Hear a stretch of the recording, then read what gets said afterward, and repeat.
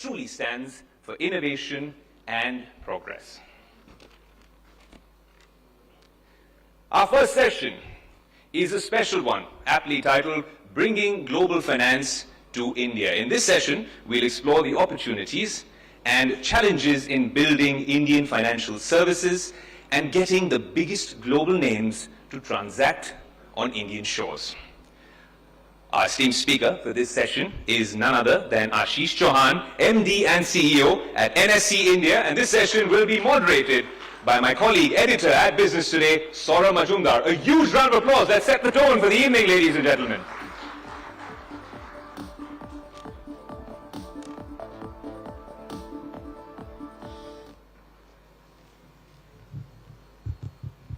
Good evening, and Ashish, a very warm welcome to you to this fantastic location, the Gift City, as Ayush rightly said. Business Today actually is very, very proud to be here at Gift City at a time when the Indian economy, the Indian financial markets are really, really booming. And India is in actually the toast of the global ecosystem. In that sense, we've had the G20 last year. You all know what happened at the G20, the way India was celebrated and the way it was conducted. And now Gift City is a place which holds the promise of bringing global finance into India. That indeed is the subject of our discussion today, Ashish. No better person than Ashish Chauhan, MD and CEO of the country's largest stock exchange, one of the world's largest now, and the world's largest by trading transactions on in the FNO, really an important financial institution which is also very active in Gift City. So I'll start off, Ashish, by asking you, there was a time, we go back a long way, there was a time when we used to discuss Indian markets being exported. That was, in fact, the regulator also, I remember, used to be concerned that there was this whole idea of the Indian financial markets going overseas. How do we bring it back here? And today, the Indian markets are actually one of the most vibrant in the whole world. And we are talking about Gift City becoming an integral part of bringing the global financial system to India. Tell us your initial thoughts and what do you see as Gift City and how it sort of holds the hope for the future. Good afternoon and thank you, Saurabh. Gift City is a very unique concept in its own way, but it's also in some ways it's very similar to other concepts. So broadly speaking, the way I look at it is how Hong Kong supported China's growth from 1979 onwards till literally this year, so almost 43 years, by raising funds from outsiders for China's growth in terms of its industrialization, its infrastructure development, and so on and so forth. The Gift City can play the same role in terms of raising funds for next 30, 40 years for India's growth, and of course for its infrastructure development, for its sustainable development, for the municipalities, for the state governments, for the central government, and of course for its corporates. So that's broadly the framework. On top of that, there is a layer of providing skilled services to the rest of the world. The way India ended up providing the IT services and BPO services to the rest of the world, and India has become pretty much a capital of services in the world.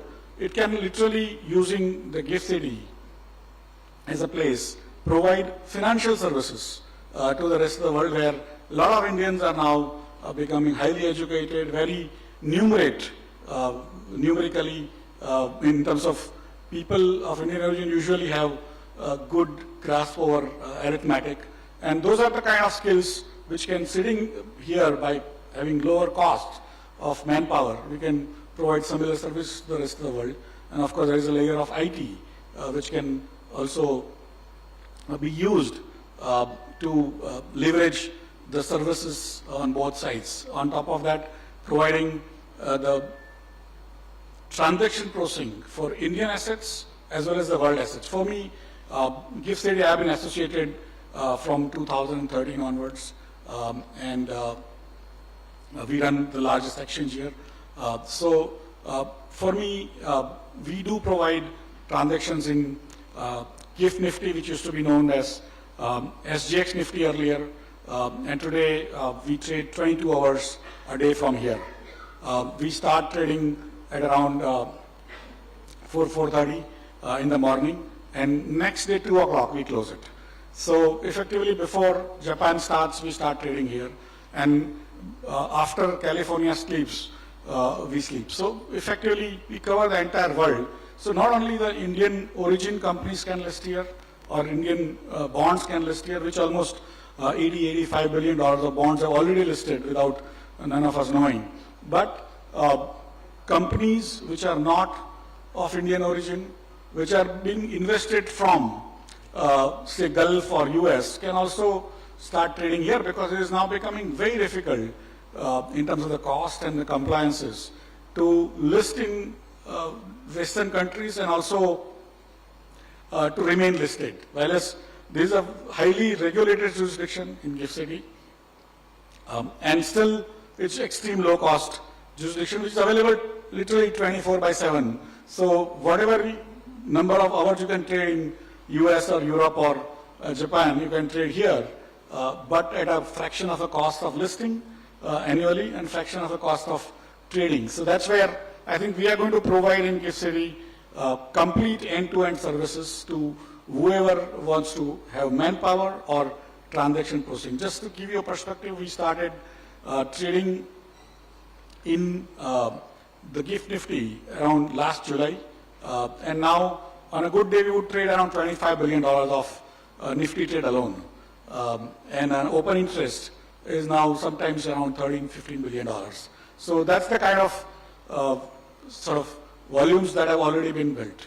Where do you see these volumes going? I mean, I know you're an exchange, you don't want to predict where it will go, but given the fact that, it's already a good beginning and it's just August, like you said, and we are just in March now, where do you see, this GIFT Nifty initiative moving? And the second point which I wanted to ask is, Indian companies, using GIFT City to access finance is one part of it. What about global companies, like you said? How soon do you see that happening, now that the first few really booster doses of GIFT City have been made? In a way, it's still in early stage.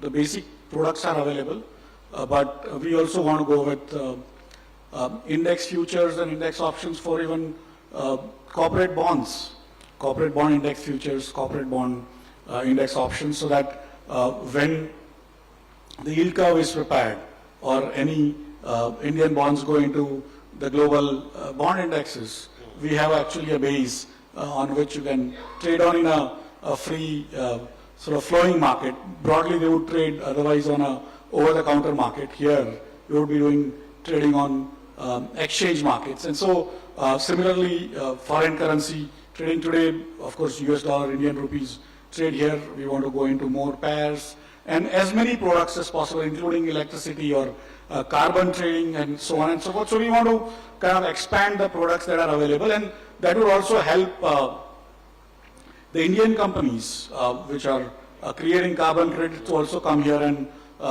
sort of transact with the rest of the world of the carbon credit they produce, and so on and so forth. So we have hopes that somewhere all these markets will also at GIFT City going forward. And it's still early days, but the regulations are being really built quickly. Institutions that are required, Also tax breaks. No, tax breaks were always there, but the institutions that need to be there, from NBFCs to banks to AIFs to mutual funds, everyone is now coming in here. And so once that base of institutions is built, then the instruments that they require to trade on will basically are being demanded. Some of the new announcements which Honorable Finance Minister had made about providing overseas derivatives instruments here, and similarly direct listing of companies of Indian origin here, as well as, of course, as you rightly said, when the non-Indian company will get listed. And so those are the documents, or those are the policies being just now made or being announced as we talk. You know, this direct listing is another very important part which can really make a difference to Indian corporates, and Gift City can really play a big part in that. Do you see, you know, that also giving a boost to the startup ecosystem which is growing? And, you know, when do you really see that taking real good big shape in Gift City? The startup ecosystem, like just now, I think there is a conference going on in Delhi for the sort of startup sector. And so there will be sector of the startup ecosystem which will get a better valuation in Indian sort of domestic market. And you can see many of those companies are currently flipping into India back from wherever they had gone. So there will be at a point in time some sectors which will get better rating or better valuation in domestic market, or they've reached a stage where they can see the profit, because Indian domestic market is not that patience for long term and not even risk taking, especially for young companies. So they would want to go for profit making companies or companies which can make profit really soon, or the sectors which are really profitable. But other companies which are like very long shots, but internationally they get good valuation, many of them will want to list through the gift cities. That is the way we are trying to work on, seeing some of those promoters who have structured their companies abroad but have businesses in India which are profitable, they may want to list here, and so on and so forth. So reverse flipping in that sense, Yes. coming back to India and trading. The other point you rightly mentioned, Ashish, is about green financing, carbon credits, and in the entire green ecosystem being financed out of Gift City. We are also seeing, you know, leasing, ship leasing, and all of that, those kind of activities. In fact, Business Today did a cover story recently on how Gift City is progressing. And in that we found a lot of other, you know, even larger accounting firms, etc. So are you really seeing the major green shoots of this whole ecosystem being built now? Absolutely. Even today, $80–85 billion of bonds that have got listed, probably $25 billion can be categorized as the green bonds. Right. And many more will come, but it's still, in a way, the entire ecosystem of the carbon trading and other things, once that gets built and more institutions have set up their shops here or their representative offices, you will see the numbers kind of going up too fast because of the way the tax structure here vis-a-vis even, say, Dubai has now 9% tax, whereas here for 10 years out of 15 years, and you can select which 10 years you want, there is no tax, right? And so there are many, many benefits here, which many people are taking advantage. I have participated in conferences where now many of these fund managers tell that the Gift City, IFSC part of Gift City is now much more favorable for investment into India, but also even in general. You mentioned regulation also as an important piece of this Gift City initiative, and indeed of financial markets. You are a quasi-regulator in that sense. What are the key elements of regulation you think an organization or an entity like the Gift City needs to add to the already existing and robust layer of regulation which we have in India, in the markets? Sometimes one wonders that we have too robust regulations. And so I'll come to that. Right, so this being a special economic zone, it's where you want rest of the world to come, and this zone is going to compete with Dubai or Singapore or Hong Kong or London, and not with the domestic regulators or domestic regulations in a way. So broadly speaking, if we can benchmark against the regulations or lack of it, or flexibilities that are available in terms of the players who can come into this place, their tax treatments, the way they need to register, from there onwards to even setting up companies. If it takes one day there, in how many minutes you can kind of structure a company here. Those are the kind of things we need to benchmark against Hong Kong or Singapore or Dubai or London. And that's where I would say we are still sort of very far in terms of benchmarking abilities for speed or execution or lack of hassles that people need to basically have. Of course, tax breaks are brilliant because now Singapore also has a reasonably large tax. Dubai also has large tax. Hong Kong is pretty much now China only. So what remains as a IFSC, special economic zone in a finance sense is now only the gift city in this part of literally from Japan to Europe. Even within Europe now, there are very few places which have similar tax breaks today. Talking of regulation, also continuing to be on that topic, Ashish, there was this whole discussion of late on, whether small caps and mid caps are overheated. The regulator, the chairperson made some comments.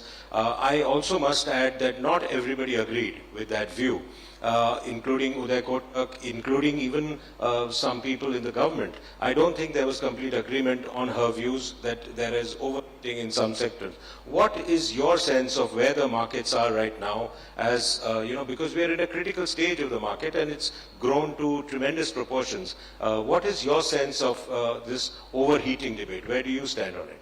So now we have moved from the IFSC to the domestic area. It's always good. Ultimately, we are in India. Basically for me, the way I look at it is that the regulators of any sector have the maximum amount of information.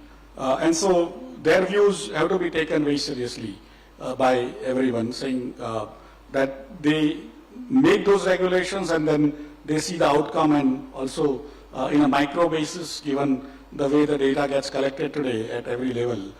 So I would respect the broad perspective which the regulator says. At the same time, India has come a long way in terms of the stability of policies, the growth prospects it represents, and continual growth that is there. Like last quarter itself, we were growing at 8.4%, which was even not in the wildest imagination of the best and the brightest, or I wouldn't say best and brightest because they tend to bring you down, but at least the most optimistic economists were talking about 6.5%, 7% growth rate, and you are suddenly coming out with 8.4%. That tells you that there is a tremendous amount of growth momentum that is building up, and if the results of the elections come to what the markets expect, you will see even further growth going forward in infrastructure building, in terms of industrial activities. The PLI framework that has come in, including setting up of chip plants to EV plants to, yesterday only I was reading, in fact today morning, yesterday, lithium mine started somewhere in Jharkhand, and so we were hoping it will happen in Jammu, because the largest lithium sort of thing came out in Jammu, but instead Jharkhand or probably Chhattisgarh started the lithium mine. So the amount of action is phenomenal. It will take off. The background has been built. Probably next 5-10 years are for India to actually grow much faster than what it has done over the last 15-20 years. But there were pockets of concern in the economy also, Ashish, because even today, even while there is talk of some froth in the system, some small cap, mid caps, etc., being overheated, there is also the real problem of the MSME sector being under stress. Even today, I mean, after the tremendous hit in COVID, they are still struggling to come back to what they used to be, and they are one third of the economy. So, where do you see that? Is that a contradiction in terms of, or do you think that is working well and they are coming back? No, I have a different take on this. See, when there is a great churn that is happening, especially because of the way the technology is changing, the changes are going to be very rapid. Some sectors of the economy are going to grow much faster than what we can perceive today. And many of them may not have existed, those sectors may not have even existed 5 years back or 10 years back. So we are not even looking at them, and those sectors start growing so fast that we could not have imagined. And the sectors which are traditional may not be able to create that kind of wealth. Basically we need to keep in mind that China is going through some serious deflation in the real estate. They have issues even in their industrial capacity, which is way beyond what they can use. So they are actually pretty much dumping most of the products. So all industrial capacity in some ways are going to not be that profitable, even if you put dumping duty. One of the larger demands which I get today also from here, but also from other people I meet across over the last few weeks, is that the amount of dumping that is going to happen, or that's already started happening by China, and Europe, which is like, in a way, very free market types, at least when they talk to us, not to China, but even they're trying to put in dumping duty on Chinese EVs and other stuff. America is starting. How do we not do that on steel and other stuff? So that's where, for me, the industrial sector may grow in terms of the volumes, but may not have the profitability growth in some of the pockets.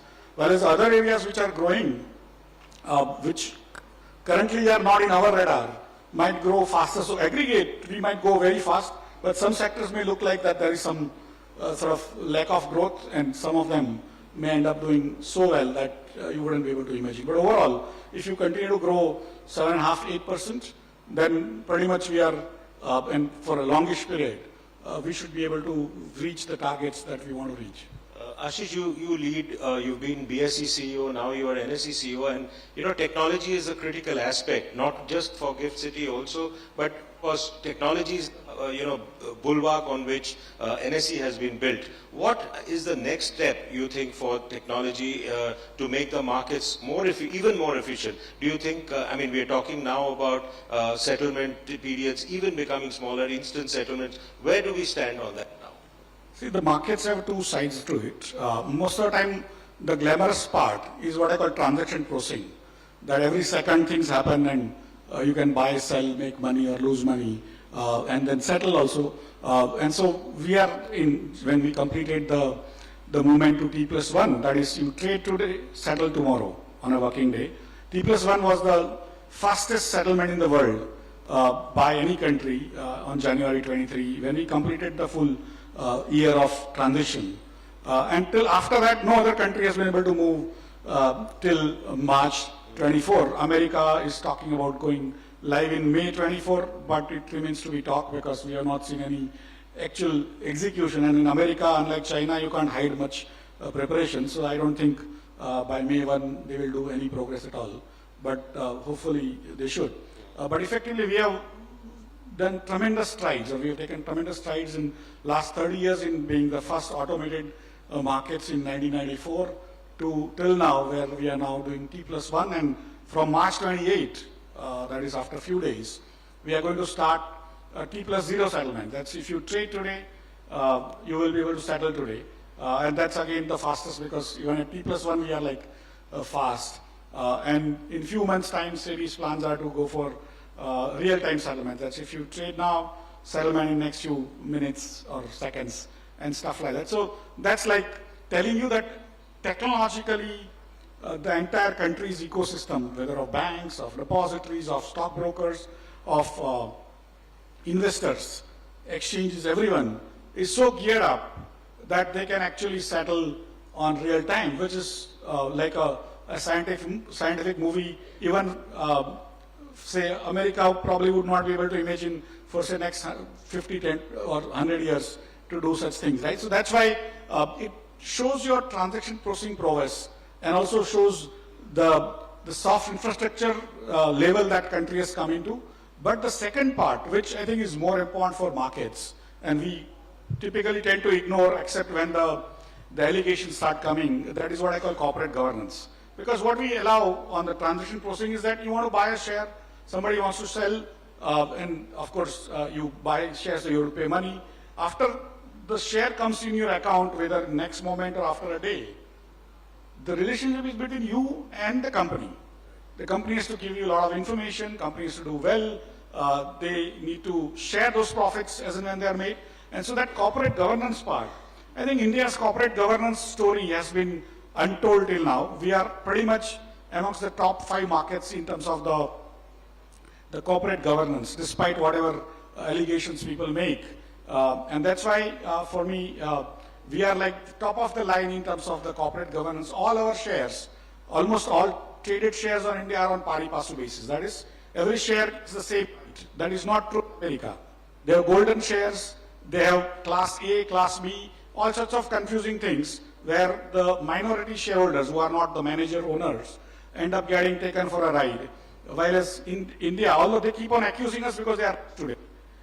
That's why we want to believe them, but their corporate governance is several notches below ours, and that is true with even Europe. And so I just want to tell you that one part of technology progress, it's easy to prove because we are too good in technology. Let me put it as a country, not as a particular exchange or something.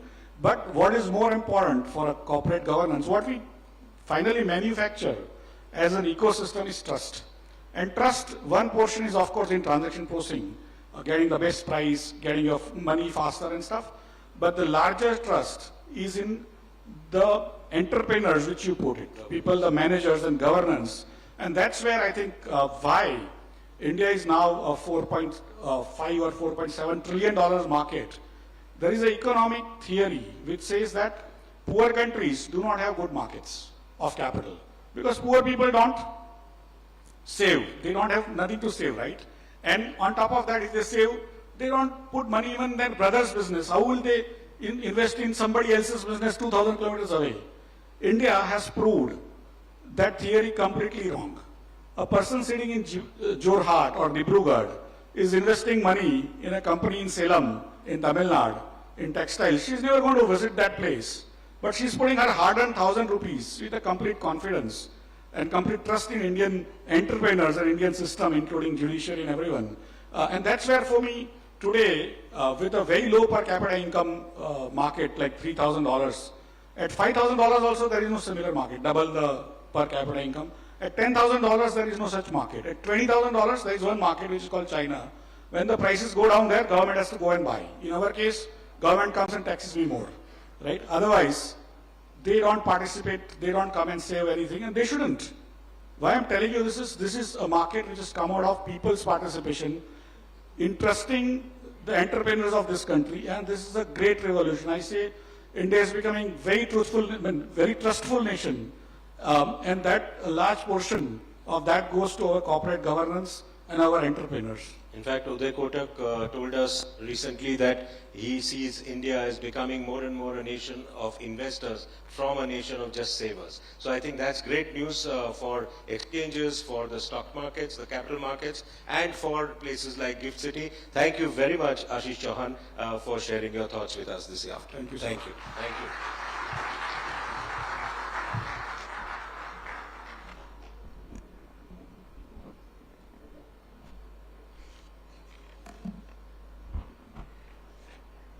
Thank you, gentlemen, for that insightful session. What a way to kickstart our flagship event. Now, the next session is titled The Lending Revolution, Modern Financial Lending Landscape.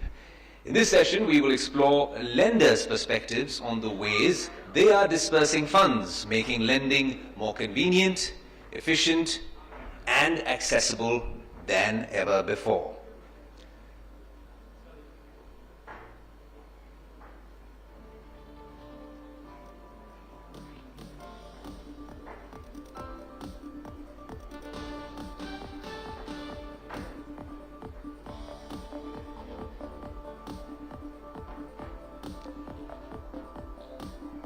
Obviously, we had limited number of seats in the audience. For everyone who wants to tune in to this event, we are live streaming this event across our social media platforms. You can find Business Today's YouTube page, Business Today TV, BTTV, and every piece of action from this particular event will be documented there. So if you want to share that link with friends, family, and industry leaders, please go ahead. This particular event is being broadcast across our social media platforms. Now, for the lending revolution, modern financial lending landscape, our panel includes Itira Davis, MD and CEO, Ujjivan Small Finance Bank, B. Ramesh Babu, MD and CEO, Karur Vaisya Bank, Shahrukh Kaushik, Digital Head at Tata Capital, and this session will be moderated by my colleague, Sakshi Batra. Huge round of applause, please.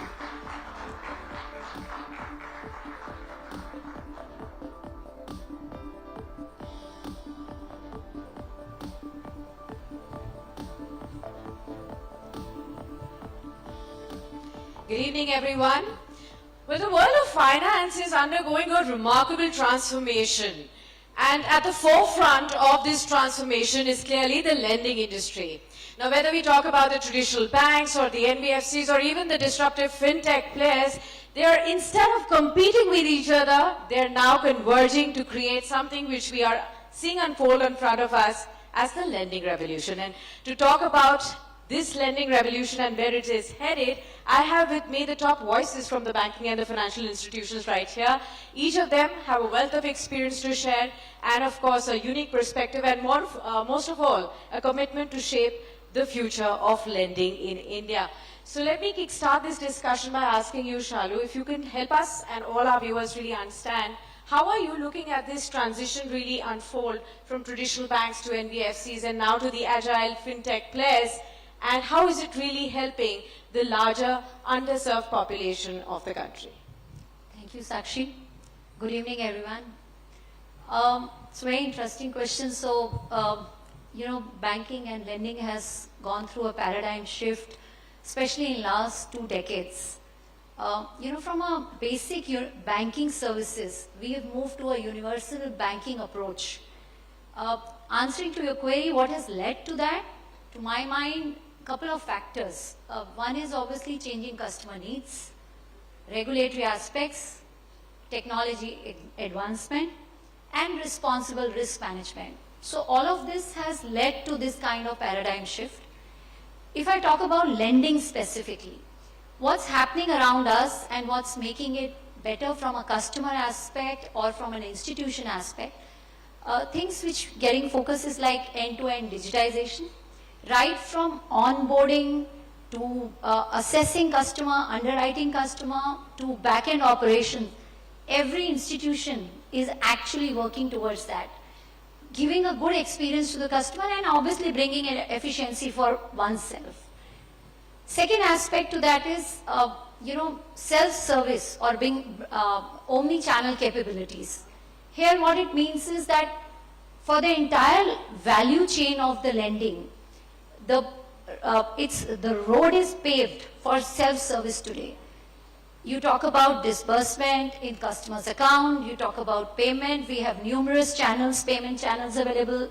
You talk about post-onboarding facilities. Everything is available today at a click of a button. So this has changed the face for the customers. Third is artificial intelligence and machine learning. Though it's a very, very large subject and there's a lot of focus, a lot of attention, and it's growing as we speak.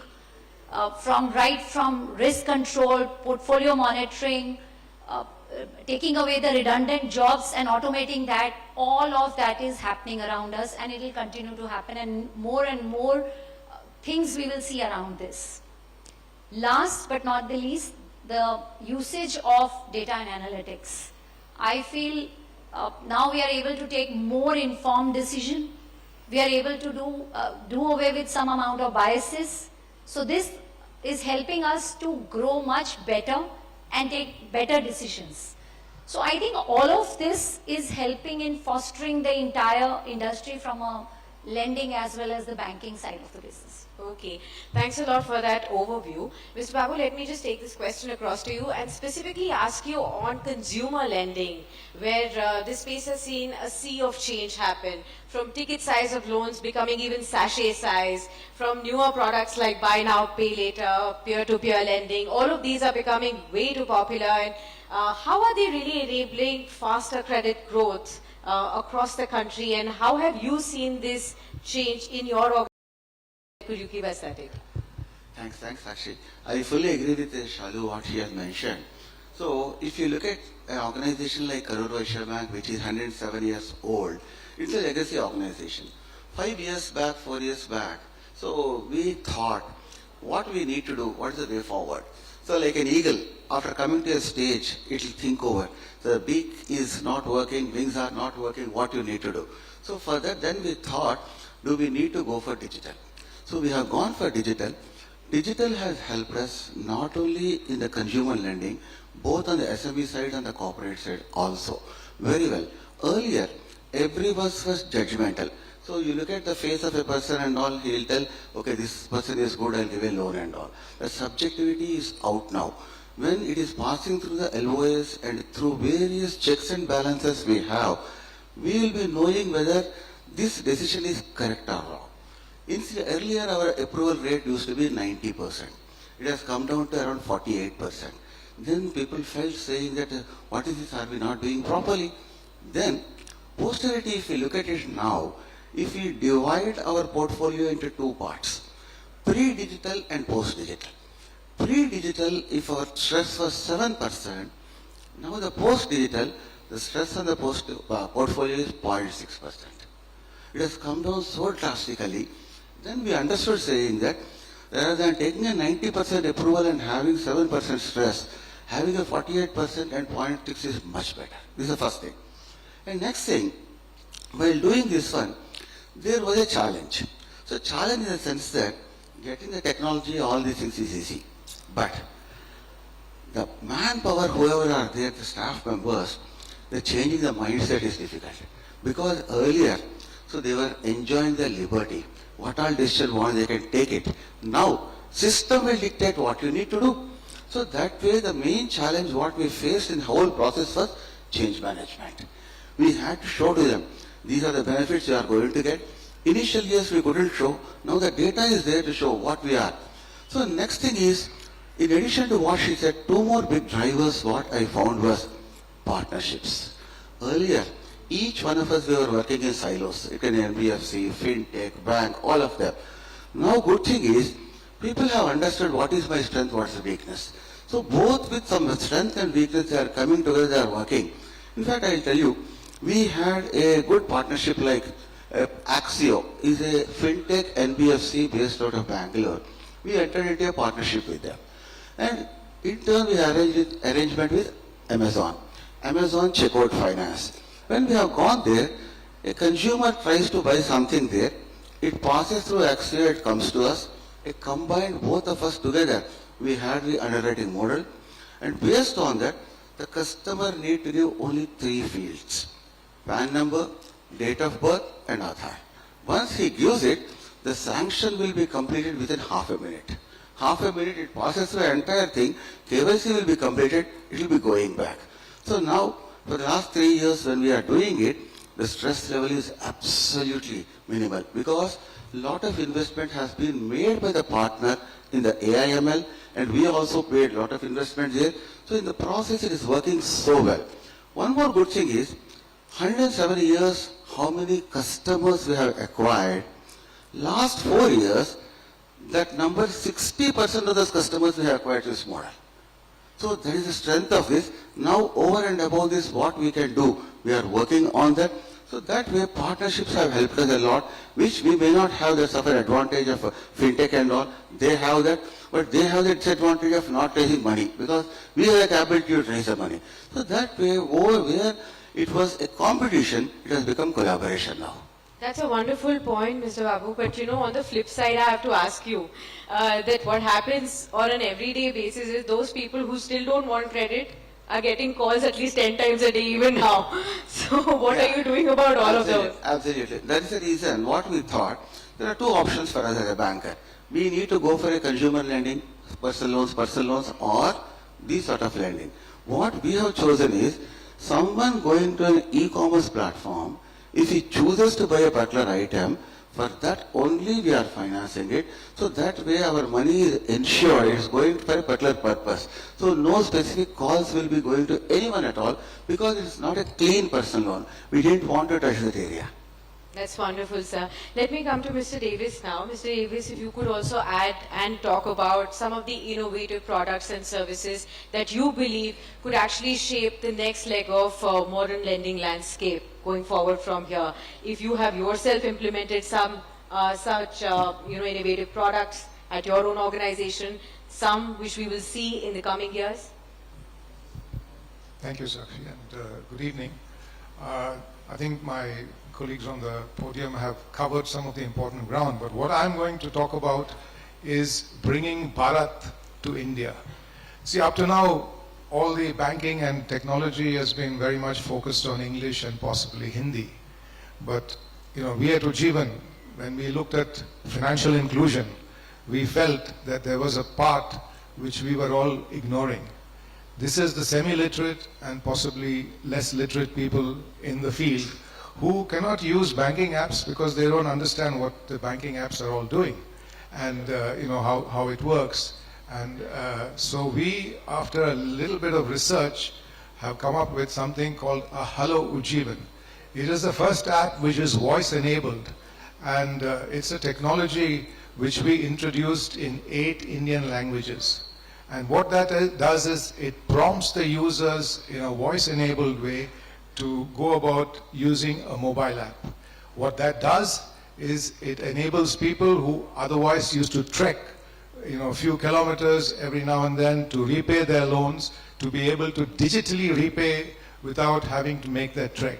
It tells them how to go about, insert your PIN and code and OTP and everything else and make the transaction. So that is what we have done in 8 languages. And that is an award-winning app. It's the first of its kind in India. And it is enabling people who are not part of the ecosystem to be able to come forward and be part of that. And I think once we bridge that gap and we come over that, then we can use other technologies to make it go forward. And I think that is what is important. But while I say that, I'll also bring another aspect to it. All this technology which we are driving people to use is also breaking down the very core of the way in which we do business. And that is very important that we look at that, because the way in which, for example, the microfinance companies used to do business is to have regular contact with the customer once a week, once a month, depending on what the model was. Now you're telling them, go and do everything digitally. Don't come to the center meeting. You don't need to see me. But that is breaking the model. And when the model is broken and you're changing that, you have to be able to take care of the control systems, the back support systems. All of that have to change. So technology in the front is not by itself going to be able to solve the problem financially. You have to take care of what's happening behind, and together it's going to move forward. So I think it's a very interesting situation we are in. So much is happening in the field and so much is being done. Even in a place like Bangalore, we have the innovation hub of RBI, which is actually driving a lot of things in technology. But what is being done in the front has to be matched by the risk and support systems at the back, otherwise models are going to suffer. So all in all, what I'm trying to say is that we are in a very exciting time, lots of new things are happening, and the lending revolution is here today. Thank you. Absolutely, wonderful. Well, Shalu, let me understand from you, what do you foresee as the new challenges emerging in the modern lending landscape now? So I feel there are many, but if we focus more from the current pace which we are going, certain things like the cyber security, I think that is one thing which all the organizations and everybody has to take care. Second is being responsibly following the regulatory aspect in letter and spirit, because it's very, very important that we implement all the things which is being rolled out. So these are a couple of things these are the 2 things which I feel from an organizer, top of my mind, what I feel is the things which has to be taken care of. Okay. Mr. Babu, could you also tell us, when we talk about innovative products, the way the next leg of modern lending landscape is going to shape up, we're also looking at the regulator, RBI talking about UPI-led credit lines. Could you give us a sense of how do you see that is going to be taking part in the lending revolution? I'll tell you, if the lending revolution started, the foundation is the DPI. Digital public infrastructure, what all started, it can be KYC, Aadhaar, Locker, with all these things. Now, in the pipeline, account aggregator is there, ONDC is there, OCEN is there, and Credit on UPI is there. All of them that come up, end to end it has become pretty easy. Now, onboarding right from end to end here, it's pretty easy. Tomorrow that comes up, that will be much, much better, I feel. So coming to one more point, the challenges what Shalu was mentioning, I also feel as a banker, when we are thinking of partnerships, so you have to be pretty careful about the partner too. The 2 points what she have mentioned, you may be doing all those things, but you need to be doubly sure the partner is equally compliant with those things. If he is not doing, the hit will be on you. The reason is simple. We are dealing with the public money. The liability, the deposit, public has trust, they have given it. Other side they are lending. So if tomorrow something happens there, as a banker we will be losing the trust. So the biggest challenge what we feel is how the partner is doing these things, the insights into that is very much important for us. Very important point, and Mr. Davis, if you could add to that, because recently we've also seen the regulator step up with its scrutiny into the fintech space, talking about regulatory concerns over there, or be it talking about overheating in the consumer lending in the unsecured book as well. How are you looking all of these challenges, and what do you see is the way forward for all the players? Whether it's the traditional banks or the NBFCs or the fintechs and the partnerships that Mr. Babu has talked about, how will they move forward amid these concerns that the RBI has brought about? I think the RBI, took a look at what the changes which are taking place. I mean, basically when a banking license is given, the RBI expects you to underwrite risk, and that is the job of the bank. Now, if you subcontract underwriting risk to somebody else, the main part of your business is being taken away. And that, I think, is the message that RBI gave when, the fintech revolution started. There were no guidelines. Some of the banks were subcontracting their underwriting to the fintechs. And I think that is clearly out of line within the way in which licenses are given. So to that extent, pulling this whole thing back, providing more of a framework and regulations is something which I think is helping everybody, because it gives us, as banks, a guideline as to what we can do. It also tells the fintechs what is their limitation and where they have to draw the line. So I think initially there was a lot of angst and a lot of concern among the fintechs that their business was being taken away or the business had to be changed. But today I think everybody understands how they have to operate, and I think we all know that where the lines have to be drawn. So I think that is a good thing, and it's the way in which evolution takes place in business, and how things change. So as a connector, you can always deal with a fintech, but when it comes to taking care of the credit risk, that is the job of the bank. So I think that is the message which came with the fintechs. And also the growth in lending. I think, RBI now has, after having inspected many banks, they feel banks are using, models and all sorts of systems which are being self-driven. And those models need to be examined from time to time, to be reviewed, and to make sure that the correct decisions are being made. Otherwise, things can go wrong in the system can overheat, and we could have a problem. So I think all of these, if done properly and in the right measure, is putting a good check on systems, and it will allow us to take one step back before we take two steps forward. So all in all, I think it's a good measure, and if it's done properly and accepted properly, the financial system in the country is on for a longer, good period ahead.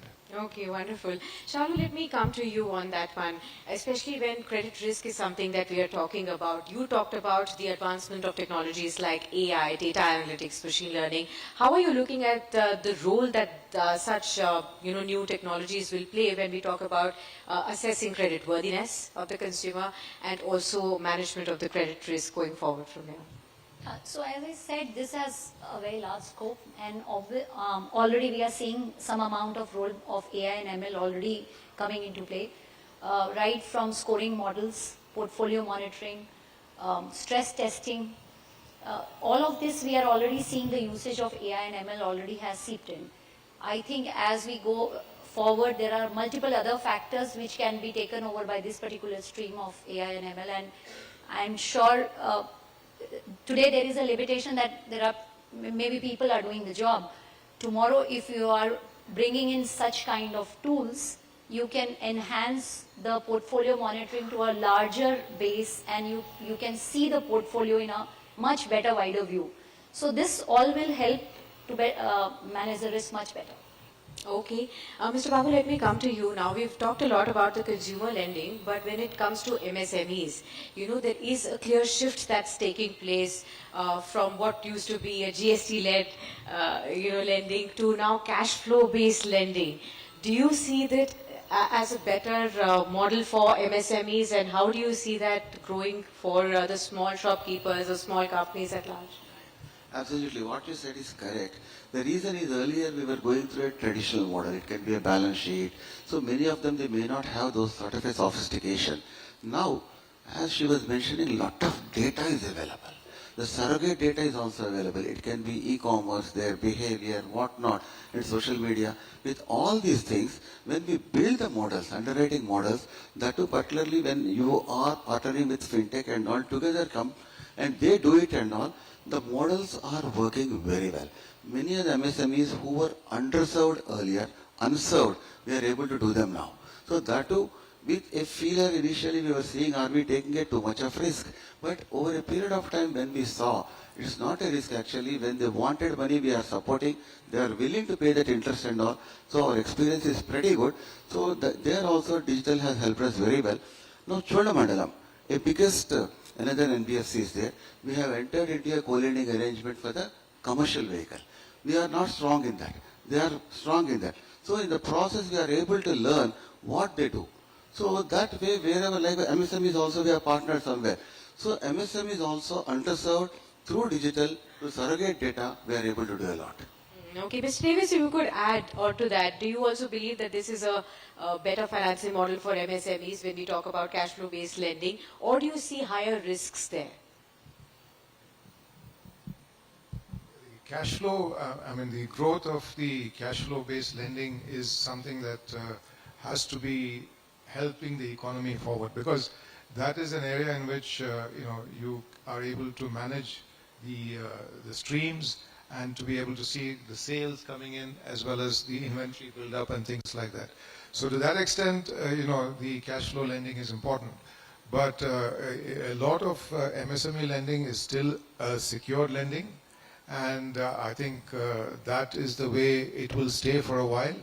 But as we start using data and data analytics, that is going to be the game changer, and also supply chain financing, and to be able to also make sure that you control the cash flows. If you're able to control the cash flows as a lender, that is something that will be able to, and that is what actually fintechs were trying to do, and bring into the system. So if that can be pushed ahead, I think there is going to be a lot more change and a lot more benefits to the MSME segment. And I think that is the only way. This is a growing segment. This is a segment on which Indian economy is going to move forward, and everything that we do has to focus on meeting the needs of this MSME segment. Okay. Mr. Babu, if I could just come to you and understand, of course we understand the advancement of technologies, the wider reach that digital lending has also helped traditional banks to really reach out to. But is the money really reaching out to the right people, is the question. Yeah, that's what, because earlier the ticket size used to be pretty high. Now the ticket size of individual loans has come down drastically in the last 2 years. That implies saying that, so we have come down to a level where people need the money. At a point of time, 1 crore and all you are doing, now the ticket size has come down to 30 lakhs. So that way it has become quite granular, and many people who want, they are able to lend them. Okay, just about 1.5 minutes to go. So Shalu, let me come to you for the last word. If you could tell us, what would be the emerging trends now for the next decade in India when we talk about the modern lending landscape? Sure. So I think digital is ever growing, and couple of trends we all are seeing. AI, ML, obviously within that generative AI is catching a lot of buzzword.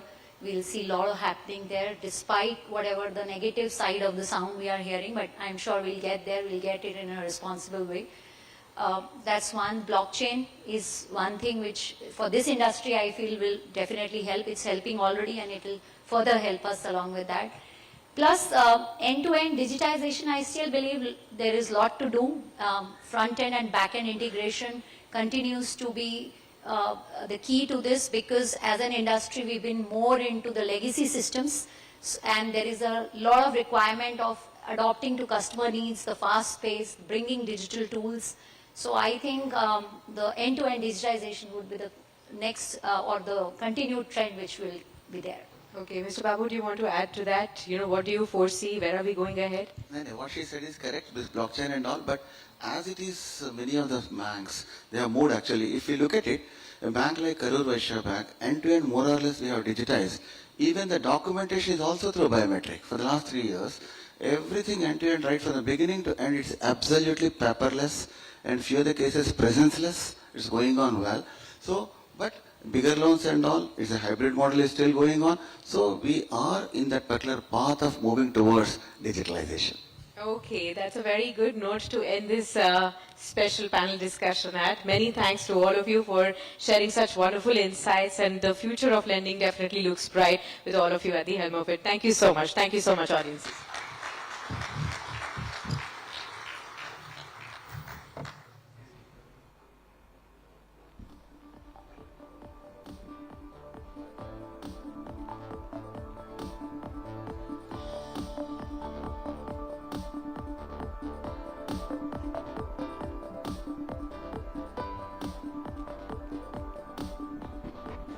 Thank you, ladies and gentlemen, for that brilliant session. Web3, Gen AI, we're off to a good start already, some very futuristic solutions, and, well, genuinely aware of what's happening in the world of technology. I'm very, very encouraged to see that. We're gearing up for our next session now.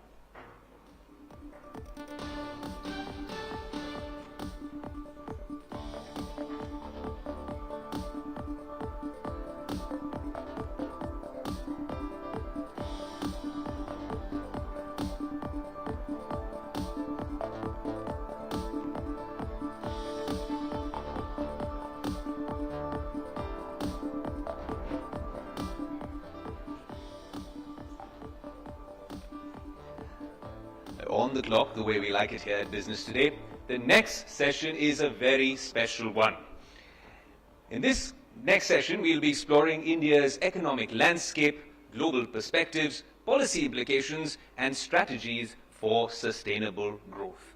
The session is State of the Economy, India and the World, and we have a very special guest for this one, Dr. Arvind Panagaria, Chairman, 16th Finance Commission of India. This particular session will be moderated by Siddharth Zarabi, Managing Editor, BTTV.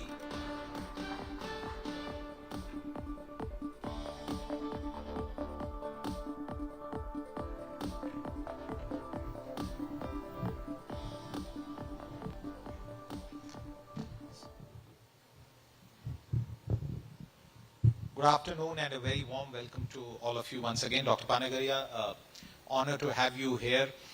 You've donned many hats in your illustrious career, an academician, economist, a believer and proponent of free trade, who's also the first vice chairperson of the Niti Aayog, and now the chairperson of the 16th Finance Commission, a commission that has an extremely important task ahead of itself in the next few years. But Dr. Panagaria, we are here at the Business Today Best Banks event. Spans 3 decades, and I want to begin this conversation with you by getting a perspective from you on one of the headlines that has been going around for the last few days, and this is a claim by some economists that India has become more unequal, and that those at the top 1% have, in my words, sucked out wealth and income from the rest of the country, and therefore India is becoming a plutocracy. I really don't know whether that's a word that's applicable here, but I toss that question to you. Is it true that India has become more unequal? Thank you, Siddharth. As always, great pleasure to be with you once again.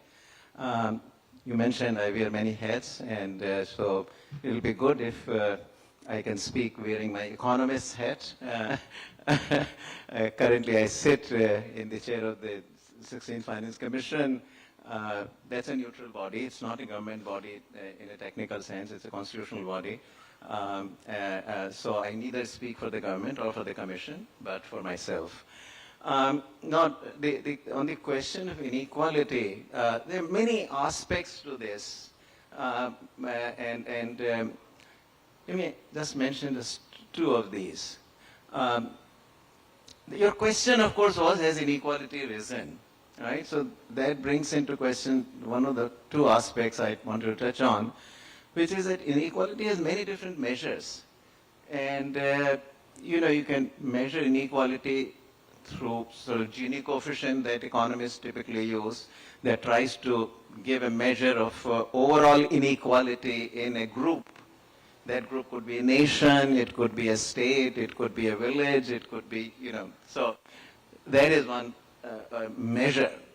But then you can measure rural-urban inequality, you can measure top 1% relative to the bottom 10%, you can measure the wages of the skilled to unskilled, wages in the organized sector to unorganized sector. With all these measures, if you are really after alarming people, you can always find a measure which shows rising inequality. Now, particular one that you mentioned, top 1% having 23% of the, was it wealth or income? Income and wealth both. So that's a common one that alarmists love to use. Now, the point is that if a country is generating wealth, somebody will have to generate that wealth. And even if they were keeping 2 or 3% of that wealth for themselves and then distributing the rest of it across the rest of the population, by sheer numbers, when you got, 1.4 billion population, you will get that kind of distribution. So you could choose not to create wealth and everybody could stay poor, or you could create wealth and some people will get wealthier.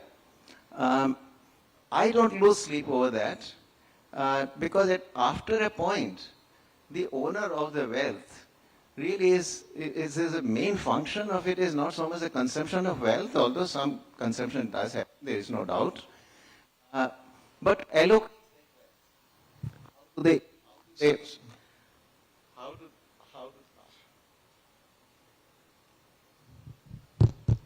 Sir, I think this is better now. Sorry about that. So it's a matter of how you allocate that wealth for further growth. So do you do it productively or not? So that's one aspect. The second aspect I want to bring out, and I want to tell you just a quick anecdote on that. That one fine morning, I read the Wall Street Journal, and it has a headline saying that in New York City, there is a whole billionaires row. These are, apartment buildings, 3 or 4, where mostly billionaires live. And the penthouse in one of those buildings had gone for $250 million. No, you think I slept any worse that night than I had slept the previous night? It was fine. It was a curious, okay, very interesting. And I'm living in the backyard of the billionaires, which is fine. So it is also an issue of what kind of inequality really offends us. And generally, the kind of inequality that offends us, that concerns us, or the inequality over which we lose sleep, is within our own immediate social context. Right. And so, if I have a colleague at Columbia, he is given a salary increase of 20%, I get only 5%. That really is something over which I lose the sleep. But if Bloomberg makes another billion or 5 billion in any given year, it doesn't matter to me. So I think one has to, as opposed to poverty, about which we should care immensely, and about which I certainly care immensely. Which was my next quick question before we move on. The other attached bit is this claim that's been, and you have, I think, reflected on this in the past, about the reduction of poverty in India. Now, one set of opinion and data suggests that poverty has gone down. And while there was a blip, a hit due to COVID all across the world and in India, we are doing better. The other side says no, there is a question mark on the data, and this is not a fact that India has pulled so many people out of poverty in the last 10 years. Where do you stand as an economist and a teacher on this matter, sir? Now, actually the latest survey has just come out, 2022-23. This is the consumption expenditure survey, last of which, or previous one of which, was in 11-12. Okay? So these are very comparable surveys, and if anything, the new one perhaps overstates poverty a little bit rather than understate it, for reasons that are a little technical, into which I will not go here. Anybody who is interested, ask me, I will explain. There actually, so our poverty in 11-12 comparable expenditure survey was somewhere around 20% or so, if I remember correctly. In this one, for which the full unit level data is still to be released, but given what has been released, it is pretty clear that the extreme poverty, or the kind of usual World Bank poverty line that we use, $1.90 at purchasing power parity, extreme poverty has fallen below 3 or 4% from 20%. And there is, you will have to stretch to question that, because these are very comparable surveys. So extreme poverty has fallen from 20% to 3 or 4%, and that's a very important bit of data. I move on to another point, and this is the most recent data. And I was anchoring the GDP data program, and those live numbers come, and for a moment I was speechless when we saw the latest quarterly data, and I wanted to be doubly sure that we haven't made a typo, mistake or error. But sir, many people seem to be questioning that data, and one set of data, analysts say that this is on account of a very significant increase on the tax side. But the other says, well, Indian data is suspect, particularly in the last 10 years, it's been fudged. There is autocracy in data collection and dissemination also. You've dealt with Indian data for years. Is it true that India's GDP data is being fudged, particularly in the last 10 years? My late brother, who was a very distinguished neurologist and a Padma Shri awardee, he used to tell me that brain works like Velcro for negative news and like Teflon for positive news. And so some people really have recognized this kind of asymmetry and have, made it a business to stay in limelight, to continuously question the GDP data. Any good news is questioned, either by appeal to the quality of the data or the government's intention to fudge them, or something else. But it's not that easy to fudge the GDP growth data. What you are fudging is the GDP to do that. So if this year I fudged the GDP to raise the growth rate by 2%, I hike the GDP by 2%. Next year, this GDP becomes my base GDP, over which now I'm going to calculate the growth rate. So I have to fudge 4% to get the 2% increase, 2% extra growth in the next year. Third year, I have to fudge 6%. Very quickly, it will get out of hand. I'll get caught. That's not so easy. So that's just one way to explain it. And the GDP data collection is a very involved exercise. I mean, it's not like, you're collecting one number so you can easily fudge it. It's a mass of numbers that are being collected, and ultimately it's the aggregate of that. Now, very quickly, you mentioned about this tax revenue.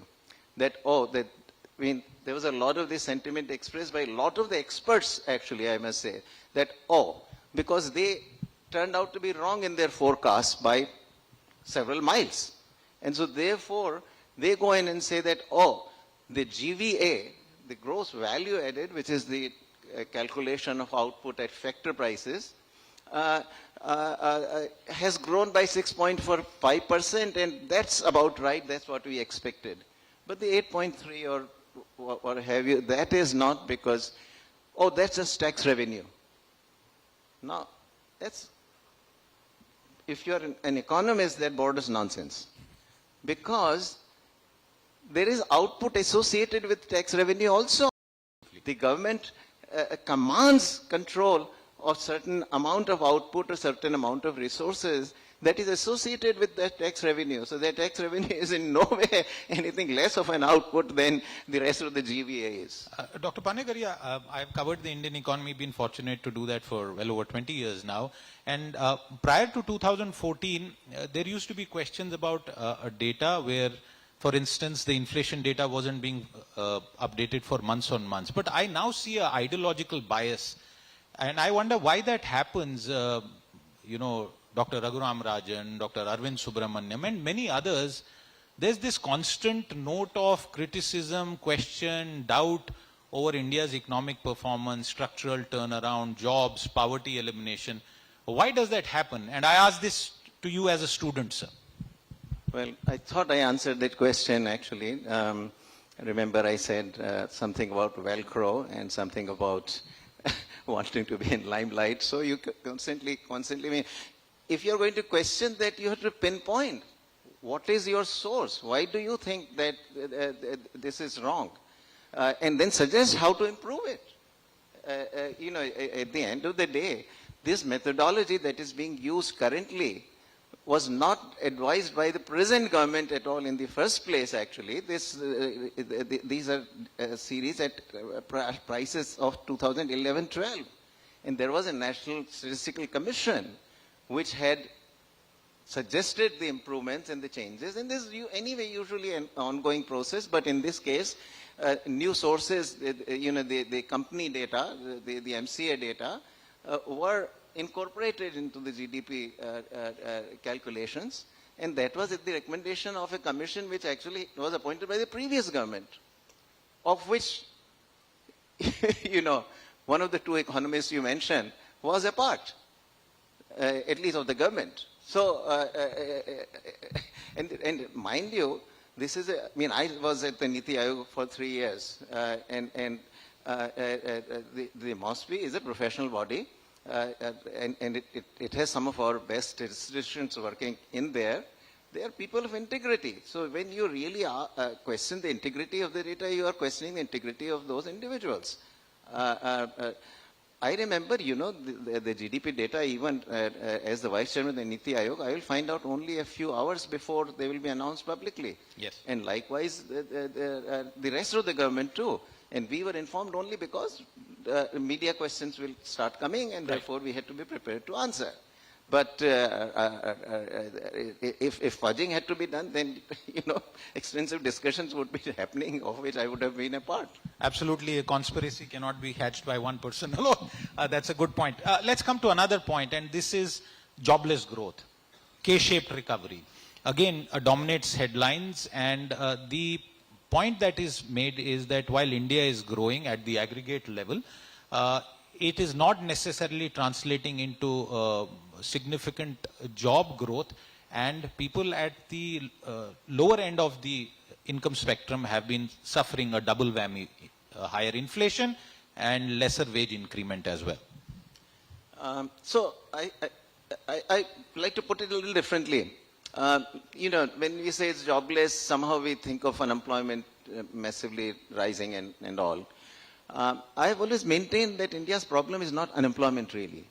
And if you actually literally interpret the data that we are collecting, this is the periodic labor force survey, which is very credible, consistent and all. And that is actually showing steady decline in the unemployment rate. So in this sense, certainly, the jobs are being created. Now, the problem, I think, still is that we are not creating good jobs. And as a result, the productivity levels in India remain low. And that is where I think the problem is, what I often call underemployment. A job that, with some bit of capital could be done by one person, because of that lack of capital is done by 3 or 4 persons. And that, of course, means automatically that output per worker is low. And that is something that we need to do something about. One way that you can see this is, you got 45% of the workforce in agriculture, another 45% in the micro and small enterprises. I'm not even saying MSME, I'm just saying MS, micro and small. That's 90% of the workforce. The output per worker of both of these, agriculture as well as those working in micro and small enterprises, is very low. So one small quick point before I move on from the macro to the micro and banking. In your sense, do you feel that AI will will further worsen this aspect, especially of people at the lower end of the spectrum, where the quality of jobs, incomes will get challenged by greater technological adoption in India as well? These are things which are very, very difficult to predict, and I hate to, lean one or the other way. I remember, when the desktop computers first came, we all thought that, this is going to eliminate all the secretarial jobs and all.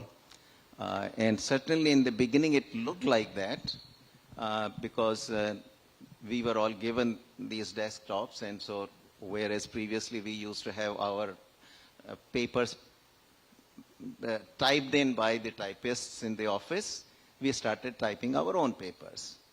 But in the end, it is the nature of the job changed. The positions, none of those positions actually disappeared. So, in general, particularly when any technology increases productivity, it reduces costs. And that allows actually the sector to expand. And so, whereas some types of jobs may go away, other jobs replace them, and rising productivity then is accompanied by rising output as well. And that is to the benefit of all. Dr. Panagari, we are at the 28th edition of Business Today Banking Awards, and over the years we have not only awarded the best performing banks and financial institutions, but in a way this event, this ceremony in its various forms has also tracked the evolution of Indian banking. The question that I have for you is from an era of phone banking, as was said. Do you believe that our banking system, particularly the public sector part of it, has been transformed permanently in some ways, and we've now moved to what I would like to call Atmanirbhar digital banking from an era of phone banking? Digital banking is probably a small part of the banking. I think, we're still doing a lot of, the bulk of banking is still the conventional banking. And to be sure, in the past when we have spoken, we have talked about the NPAs, which were massive at some point in time. And when at Niti Aayog, I greatly worried about all this. That episode is now behind us. But, I hate to be sort of duped once again into thinking that now we are in a very secure zone. It is true that perhaps under the current administration there is no phone banking going on. But that, finance is a strange animal. In what way it is going to come back to, recreate itself in all the NPAs, etc., is hard to predict. But our own history has been, this was not the first episode, by the way, it was the biggest one so far, but it was not the first, it was at least the second and possibly third episode of these NPAs happening. And one thing you see, which is very asymmetric, is that all the money that the government had to invest was invested in the public sector banks. Government did not invest anything in the private sector banks. It did rescue one of the banks, but in the end, no public money actually got lost in doing so.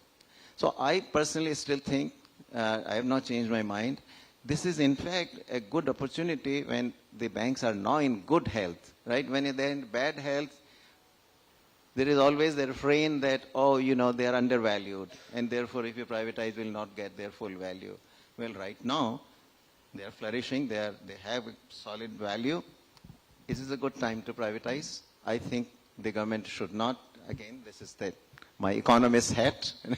So I think this will be a good time when the government comes back in its next term to start seriously privatizing some of the banks.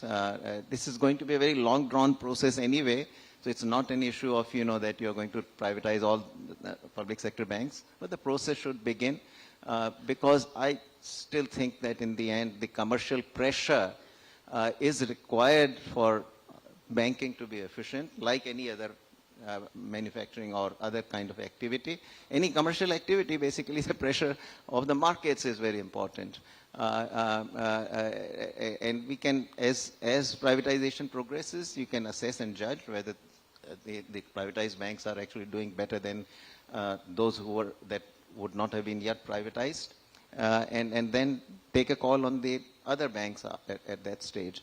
But that process really, I think, does need to begin soon. Those are important words considering what has happened with IDBI Bank, the sale process. In the time that we have left, I want to ask you to wear another hat, and this is the free trade hat, which is very important for all of us, because free trade and the reforms that happened 2.5, 3 decades ago in India have delivered growth as well as prosperity and job creation. How do you read the situation in the Chinese economy, because that also impacts the world? As of now, do you think China is out of the woods, or do you suspect that it will continue to flounder for the near future? Well, one thing is certain, that the 10% growth that we were observing in China is now behind us. That is not coming back. The experience is, and China is probably the 5th country, counting Hong Kong. So Hong Kong, Singapore, Taiwan, South Korea. These are the 4 countries before China that had grown for about 3 decades at rates that were 9 to 10%. After 3 decades, when you get to 4th, it usually drops to somewhere between 5 and 7. And you get to the 5th decade, it drops to below 5. So even without any of the other things, any of the other shocks, what have you, Chinese growth was certainly ready to drop.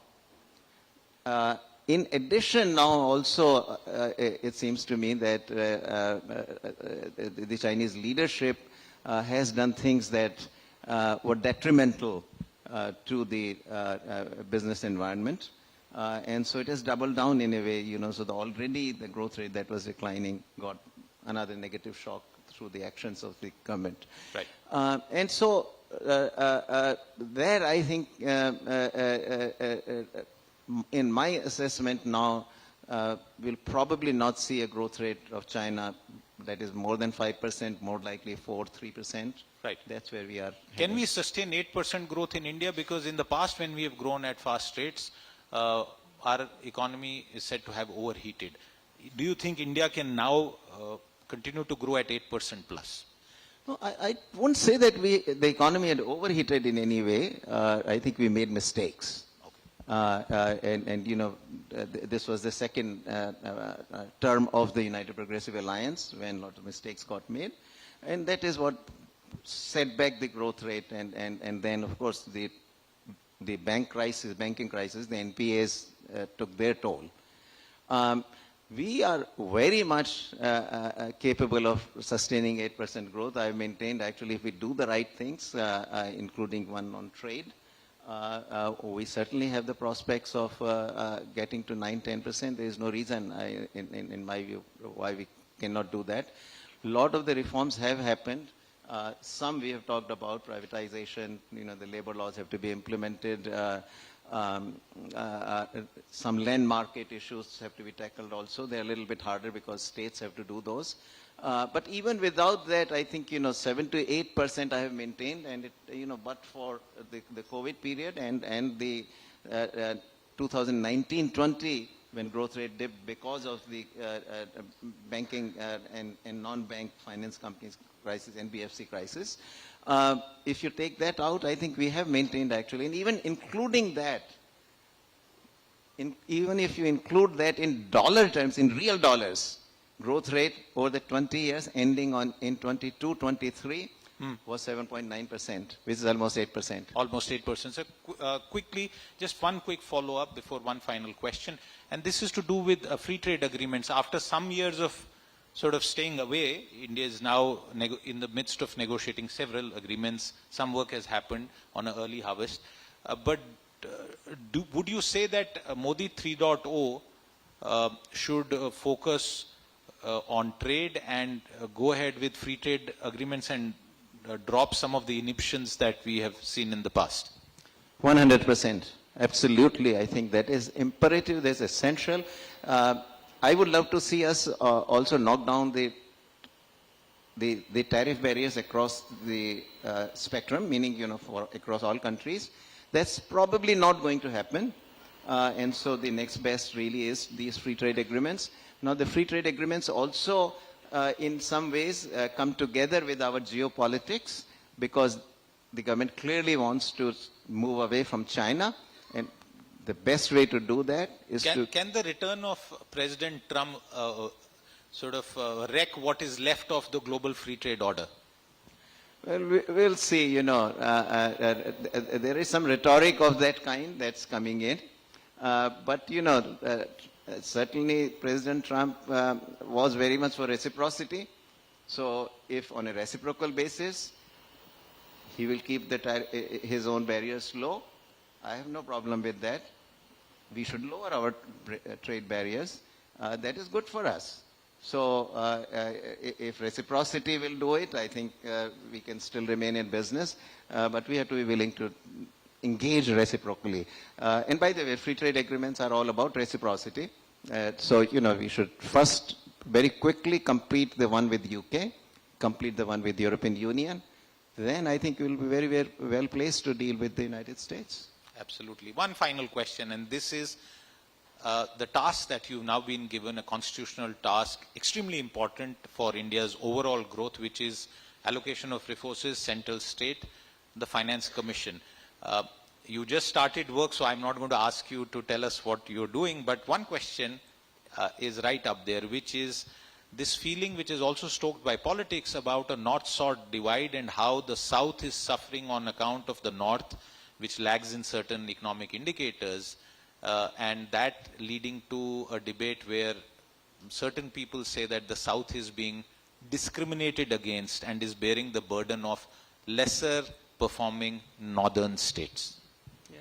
I mean, this is a sort of politically charged question, but if I really look at it carefully as an economist, it's not a north-south question.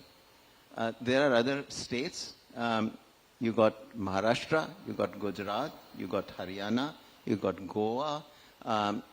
Punjab used to be actually a very star performer at one point. It's now kind of declined a bit. But there are richer states in the north also. So it is more about states that have performed well and states that have not performed so well. Part of it, of course, is legacy, because some of the states actually started out poorer at independence. A lot of the princely states, but also Bihar, Assam, these were states. And if you go back to the history, by the way, the constitutional debates that were happening when these provisions on the Finance Commission were negotiated in the Constitutional Assembly, this was a big issue, the Bihar, or Odisha in particular, but also Assam, making a big plea that, look, and you should read the language, they really describe the finance department as it used to be, as finance ministry used to be called then, as really evil. That, it is really holding on to its resources. What is it? We are the ones, we need it actually, the India, how can it develop? Development, social and economic development is the domain of the provinces. We should get the money. So, this is an age-old debate. It has been kind of put out because probably for you people, in the media, the north-south divide, a kind of simplistic way of looking at it catches the attention, but I think it's a little more nuanced than that. You got geographically many of the well-performing states also in the north. Absolutely, Dr. Panagaria. I know that the report of the Finance Commission will definitely try and do justice to every single citizen of India. Dr. Panagaria, thank you very much for your time with us here today. You've flown here only for this, so we are deeply grateful for the time that you made out to be here. Thank you very much, sir. Thank you, Siddharth. Thank you.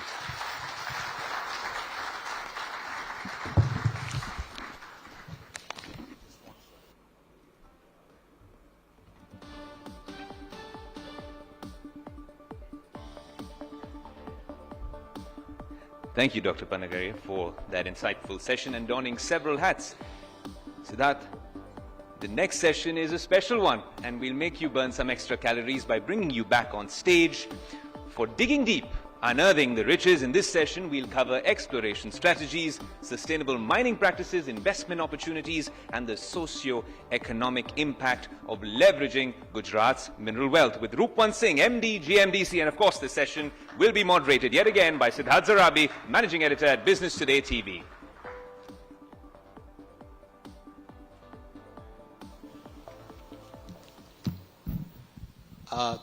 A warm welcome once again. I'm switching hats from Macro Banking Finance Commission to Gujarat. And the officer that I have here with me is tasked with a very important job, and one of the things that we've seen happen as a result is that they are the #1 in India when it comes to lignite. But I don't want to do a very technical conversation. I'll carry forward from Dr. Panagaria's point. Gujarat industrial powerhouse, and it spans all manner of industrial commercial activity. What is GMDC doing for those who may not be aware and those viewers who are watching us from all over the country in terms of contributing not are able to sell at a good price to take care of the medium and small sector in the state. Now this is the boring and small part of it. Gujarat and its mineral wealth. Very interesting. This is no Jharkhand, this is no Orissa, where 20-25 odd % of the total mineral wealth of the country is there. Here it is below 1%. But the contribution to mining by monetizing this is to the state, to the national economy is 8%. Now that is where the Gujarat difference or the advantage comes in. The kind of minerals that we have, no iron ore, no copper, no heavy metals. The principal minerals here are lignite and limestone. Not very expensive, not metals, very low margins. But even with that kind of a mineral base, you have the nation's leading and most competitive cement industries here. Many of them started as bold startups, if you can use today's language, and they captured the market. A big, boring government, natural resources company like us is able to produce lignite, become a top player, contribute it. So that's the Gujarat advantage. So is that the Gujarat model at work? Gujarat model is spoken about, and the market certainly, Mr. Singh, don't think that you're a boring company. The way your stock has performed in the recent past, certainly not boring at all. But is this the Gujarat model that you just have 1%, but you're doing this far more efficiently? And I would imagine that the population also cooperates with you. There are no sort of protests, the fact that you're doing mining, which is a sensitive industry in some other states. Not a politician, bureaucrat. So yes, this is part of the Gujarat model story. Efficiency, and when we are talking of mining, this is a very difficult business. It's difficult being in the private sector, being in the public sector, it makes it doubly difficult. One good thing about our people here and our organization, they are able to visualize and conclude trade-offs. At the end of the day, every decision is a trade-off of resource, livelihood, discomfort, financial viability. So those kind of decisions, this organization has an inherent knack. And those kind of analyses, we are able to have a dialogue with our stakeholders. It can be a small marginal farmer, or it can be a fairly large business house which consumes, say, 1 million or 2 of our lignite in a year. So we are able to have these kind of conversations with both of them. Yes, the language changes. Yes, our strategy changes. And we are able to arrive at a winning proposition for both of us. IAS officers, have multiple experiences. You manage law and order, and then many officers like you get into economic portfolios and obviously are able to bring your expertise and experience there. One of the things that I find very interesting is the approach towards industrial development. Is GMDC doing something different from other typical PSUs who operate in the same area in different states, but the markets don't reward them in terms of the share price performance that we see with you?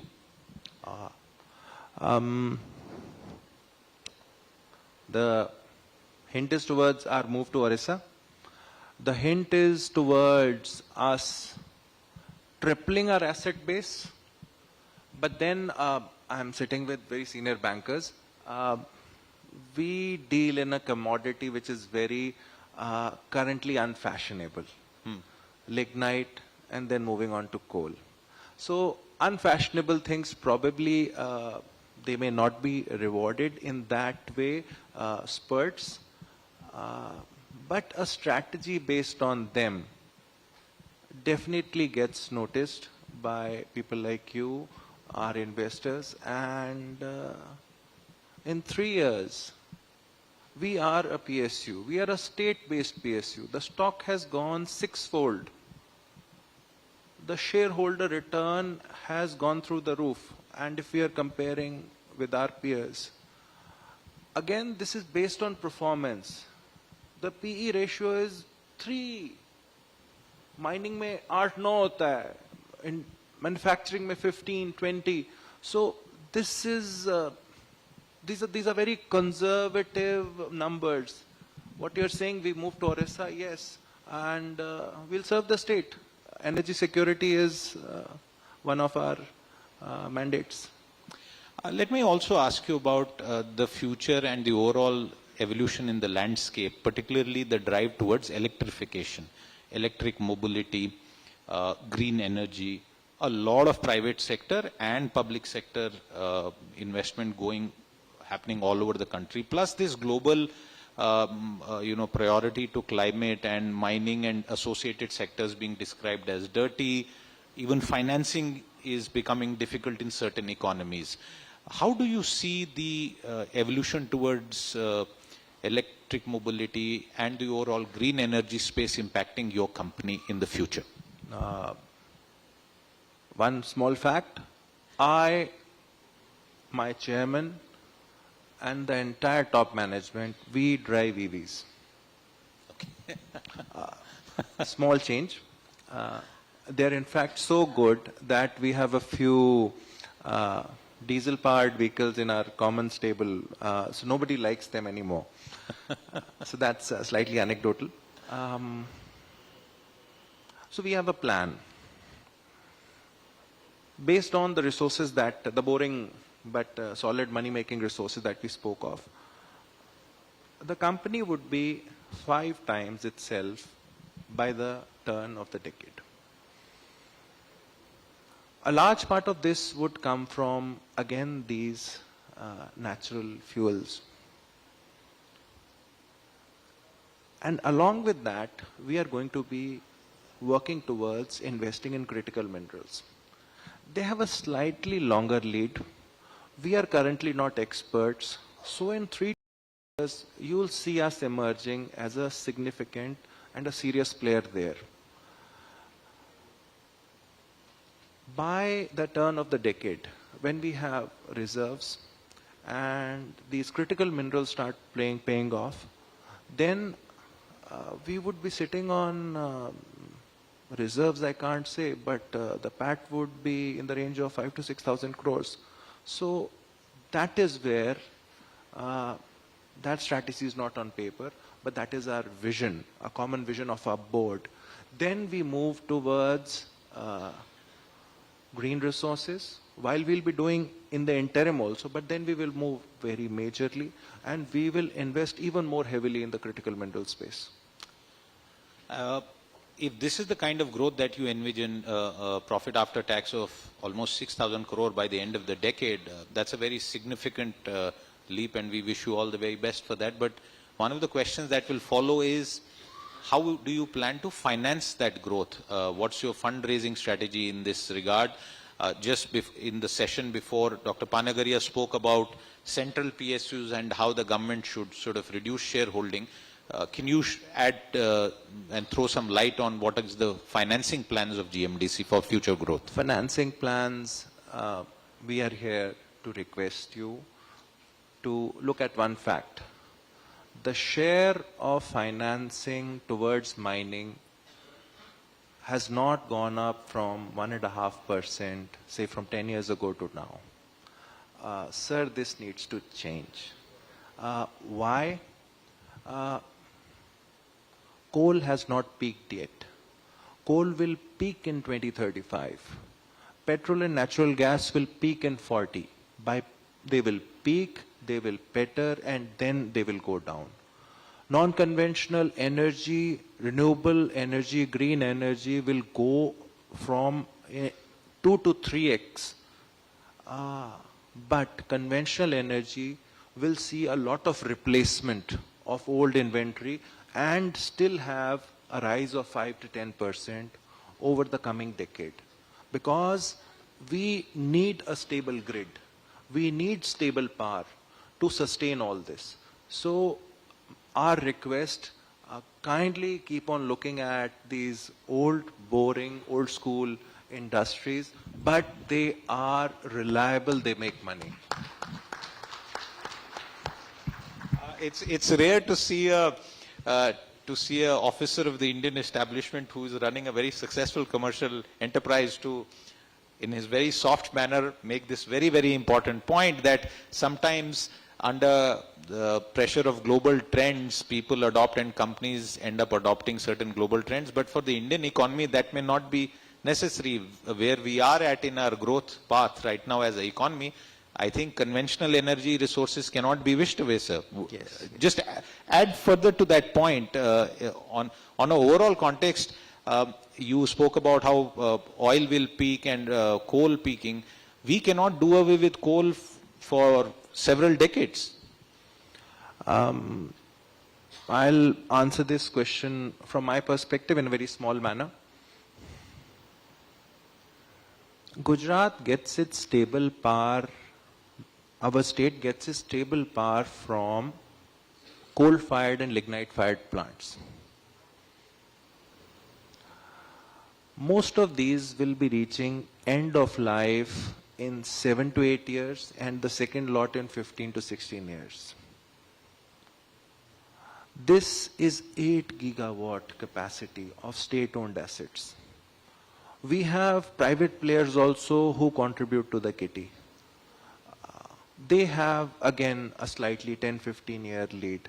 But this is machinery, this has a finite life, and the carbon footprint of an old plant and a fresh plant is immensely different. Yes, to the accountant, the old plant is better. But to the economy and the environment at large, we talk of ESG, it is not. So we are now in Orissa. GMDC has resources to fuel 5 gigawatt of thermal energy. That is what we are working towards in partnership with our electricity utility under the directions of the government. One final question, and since you spoke about power and the role that coal lignite play here, a broader question, do you think solar energy and other non-conventional forms of energy will ever reach a stage where all of our industrial economic growth can be powered by non-conventional sources? So two solutions to this riddle. One is storage. That again comes with a set of different challenges. Second is going 3, 4, 5 decades back. small modular reactors. Switzerland, I have not been there, I've read about it. It doesn't have a national grid. We have a national grid, a country of so many billions, and they don't have a grid. They have a SMR here, they have a small plant here. I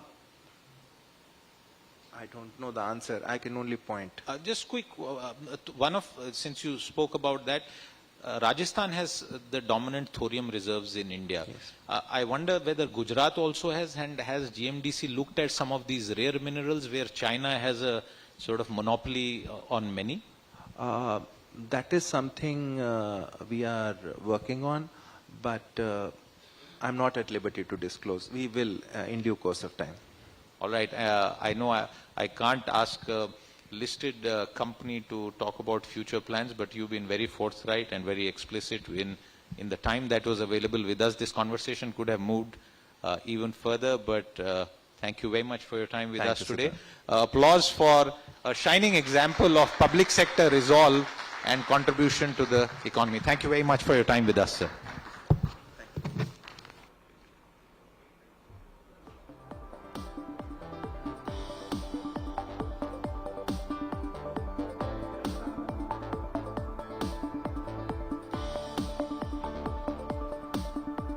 Thank you, gentlemen, for that particular session.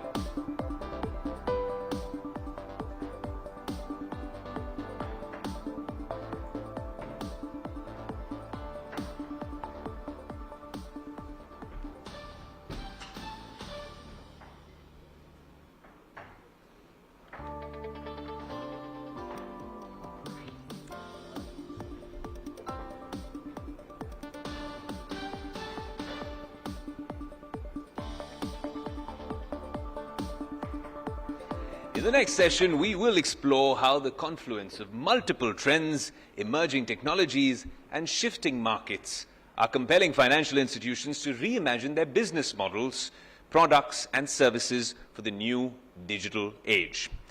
The session is titled Redefining Banking and Financial Services in the Digital Era. And our speakers, our panel for this particular one, are none other than Harshvardhan Lunia, co-founder and CEO at LendingCart, Ashish Pandey, ED, Bank of Maharashtra, Sanjay Doshi, Partner Financial Services, KPMG. A huge round of applause for our panel. And for our moderator, Shailendra Bhatnagar, Chief Analyst and Editor, Markets, Business Today TV. Once again, a warm round of applause for our next session, please.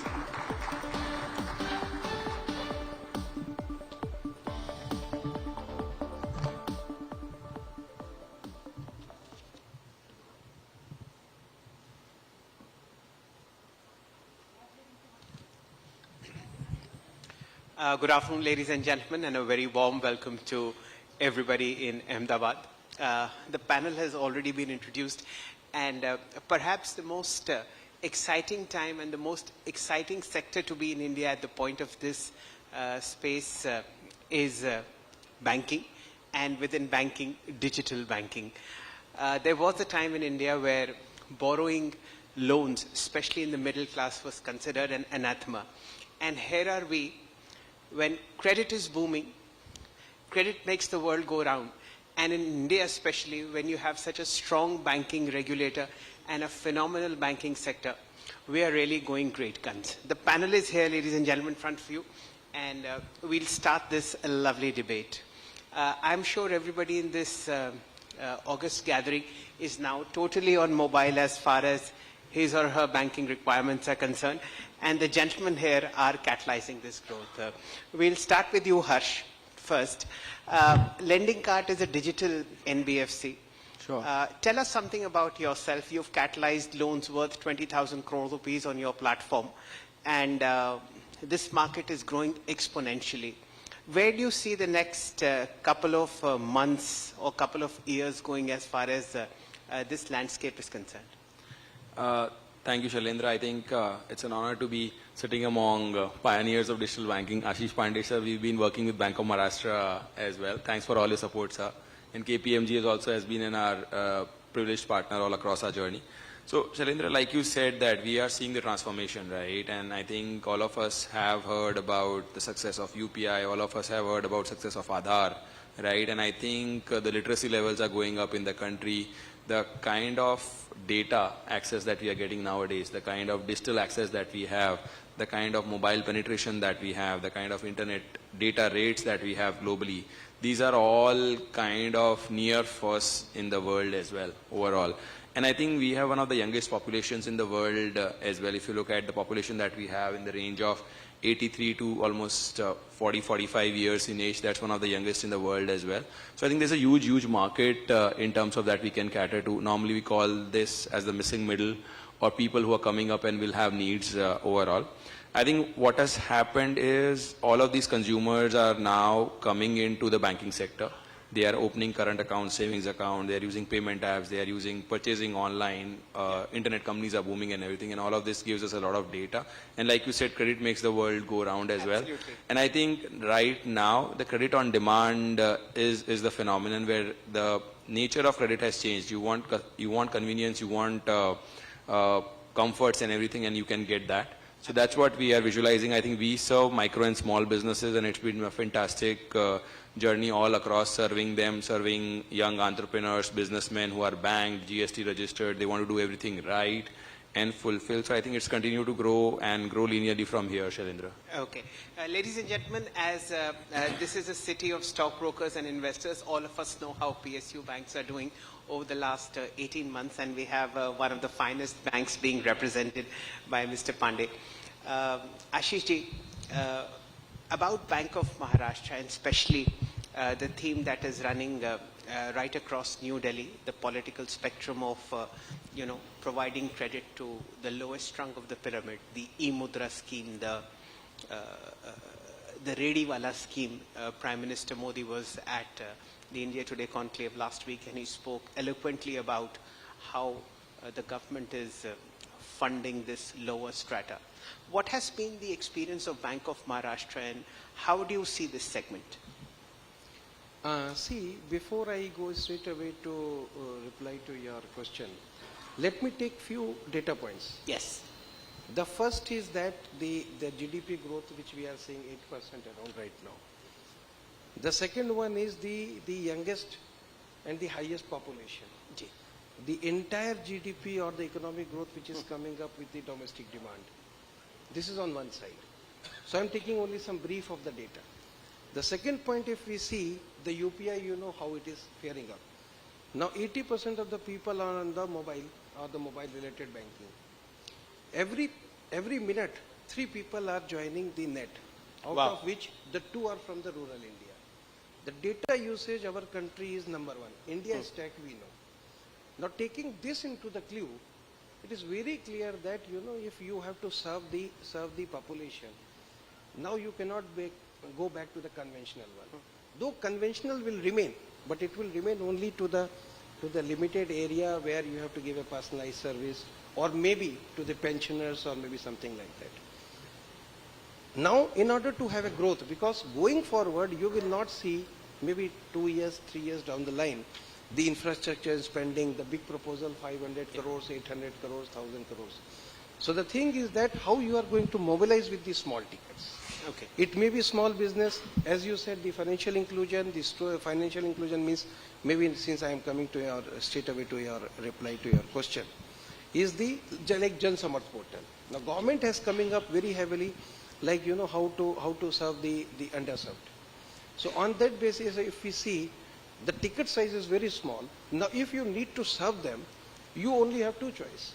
The first choice is either you double or triple your staff, being that the cost to income ratio will increase like anything. And certainly the TAT you cannot match, because everything has to be done within 2 to 3 minutes time. So I think that is the very key Are point these here. lower loans profitable? It is. But the thing is that operationally you have to be very efficient. I would not say only efficient, you have to be very effective. Why effective? Because the asset quality is very important. Yeah. So like just now we listened to, on the lending card side, the data is available. Now any individual who is appraising, underwriting is a very key point as of now. The point is that if you are having 10 data, whether my individual officer is going to take that much data and do the underwriting. Now what we have observed in Bank of Maharashtra, I'll just give you one example. I think it is an eye-opener for even me. The PM Swanidhi, when we took up to the STP, now the time it was taking earlier was 8 to 9 days. And the pendency was going to 40, 45 days, 60 days. Now when we have brought it to STP, within 2 minutes everything is done. It is disbursed. And let me tell you, the NPA level which was high, observed to be high in the PM Swanidhi. Now what we are actually seeing is, it is hardly, we are finding SMA 0, 1 and 2 and NPA is nil up till now. Wonderful. I mean, that's a revelation, and that's also available in a lot of balance sheets that you study from the PSU banking sector, where GNPAs and NPAs are actually going down dramatically, all thanks to the kind of changes that have happened. We'll touch upon how global advisory firms such as KPMG are now changing this landscape. Mr. Doshi, to you. What are the new trends that you see in the digital landscape? There is an old world PSU bank which is now nimble as nimble can be, and there is a digital NBFC which has offices nowhere and is everywhere. So between these two worlds, where are we headed? So I think both worlds are really performing parallel well, partnering superbly well. So there was a time when actually the questions which would typically come to the panels is this a threat? Are the new world companies are becoming a threat to bank? And now you can see actually we talk about partnerships, right? There are regulations around partnerships. So if you really look at digital is a bigger world. It's not only lending. So of course in the initial space you can see financial inclusion being driven by MFIs and NBFCs and filling that basically white space which banks were not able to really reach.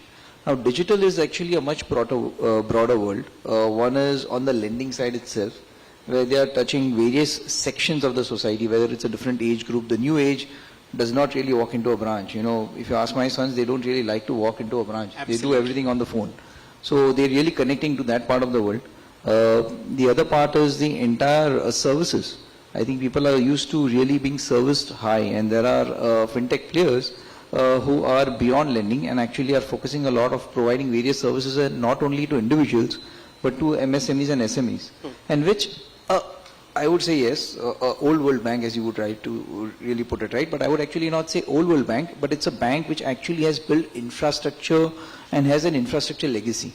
So for them to convert that infrastructure into a very agile model, which most fintech players are able to provide as a front end to customer service, is something which is a fantastic bridge which gets built between the bank and that customer. So those models are really evolving, where partners, bank are really partnering with this new age fintech players to offer their solutions, their products, and that fintech player is topping it up with their services and that solution. So the customer actually is getting a one-stop shop kind of a solution available. Okay. So that's really something which I would say is a good trend going forward. Okay, I'm sure that again will also change the lending profile of the kind of environment that we are working in. Harsh, coming back to you, this Jan Dhan account, the JAM Trinity, as well as the UPI, it's changed the financial landscape of India. When you look at a potential borrower, or when a borrower reaches out to you, what is the average profile, whether it's an MSME loan or a loan taken by an individual? How good are they in navigating your system? Of course, you are completely digital. Yeah. So today, Shailendra, our typical customer is in the age range of 23 to 45. Okay. He's a first generation, second generation entrepreneur running businesses like a coaching class, computer academy, kirana store, mithai store. But the biggest advantage because of Jan Dhan and such stuff is that he has a banking account. He has a current account, savings account. He makes payments like if he's a kirana store, he'll buy from HUL or PNG and such stuff through bank, and then maybe collect through UPI or cash from his customers. But his banking statement still has the banking data that is needed for us to evaluate, right? He is GST registered. Our typical customer would be having an average daily balance of 75,000 in his account. So he's not exactly like the guy who just sells on cash and buys on cash and stuff like that. So he's typically a middle-aged person, 33, 34, young children, teenage children, where he's looking forward to sending his children to good education, traveling maybe in India or abroad, buying a car. Is he a frequent borrower? Does he come back again to borrow? I'll give you a classic example, Shailendra. We almost sanction 1,000 crore a month and only disburse 500 crores out of that, right? Typically, the understanding is that a small businessman is a needy guy and whoever wants to give you money, he will pick it up. 50% of our customers reject our offers of a bank loan, saying that this duration is small or the interest rate is high or we don't want the money now, right? So that's an amazingly competitive landscape even at that level.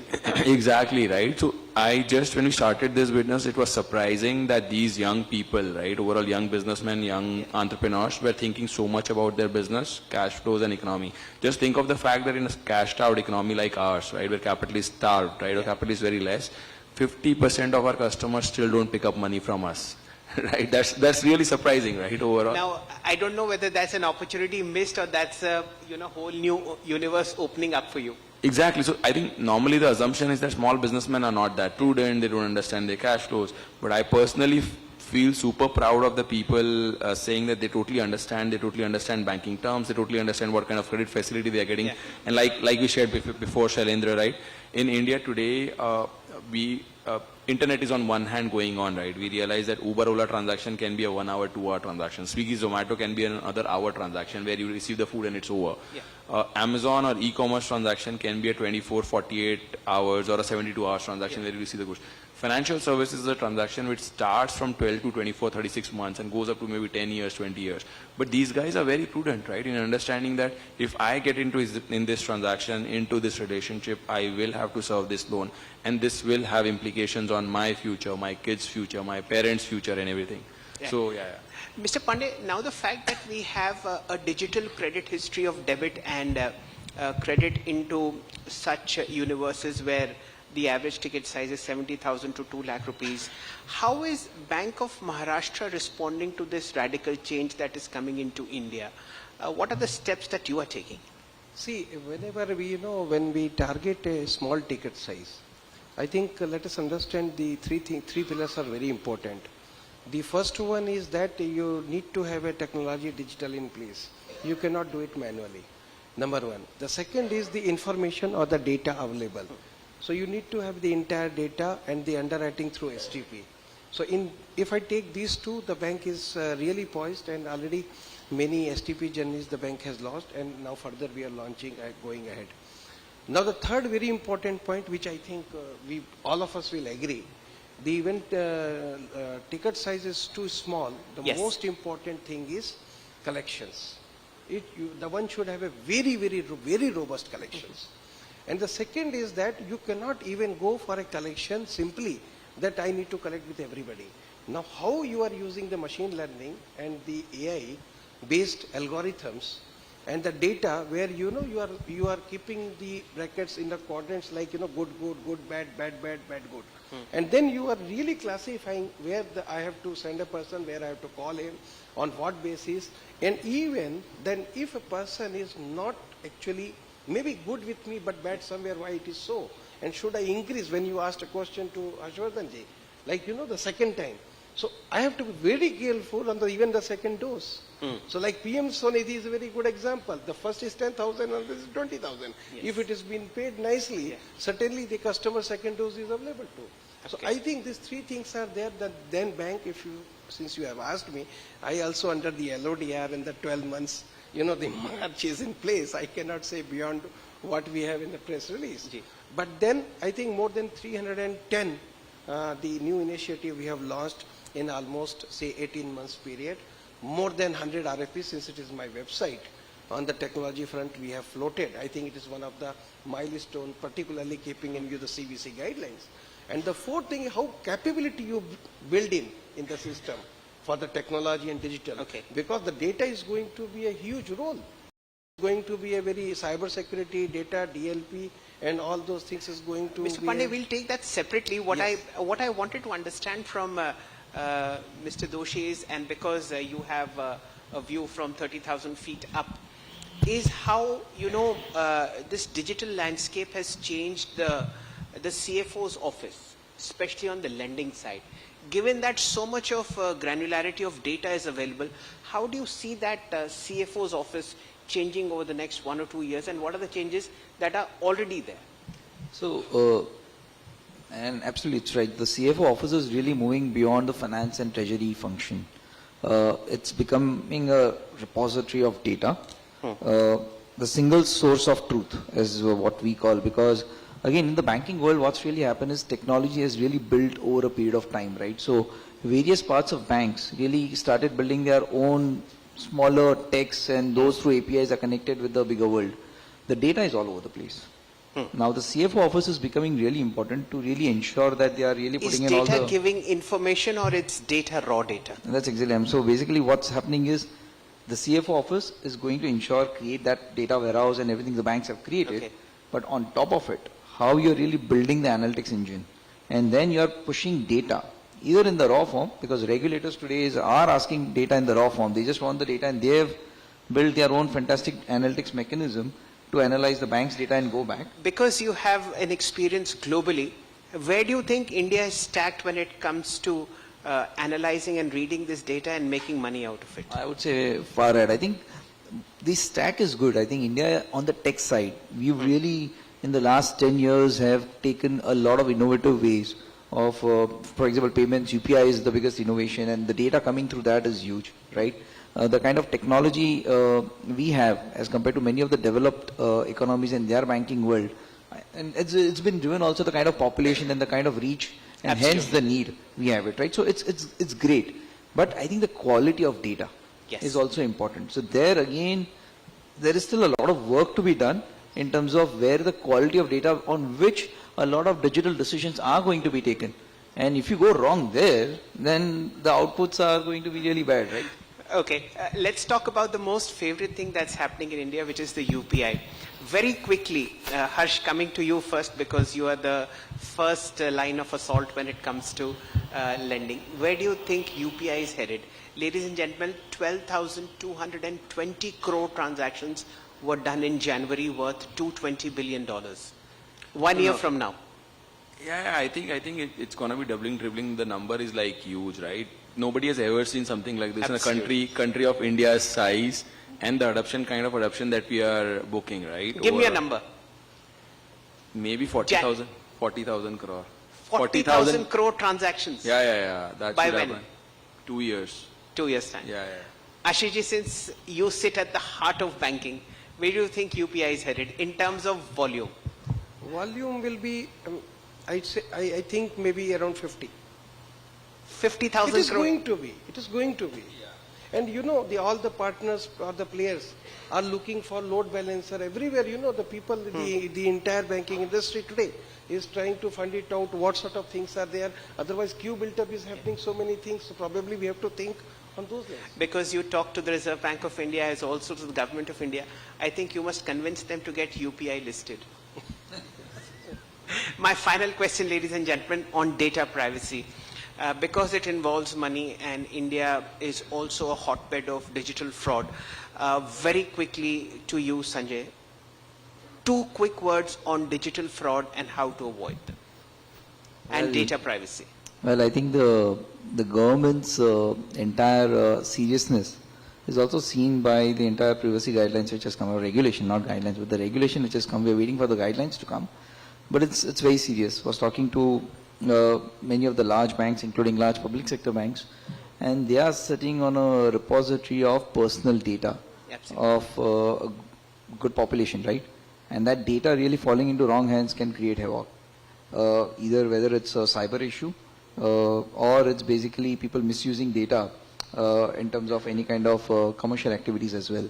So it's going to be big. It's one of the biggest investment area which the government as well as the regulator has identified even for banks to really go and spend money on and create whatever, security mechanisms you can create around it. Okay. Ashiji, the data privacy to you. Very quickly. Please. Very quick. See, one thing is that recently, I don't know how many of you are aware, one of the IT company was attacked ransomware 10 days back. Yes. So why I'm saying it that first now you need to have a very clear data vertical in your organization, which up till now we have not thought of. The very second point is that with the data vertical, the data quality index. That is the second important point. Third thing, I don't think we have that much mature to go straight away everything to public, but then I think in prim right now. And when it comes to data, we have to be very sure what data you want. Don't have everything and not able to control. I think this is the problem. What do you want? What you will store and keep? Store and keep. You have to Yes. start. Take that only. Yeah. Okay, ladies and gentlemen, thank you so much for your time, gentlemen. This is a topic on which we can go on for hours and hours, but time is short and time is up. Thank you so much for your lovely thoughts, and I'm sure we are going to see 50,000 crore transactions per month on UPI 2 years from now. Thank you, gentlemen. A round Thanks of so much. applause, ladies and gentlemen. Thank you.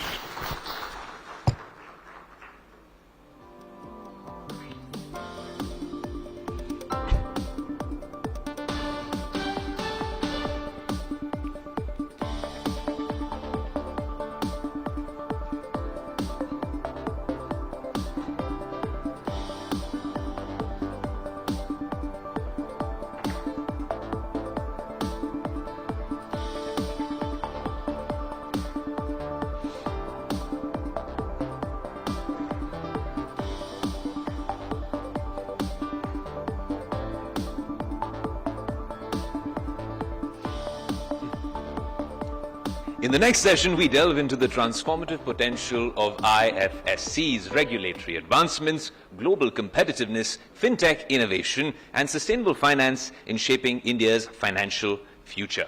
A gift for the future of finance in India. Our speaker for this session is none other than K. Rajaraman, Chairperson, International Financial Services Center Authority. And this session will be moderated by my colleague Saurabh Majumdar, editor at Business Today. A huge round of applause, please.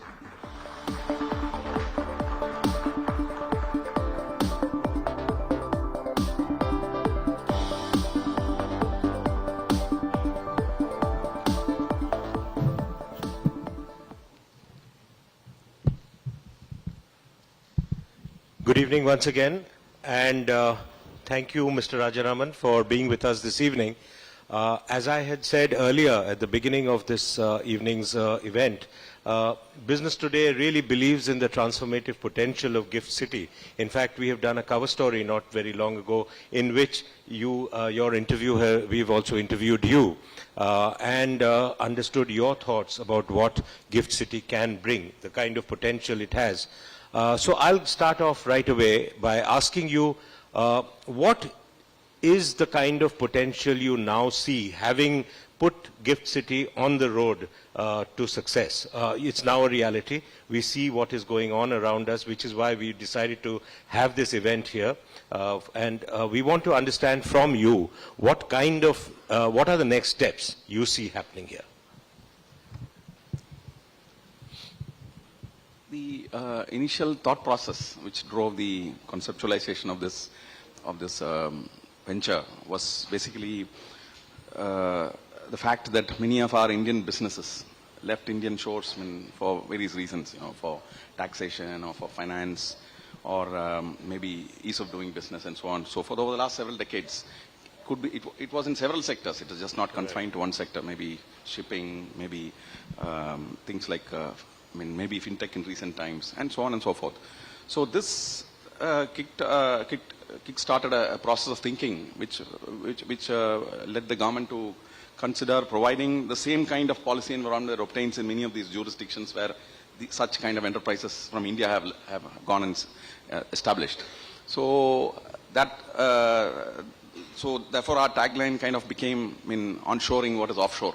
So that's what has been the main task before us over the last several years.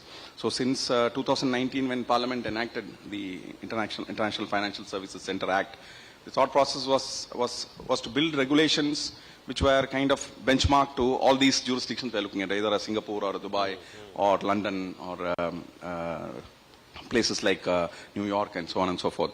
So our regulations have not mimicked the domestic regulations, which have their own kind of compulsions and so on and so forth.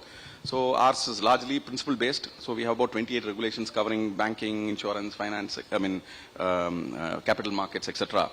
And as a consequence, I think let me also state what we have achieved in the last 3 years. As a consequence of these regulations and the policy that has been put in place. The policy means policies providing carve-outs from certain laws of the Government of India, and also a tax policy, a coherent tax policy. So both these put together have delivered, I think at this point of time we have about 600 plus entities who are registered with us. And we have, out of that, I think I would say the most significant are about 26 bank branches having a book size of almost like $56 billion. And there are about 113 plus fund managers registered with us and 105 alternate investment funds. And the capital market today, we have 2 exchanges which trade on largely now, as of now, the stock index futures, the Nifty 50. Right. And we are also have an active bond market, where the current outstanding is about nearly about $56 billion. So a lot of ground has been covered as of now, I think. And this is just to state the fact that all these regulations of the carve-outs that the Government of India has provided and the regulations itself have provided the trust and confidence which has enabled these foreign investors and Indian investors to come and set up shop. So this has not been kind of restricted only to the financial sector, because if you look at the industry sectors where companies have migrated to other countries, this includes things like ship leasing, aircraft leasing, maybe things like, say, Fintech and so on and so forth. For each of these sectors, we have now put in place a regulation. So we have a ship leasing framework, we have an aircraft leasing framework. We also have thought about the fact that we need to probably look at even talent. So I think we have a universities framework. So this is a wholesome framework intending to provide an ecosystem by itself. It's important, Mr. Rajaman, that you speak about talent. Talent has become a very, very important area which the government is also very keen to pursue and improve. What are the kind of talent gaps you see which need to be addressed to make Gift City even more vibrant? So at this moment, I think, we have about 6,000 plus people who work in IFSC, and about 25,000 men who work in the surrounding DTA units, which are also are part of this Gift City.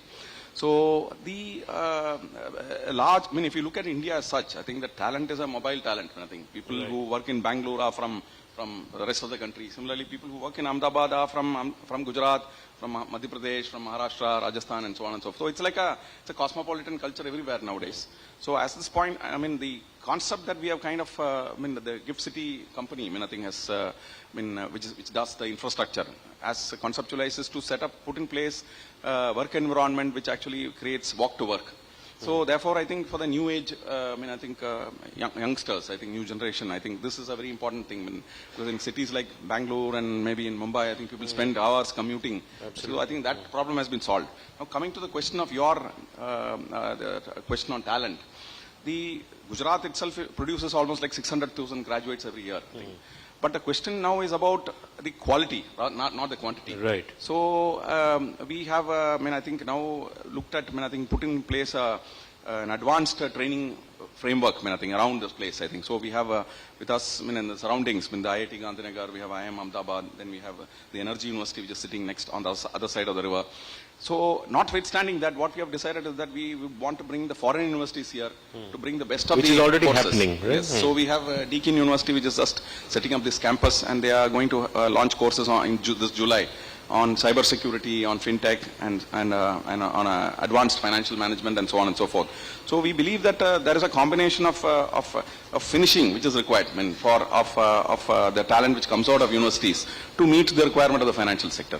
So I guess the universities which will come up around this Gift City, starting with Deakin and Wollongong, will actually not only provide postgraduate education but also focus on providing research as well as on executive education. Let's talk a bit about the other very important point, Mr. Rajaraman, about green financing. Now, India's net zero objective indeed is very critical, and therefore the green finance element is critical, and there's been a lot of discussion around that. How do you see Gift City playing a critical role in allowing and enabling a robust green financing ecosystem to be developed here?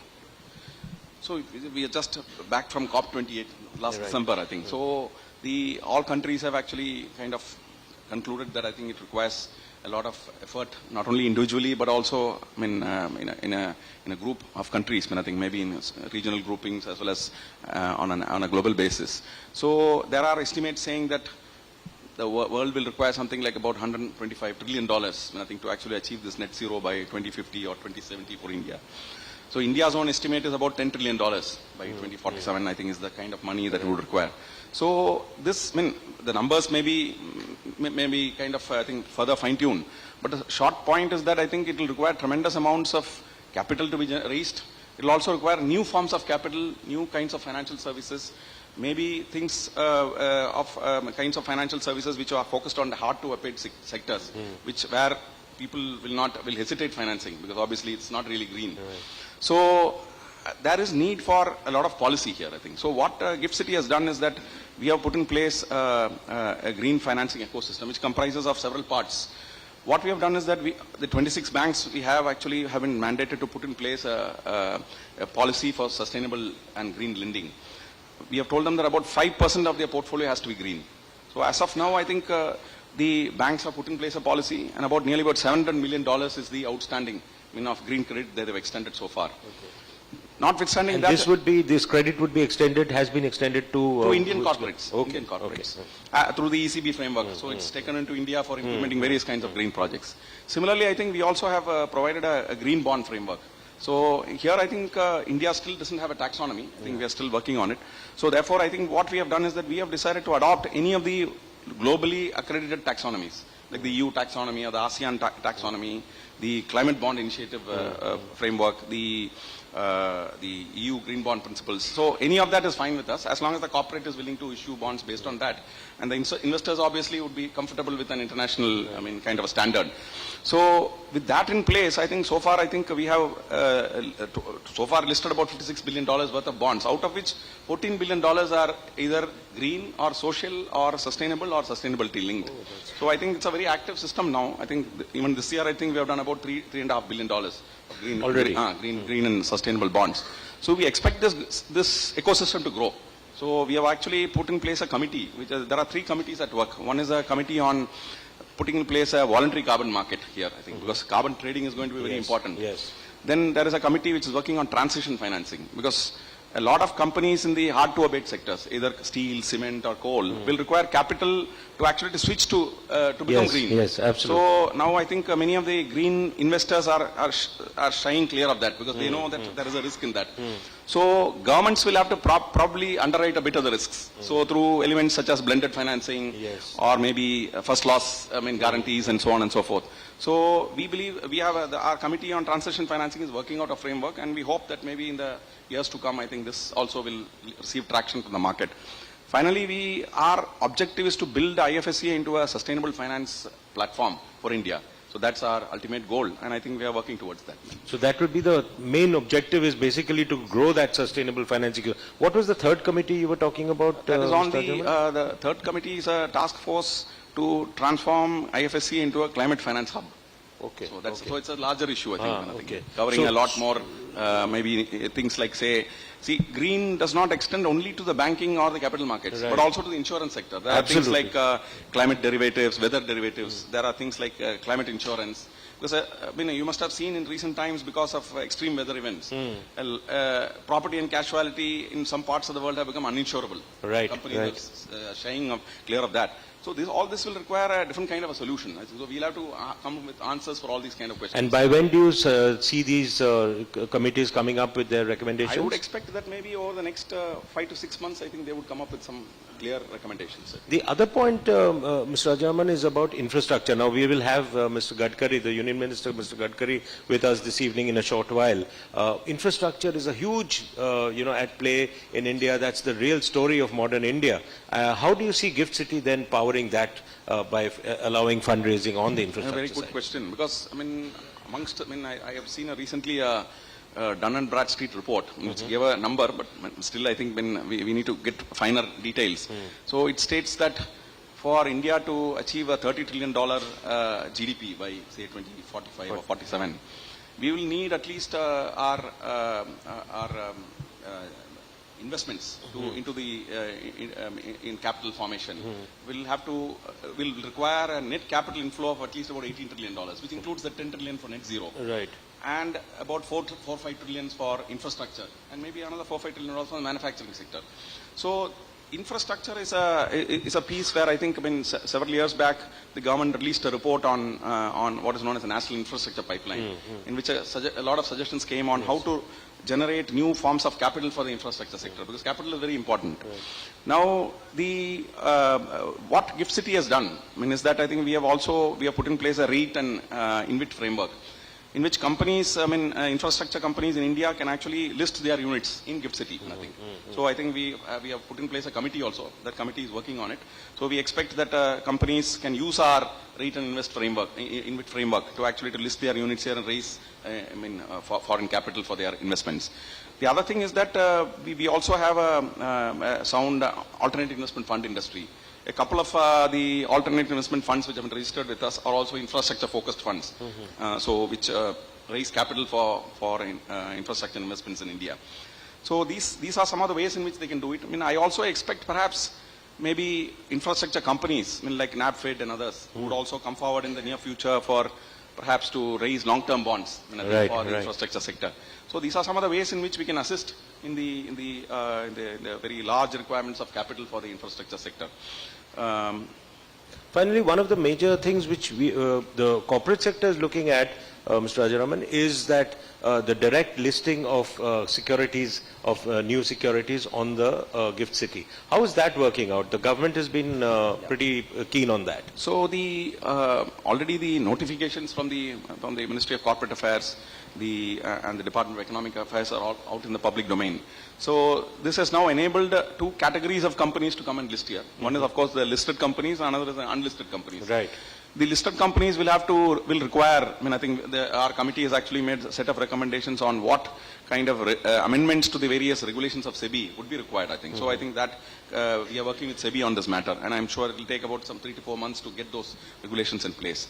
While on the other hand, for unlisted companies, I think we don't have such a problem. Right. So therefore, I guess, I think it should be, and they should be able to, I think maybe the next several months, to look at, I think, listing of some good companies. So as we speak, it is possible. No? It is possible to do that. That's very important. We're running out of time, Mr. Rajaraman. One last question I wanted. You talked about benchmarking with the others, the bigger global financial centers which are already in existence.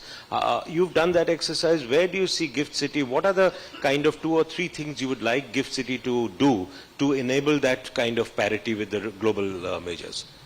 So, I initially told you about this initial thought process of why GIFT City came about on onshoring what is offshore. Right. But now our attention has turned to a very important topic of India at 2047, because I just mentioned several numbers. So we believe that GIFT City is going to play a very important role in raising that kind of capital that requires to drive the growth engine into 2047. So that, I think, will require a lot of different thinking, I think, on the way we do business. At this point of time, GIFT City is completely is on fully convertible. The capital is, on the capital account, on the current account, capital, money is fully convertible in the foreign exchange. So to that extent, I think there is a lot of comfort. But I think there are a lot more regulatory reforms that are required. I think so. We are working on those regulatory reforms. So we hope that I think we will make it. We'll be able to say fully that we are on par with all these global jurisdictions. But to answer your question in some way, I would like to say that we believe that we have a very important role in this 2047 story. So therefore, the kind of resources that we raise for India at 2047 will determine how significant we are. So at this point of time, let me say, I think in the bond market, when I said that the last, I think several 12 months or so, we have raised about, say, $4 to $5 billion of sustainable capital. I think I believe that GIFT City is playing a very important role. Absolutely. So there are the fund industry, the banking sector here, I think both of them will play a very important role in 2047, because as the size grows, because we've already reached about 100 funds, I think, with a targeted corpus of something like $39 billion. So we believe that we will contribute a significant pools of capital either through banking or alternate investment funds or through the capital markets for India's growth story. So your hands are full with committees and lots of work, Mr. Rajaraman. More power to you. Thank you very much for speaking to us, and we hope to see GIFT City really developing in the future. Thank you.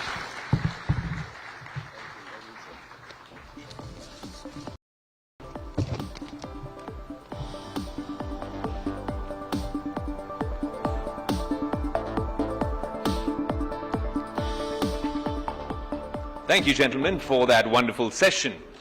Now, the next session is an interesting one. Blueprint for a Global Financial Haven. In this conversation with an acclaimed author, speaker, influencer, and former investment banker, we will explore his trailblazing journey, triumphs, and lessons learned as a banker and author, and his insights into India's potential as a global financial center. All that and a lot more. He also has a book which is all set to be yet another hit, titled 11 Rules of Life, Secrets to Level Up. And I think the team at Business Today thought it was apt that that's one motivational book that I need to read and talk about. So I will be moderating this session.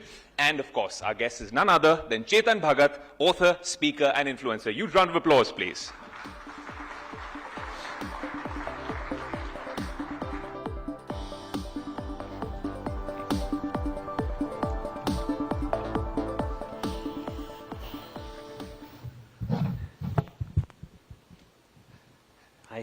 Hi, Chetan. Welcome back to Gujarat. Welcome back, and welcome back to a room full of bankers. It's nice sometimes to wear a suit, you know. It is, right? Yeah, I still have it, and it's not. Everybody usually calls me for books or something to do with fiction or movies or something, but very rarely I'm invited because of my credentials as a banker.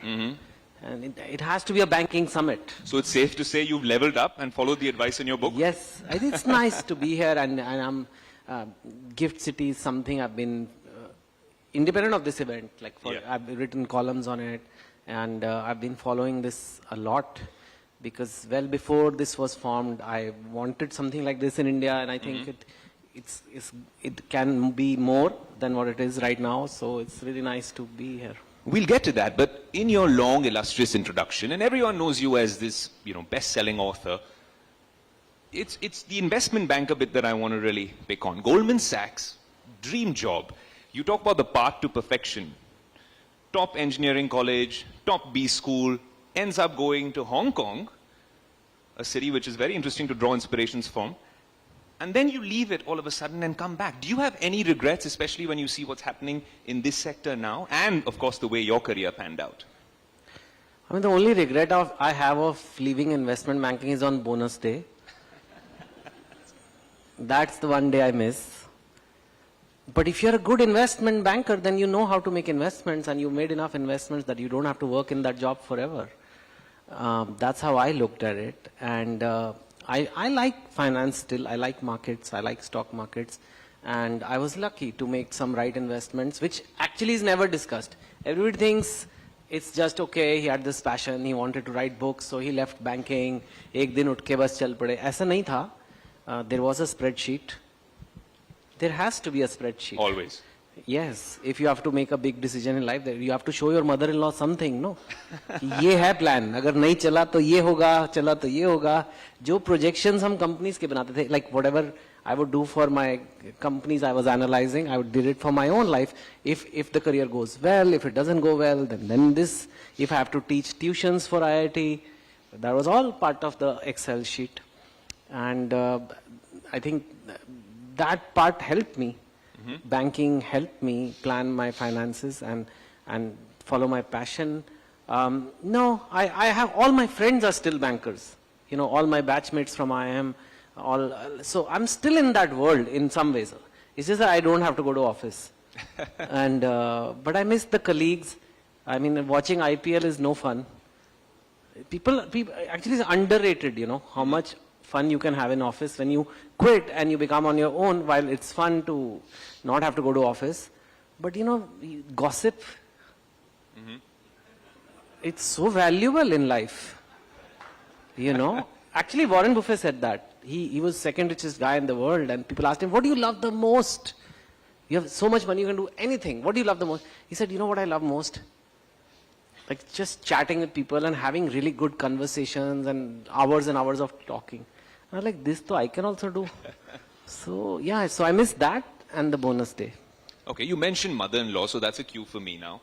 Because Two States was a movie based on one of your best-selling books as well. And little do people know that the Two States was based on your real story with your life partner to some extent, at least the So location. she is my life partner to a large extent. To a large extent. But this, you mean the story was to some extent. And the location being I am Ahmedabad, not too far away from here. No. I actually owe a lot to Ahmedabad. I got my degree here, but it also became the base for a lot of my work in writing. 2 states, for example, was set in IIM Ahmedabad based on my life. In fact, if things go well, we are shooting there tomorrow. Rahul and I are going, maybe, to shoot there tomorrow, something really fun, since we happen to be here. And it was the first movie, and I think it's still the only movie that is shot in IIM Ahmedabad. And because we wanted to shoot it there, I just felt there are so many movies about Mumbai. Even Delhi is there in a lot of movies. Ahmedabad is not there. Now, of course, it started coming. But I'm talking like the 2 states was 10 years back, the movie came. Also, Kai Poche, which is based on 3 mistakes of my life, that story was set in Ahmedabad. I couldn't have done those stories if I hadn't lived here. And so I think, so I owe a lot to this place. And the whole entrepreneurial spirit of the Gujarati community, I didn't have it. I think I learned more. There was a course we did, leadership in LEM, it was called Leadership and Entrepreneurship Management. And we had to go and interview entrepreneurs, I remember, and write a report. So we went to a Pani Puri wala. And I still remember figuring out his whole business model and how many he sells. Actually, it's not a bad business if you do it right. So those kind of things, I learned so much more about this place. I think it's the only community, or one of the few, where your mother-in-law, coming back to it, will not respect you if you don't have your own business. In other communities, the opposite. Like in my in-laws side, South Indian and all, he does business, stay away, right? Get a job, and government job is even better. And most of India is like that. But a few communities, it's like chai bhaji beche, apna dhanda hona chahiye. That is the Gujarati culture, and I think वही होता है फिर. Then the income and the wage gap changes, and फिर भाजी बेच फिर जामनगर हो जाता है फिर. You know. Very interesting things. I don't know when we're going to circle back to mother-in-laws, but something I do want to understand is we are sitting in Gift City. Yes. And you did spend some time in Hong Kong. You visited Dubai as well. How do you Gift City as really being the successful project that it was envisioned to be? How critical a role does the supporting infrastructure, the technology push really play in making this that truly global financial center? Yeah, so I actually have a fair amount of time in Hong Kong. My entire working career was there. I moved at a I moved at a time when the British had just left, and the handover they used to call it, and the Chinese government had taken it, and they used to call it one country, 2 systems. And it was a promise made to the people of Hong Kong for 50 years. What happened to that promise is a separate issue 20 years later. But at that time, they were very keen to preserve that separation, even though it was their territory, right? And China benefited a lot from it, because the level of confidence international investors had in Hong Kong, they still do. Of course, there have been some questions now, but the kind of confidence in Hong Kong, it was estimated that almost it was very small, 6-7 million population compared to billion plus China, but it was around 20-25% of their GDP, that small city. It's not as small as Gift City, it is a fairly big territory, but still it was so much. And so I tried to study what is working for them, why does this work, and what is causing it to happen. And when GIFT was announced here, I felt, okay, here's a chance we can do it.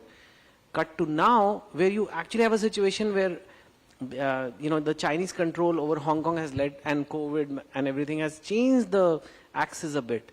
Today you have Dubai rising quite a bit, Singapore is still quite a bit.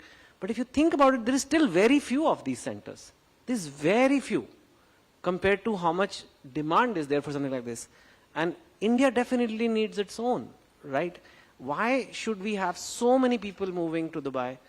And then we can just figure out what are they getting there, at least give 70-80% of what they get there, and maybe the rest is motherland attachment everybody has, and they'll come here. So and I think what GIFT is doing, a lot of things have been done right. They've taken some decisions which are maybe tough politically, like for example, alcohol was one of them. It's a small one, it's not a big thing, but it shows a direction. It shows that we are in the direction of becoming more liberal if that's what makes sense. We are willing to change our ways to conform with international standards. So I think that is a good signaling, but that is not enough. So what is that 78% that's needed? The things that are needed for us to really sort this out? Hey, always, you know, a place needs to have a one very unique benefit that other places don't provide. What I feel GIFT can be is, if you live here, right now companies get advantages. What about people? If you live here, you can be an NRI. Okay? If you live here, it's counted as NRI days. Okay. Which is how a definition of an NRI works. If you stay 180 days, 240 days, or things like that. And if you live here, it's the same calculation that applies. Because half the reason people are moving to Dubai, yeah, maybe they're moving there for Burj Khalifa or whatever, but it's mainly to maintain a non-resident status. If you get HNIs back here, that's huge. I mean, that alone will transform the whole thing. Or take, even if you're not here, let's say if you're an NRI, you have a meeting in Delhi on Monday, and then you're meeting in Mumbai on Thursday. Now, I can stay around, but I have 4 days, resident days that count, then, you know, the whole NRI calculation goes awry, and then you have to go back on Monday night and come back again Thursday. What if I just go to GIFT? Spend a few days here, you know, have some nice Gujarati food, enjoy the things, and Thursday you do your meeting and go back to Dubai if you want. So you can even have hybrid. You can also live in Dubai and have a base in GIFT. That's another option. Over time, that HNI is going to say, you know, why don't I make a house here? And then there is a scheme that there is some golf course villas coming up for HNIs, and then you open a golf course villas happening here. People are putting 10 crore, 20 crore villas here. Then they're like, I need 20 people like for housekeeping, and all these jobs are getting created here. It just can totally change the place. Then he's like, why don't I, they have a whole financial, so many banks are here, all these bankers ready to service me. Why don't I move some of my money here? And that's how it begins. It's about people coming here. It's not easy. Benefit is huge, but it means you need some form of immigration control. Maybe not a full-blown, but some tracking.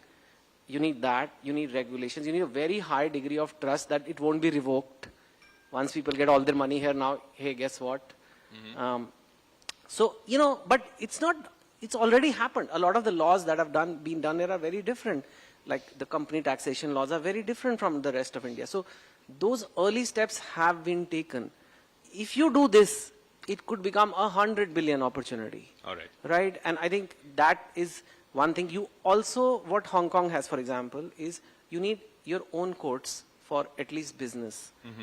Ideally for even people, but like at least for business, you need courts which are local and which are run by people here. You need a mayor. You need a whole setup here, which is what is there in a Singapore or.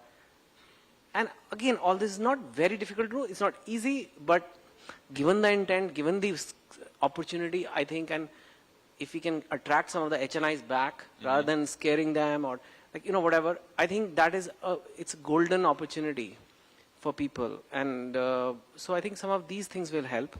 Then you make not just a place where you can become NRI, but also a good life.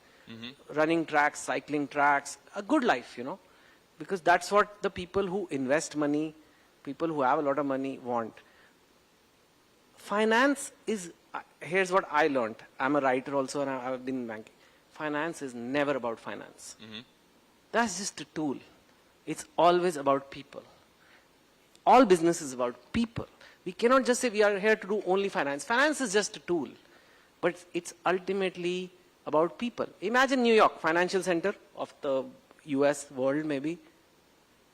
Is New York just finance? No.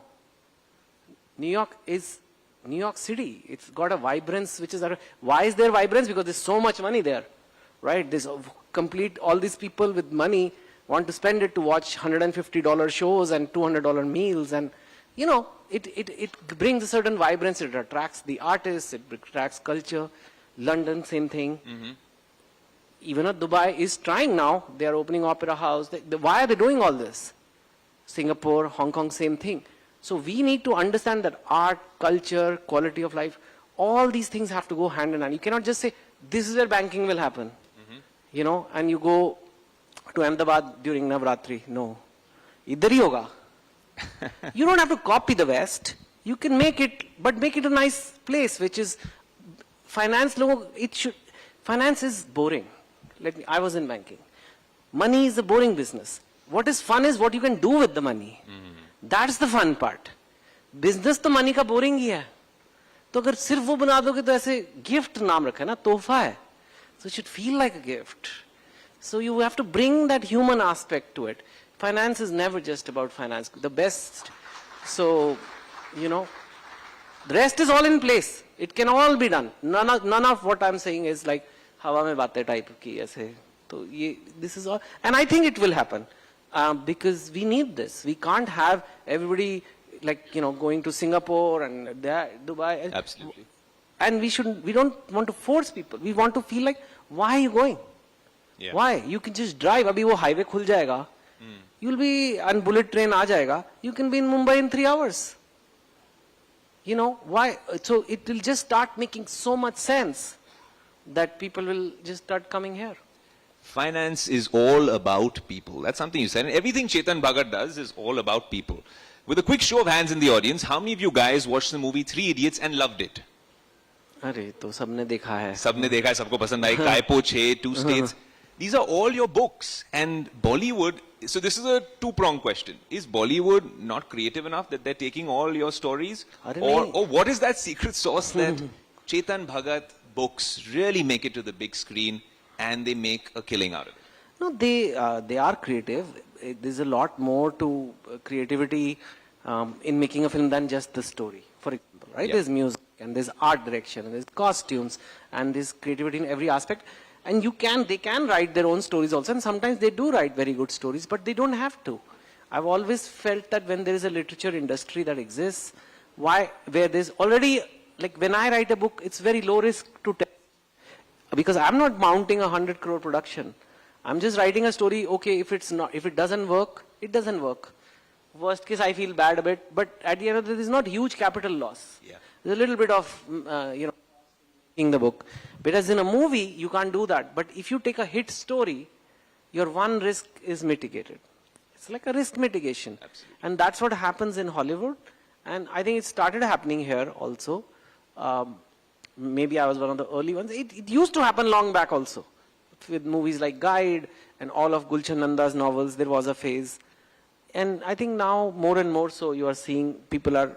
So it's not a business which is perfectly creative. It is very high capital intensive business too. So they try to mitigate the risk. But there has to be something special, right? The secret sauce with what you do. Is it that you make it more relatable? And that then translates to a great Bollywood script? Yeah. I guess they were seeing that this book is a bestseller. And why the book is a bestseller? Maybe it's just my charm in the meeting. I was trying to get that answer from you. I don't know. I just try to explain the numbers because they feel like he's a writer who understands some numbers. Sir, aapki itne ki picture banegi, itne ka. Sometimes I can be very convincing. You can, absolutely. And I want to just touch upon a really interesting moment with the IIM Ahmedabad story that you were touching upon earlier. There was a post you put up with, I think, the scene from the movie, with Arjun Kapoor and Alia Bhatt, and then you and your wife at a reunion, I think, a couple of years ago. Yeah, we had a 25th reunion. I'm really old now. Am I supposed to say you don't look it? No, I look it. And it's okay to look it. It just takes a while to adjust. Yeah. To realize, like I'm going to be 50 next month, and it's really a strange thing, that 25th reunion, because you see yourself aging every day in the mirror. Absolutely. But you don't imagine your friends have also aged. You think your friends are same like how they were in class. And then you go to the reunion, it's like everybody has aged. Then you feel very sad. I never felt sad aging myself, But when I saw all the cute girls in class, what has happened? All the cute, handsome boys, अरे यार ये क्या जिंदगी क्या है? इसका क्या मतलब है? And then I saw, okay, that means even I have deteriorated a lot.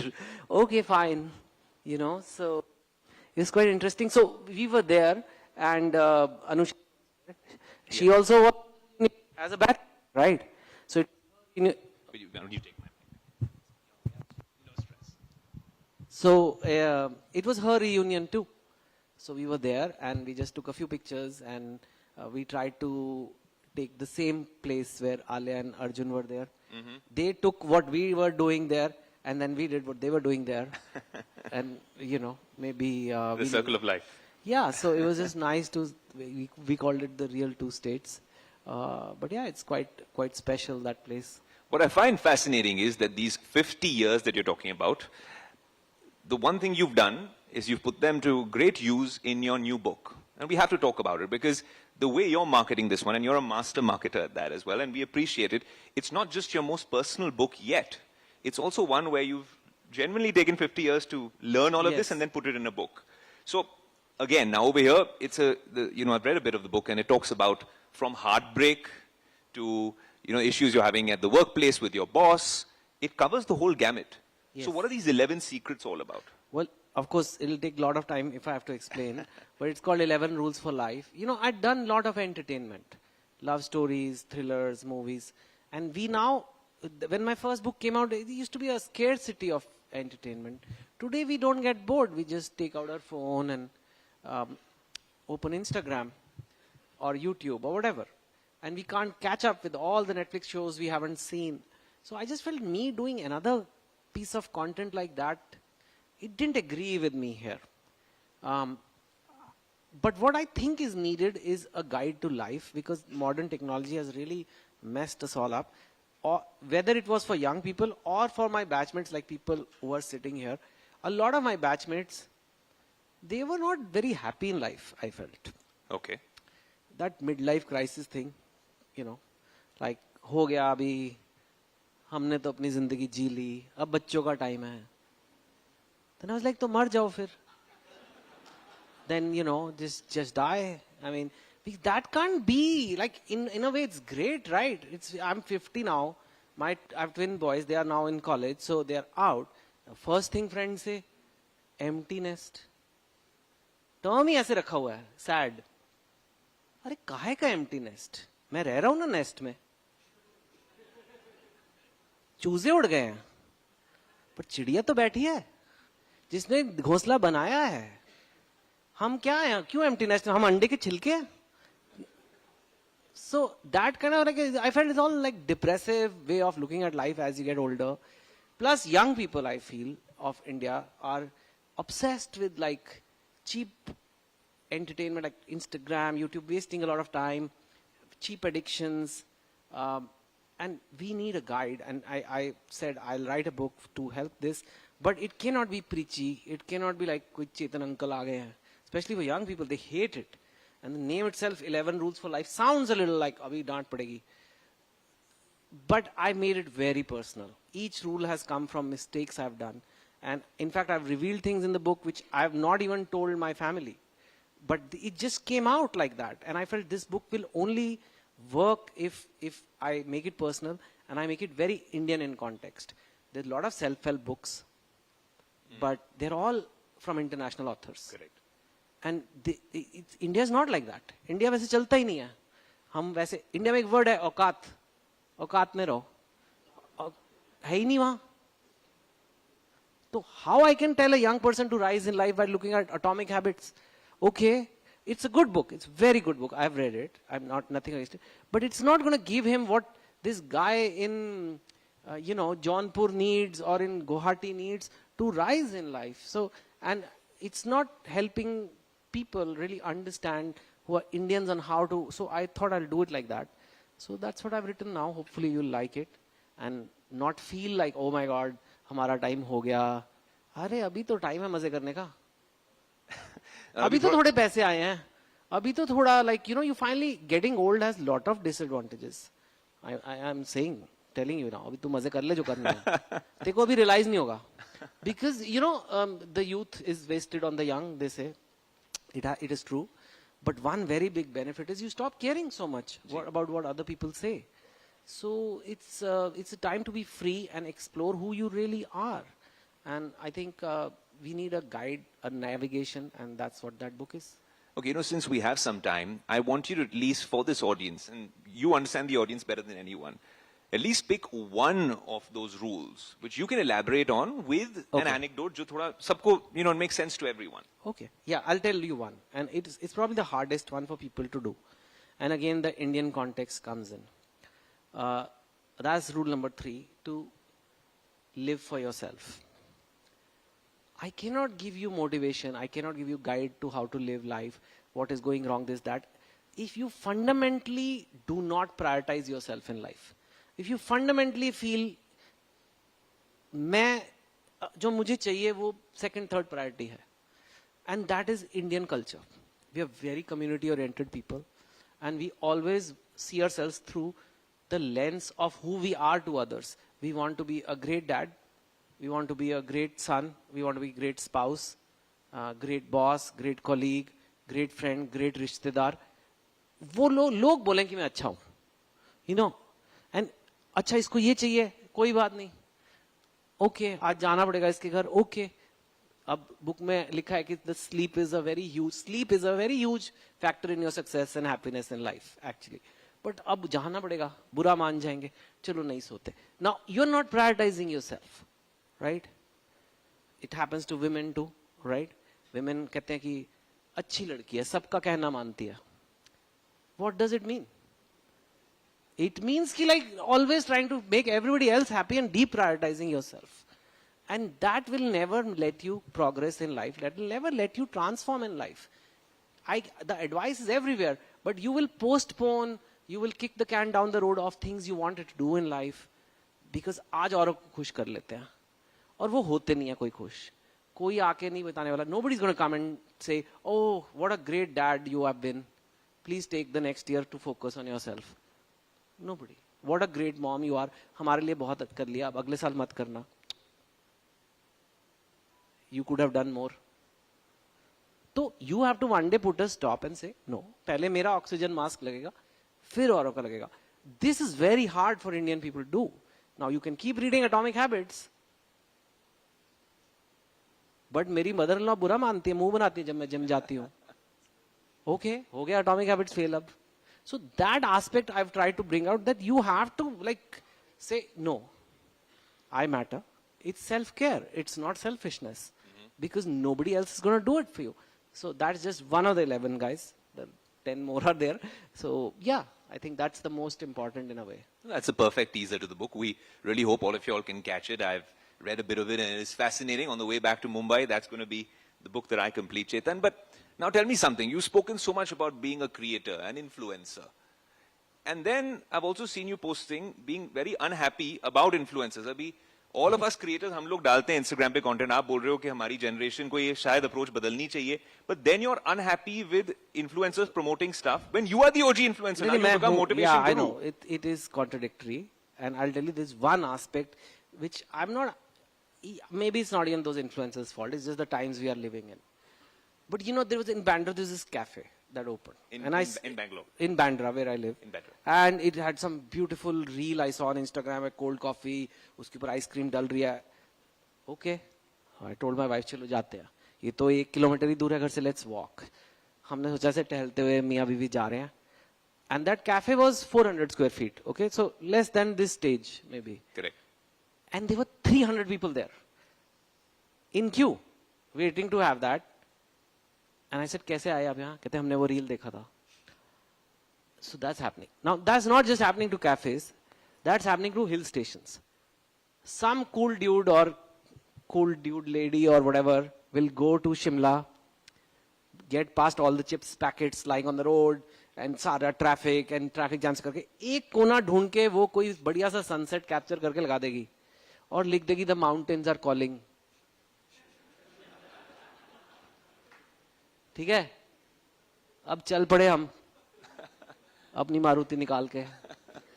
कि the mountain spirit in me is calling, और वहां कसौली पे जो आपको जैम मिलेगा, it's really bad for Shimla. I mean, it's really, that place is not designed for the kind of one, I mean, it almost is that influencers are doing such a good job that it's almost harming, right? If it's like if she has 1 million views, and even if like 5% or 1%, 10,000 cars set off after that from nearby areas कि चल यार वो sunset पे जाते हैं, वहां bougainvillea लटक रहा था, हम भी जाके देखते हैं. There was nothing there. She's just made one slot, and that place is choked. There are parking issues, there is garbage issues, there is sanitation issues, and our hill stations, you know what is happening. And part of the reason is the influencer-driven economy. I don't know what is the solution, because I can't stop people from, like, it's free speech. If the mountains are calling you, they are calling you, but please don't tell the world they are calling you. So Instagram versus reality ho gaya. Like live for real life here, not reels, live for real. Because they're very fragile. Some of our cafes, we have one coffee machine and 300 people, and more so our hill stations, certain small towns which are very cute and beautiful, but they just can't handle mega overload of people arriving at the same time. Yeah. So all those posts and reels you see with location and caption and all, beware, Chetan's also watching, and he's kind of unhappy that everyone's heading to those places before you head there. No, I think we should have a system. Honestly, we should have a system for our hill stations to have permits, because it's a very fragile economy. We know what has happened. Absolutely. In Uttarakhand and all, what all happened. So, kya ho raha hai? It's a serious issue. We have to regulate how this works. And maybe we can develop more places also. I'm not saying people should not go, but like overloading one place. So British का time का बना हुआ है वो. तब थोड़ा ना सबके पास data था और कारें थी इतनी. And now that poor little place is suffering. The one way we can use our social media mileage is that we're here for the Business Today Best Banks, Banking and Economy Summit and Awards, and we're in Gift City. We've been very graciously hosted by them. तो यहाँ पे एक reel डाल देते हैं आप यहाँ डालो पर bankers के पीछे कोई गाड़ियाँ लेके नहीं आता. Make sure all the stakeholders come here. हाँ, stakeholder आएंगे, पर वो आपका Insta crowd, I don't know, ऐसे bankers के पीछे थोड़ा ना कोई कार लेके आएगा कि चलो banker देखते हैं जाके. बंदर देखने जाते हैं शिमला में, banker देखने नहीं आते हैं. Okay, very quickly, while we're wrapping up, we have a special session with our guest of honor shortly. But now, when I was introducing you, it was banker, author, influencer. Now, this is you donning several hats. Is it the high IQ and the brilliant pedigree background that you come from? What is the next version of Chetan Bhagat we can expect? Is it politician? Is it OTT, reality show? What will we get to see?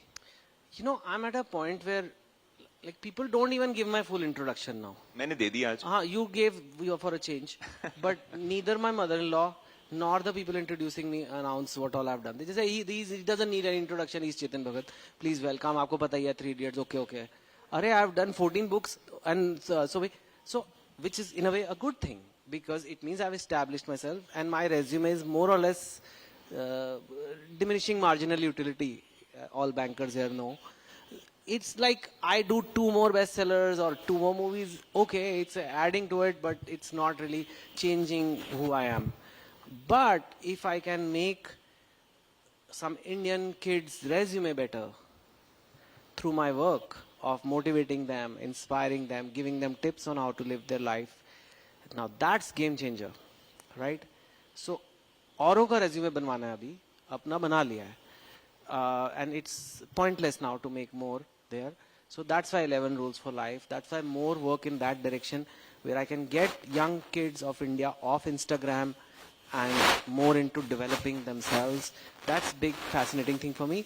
I will always write stories because it is a passion of mine, and maybe but like an occasional love story and an occasional motivational content book, kind of something like that is how I'm seeing it. But yeah, also just enjoying life, because the nest is not empty. Correct. It has more square feet per capita for me now. So I want to enjoy life also. कितना काम करें, काम कर करके मर जाओ. Banker यही करते रहते हैं. बैंकर में आपकी बात नहीं कर रहा, मेरे सारे दोस्त यार दोस्त तो सारे बैंकर हैं. वो एक ऐप है, उसमें आपके कितनी वेल्थ है उसमें दिख रहा है, उसे देख के रोज खुश हुए जा रहे हैं. अल्टीमेटली लाइफ यही है ना, एक वीडियो गेम ही है. ओए होए, कल तो बड़े पैसे बना लिए मार्केट में, पी ले अब चाय, शुगर हो रही है तेरे को. I mean you know it's just so you have to at some point से ये तो नेवर एंडिंग है, माया जाल है. So you have to enjoy your life also. I think so I enjoy also. You do very quickly before we wrap up in the next 10-20 seconds. With the majority of affection, love, respect that you've received, Chetan, there's also trolls. There's also people who call you out. Social media पे भी आते हैं comments सब. Now how do you deal with them on a daily basis? ये old होने का बड़ा फायदा है क्योंकि ये मेच्योरिटी आ जाती है. अब मेरे से 10-15 साल पहले कहते तो कहता मैं आपको पूरी एक्सप्लेनेशन देता कि why they are so unfair और मैं क्यों अच्छा हूँ. ये अब मेरी एक पपीता फिलॉसफी है, आप लोगों को भी सीख लेनी चाहिए. पपीता एक इंटरेस्टिंग फ्रूट है. कई लोगों को अच्छा लगता है, आपको अच्छा लगता है, कईयों को नहीं अच्छा लगता. लॉट ऑफ यंग किड्स पपीता कईयों को लगता है क्या है ये. मैंगो सबको अच्छा लगता है बट पपीता इज अ मिक्स्ड. कई some people love it, some people hate it. अब इसमें पपीते की क्या गलती है? पपीते की गलती है? पपीता चेंज हो जाए, पपीता बोले नहीं मैं केला टाइप बनने की कोशिश करता हूँ, वो और भी वियर्ड हो जाएगा. तो मैं पपीता हूँ. कईयों को पसंद आता है, कईयों को नहीं आता है पसंद, वो लिख देते हैं, ट्रोल कर देते हैं, फिर मत खा तू पपीता, कुछ और खा ले. So I think we are all पपीतास and not everybody will like you and be okay with it. We always try to, इनको मना ले. ये रिश्तेदार नाराज हो गए हैं शादी में, इनको और पनीर दो जाके. जो आए हैं खुश हैं, जो कह रहे हैं क्या कमाल की शादी करी है, क्या आप कितने अच्छे. Those who are loving you, pay attention to those in life. वो 2-4 नाराज हुए बैठे, उनको रहने तो कोई बात नहीं. पपीते बनो, but be the best papita. What a way to end this session with Chetan Bhagat. Be a papita. And Chetan, what a pleasure to have you here at Gift City at this flagship event of ours. Most importantly, we hope that your mother-in-law was watching and she enjoyed this session. I hope not. Thank you guys for being a lovely audience as well. Thank you. Ladies and gentlemen, Chetan Bhagat.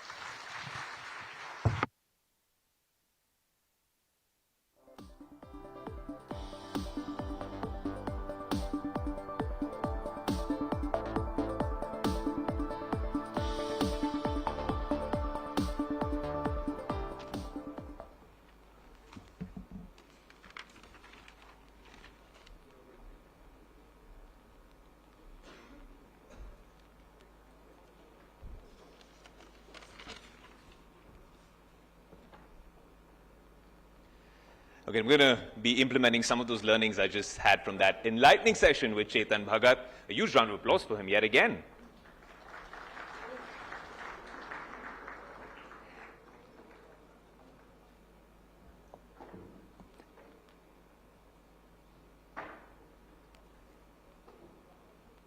All right, you know what we're going to do? We're going to quickly play the AV and then I'll walk you through the next 10 minutes or 15 minutes of proceedings after this particular AV plays out.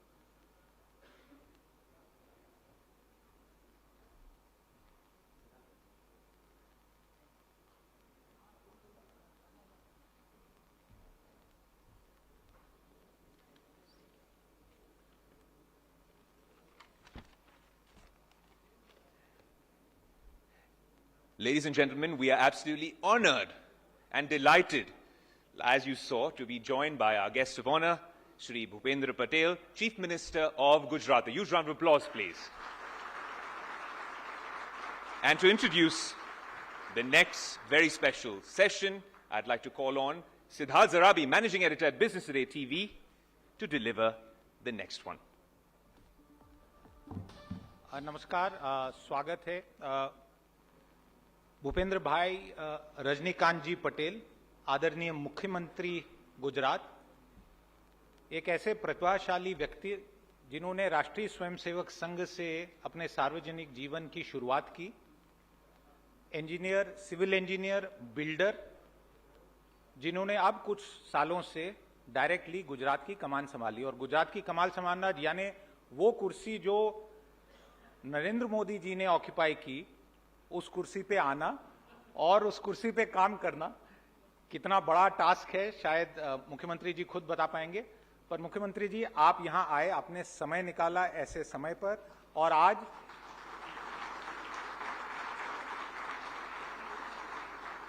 पूरे India today समूह की तरफ से और खासकर business today, जो आज सबसे fastest growing business news platform है, गुजरात बिजनेस के लिए जाना जाता है, इस गिफ्ट सिटी में पहला ऐसा कार्यक्रम और जो सहयोग और समर्थन हसमुख आद्या जी ने, पूरी बाकी संस्थाओं ने दिया है, हम आपका बहुत बहुत धन्यवाद करते हैं। और मुख्यमंत्री जी, आप आए, आपका फिर से बहुत बहुत धन्यवाद। Ayush.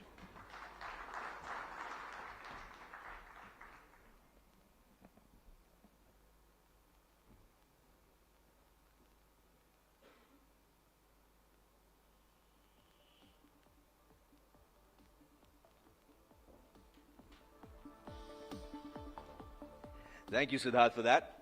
And now the moment you've been waiting for. For this keynote session, we are joined by our guest of honor, the Honorable Chief Minister of Gujarat, Bhupendra Patel, who will share insights on Gujarat's pivotal role in India's financial landscape. A huge round of applause. Gift cities' growth trajectory, regulatory frameworks, global partnerships, and investment opportunities. Sir, Mr. Bhupendra Patel ji, Chief Minister of Gujarat, can we please have you on stage?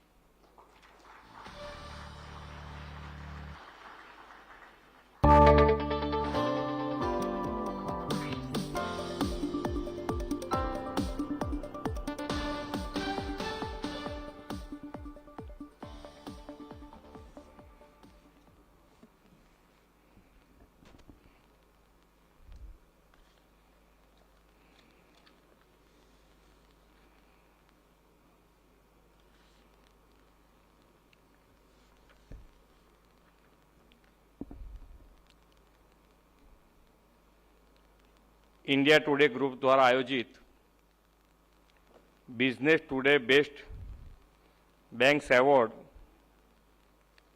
कार्यक्रम में हमारे साथ उपस्थित finance commission के chairman Shri doctor Arvind Pagaria ji, international financial service centre authority के अध्यक्ष Shri Kalyan Raman Rajaraman ji, HDFC bank के MD और CEO श्री शशि जगदीशन जी, NSA के CEO Shri Ashish Chauhan, Ujjwal small finance bank के CEO Shri Ittira Davis, bank of Maharashtra के ED श्री आशीष पांडेन जी, करू वैश्य बैंक के CEO Shri Ramesh Babu, JP Morgan के केंद्रीय ऑफिसर श्री कौस्तुर जी कुलकर्णी जी, GNDC के MD Shri Rupan Singh ji, author and speaker Shri Chetan Bhagat ji, India today group के ex director Shri Rahul Kanwal ji, editor Shri Saurav Majumdar, managing editor Shri Siddharth Garbhi, chief operating officer Shri Alok Nair, India today group के सभी टीम मेंबर्स, आप सभी को मेरा नमस्कार। विश्व नेता और भारत के यशस्वी प्रधानमंत्री श्री नरेंद्र भाई मोदी ने इसकी प्रेरणा से बनी इस गिफ्ट में इस इवेंट का आयोजन मैं समझता हूं right time at right place है। प्रधानमंत्री जी ने हमेशा वसुधैव कुटुंबकम की भावना के साथ काम किया है। यहाँ कोविड महामारी के समय विश्व को दवाइयाँ और वैक्सीन की सप्लाई की बात हो, या फिर कोविड महामारी के बाद हमारे पड़ोसी देशों में आई आर्थिक अस्थिरता से उन्हें उभारने के लिए आर्थिक मदद की बात हो, उनके नेतृत्व में देश में बनी आर्थिक नीतियां, ढांचागत सुविधा के तेजी से विकास और निर्यात में बढ़ोतरी के कारण भारत दुनिया की 5वीं सबसे बड़ी अर्थव्यवस्था बन गया है। आज भारत विश्व की सबसे स्थिर और तेज रफ्तार से बढ़ती अर्थव्यवस्था में से एक है। रिफॉर्म, ट्रांसफॉर्म और परफॉर्म की प्रधानमंत्री जी के मंत्र के साथ आज बैंकिंग और वित्तीय क्षेत्र ऐतिहासिक प्रगति हासिल कर रहे हैं। आज से कुछ साल पहले तक आपने देखा ही होगा कि बैंकिंग सेक्टर के हालात सही नहीं थे। एनपीए भी लगातार बढ़ रहे थे। लेकिन नरेंद्र भाई जब प्रधानमंत्री बने तब उन्होंने बैंकिंग सेक्टर की काया पलट करने के लिए कई बड़े कदम उठाए और आज हम देख रहे हैं कि भारत की अर्थव्यवस्था को इस ऊंचाई पर ले जाने में बैंकर्स और वित्तीय संस्थान कितना बड़ा योगदान दे रहा है। World bank, new development bank, Asian development bank जैसी विश्व स्तरीय संस्थान भारत के डेवलपमेंट प्रोजेक्ट में निवेश के लिए उत्सुक है और खासकर गुजरात उनके लिए पहली पसंद है। गुजरात के श्रेष्ठ वित्तीय व्यवस्थापन की सराहना नीति आयोग ने भी अनेक बार की है। ईज ऑफ डूइंग बिजनेस के कारण भी विदेशी निवेशकों के लिए गुजरात पहली पसंद बना है और स्टार्टअप इकोसिस्टम तथा एमएसएमई भी गुजरात अग्रिम स्थान पर है। आप सभी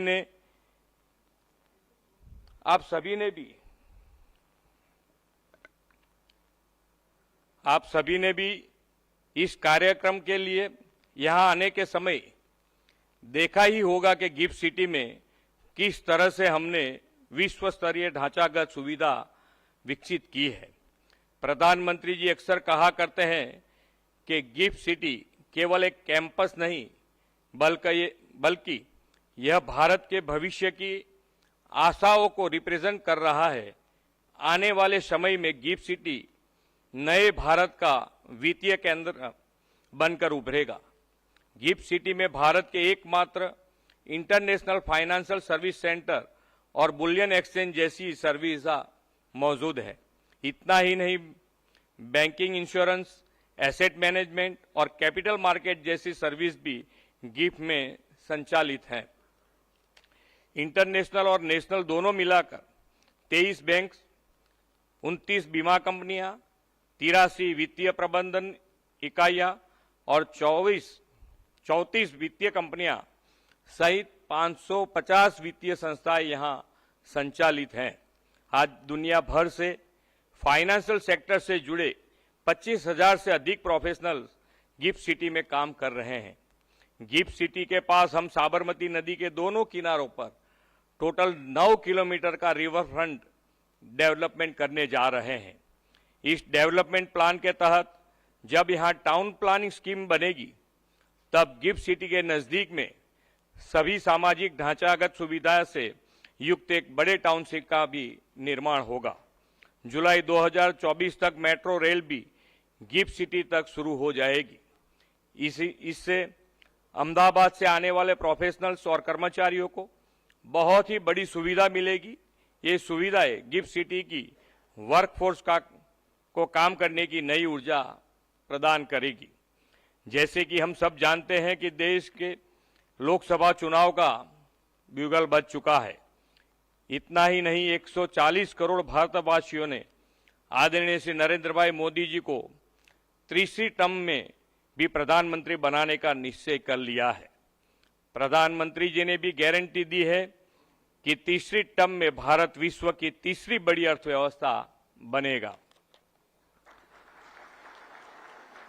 प्रधानमंत्री जी के मार्गदर्शन में विकसित भारत की आकांक्षाओं को हासिल करने का हम सब के लिए यही समय है, सही समय है। विकसित भारत के निर्माण में बैंकिंग और अर्थव्यवस्था को वैश्विक स्तर पर गति देने में गिफ्ट सिटी नींव का पत्थर बनकर उभरेगा, ये मेरा विश्वास है।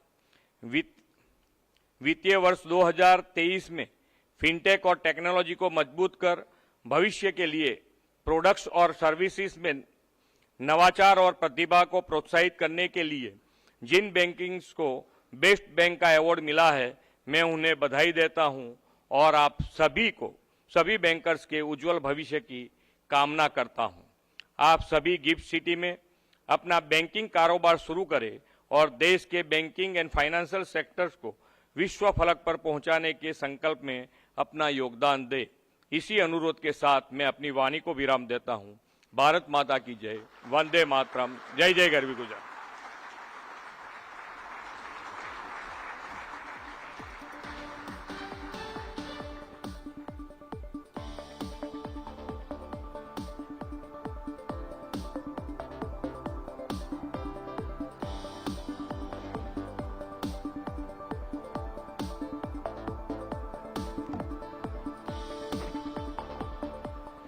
Sir, thank you for that address, but we need you for just a minute. We want to express a token of our gratitude for you joining us today. I know you have a very busy schedule.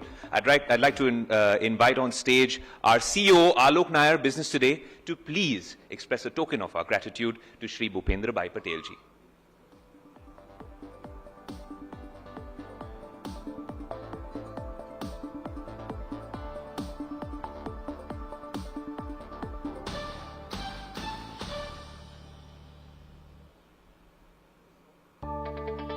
Alok, please.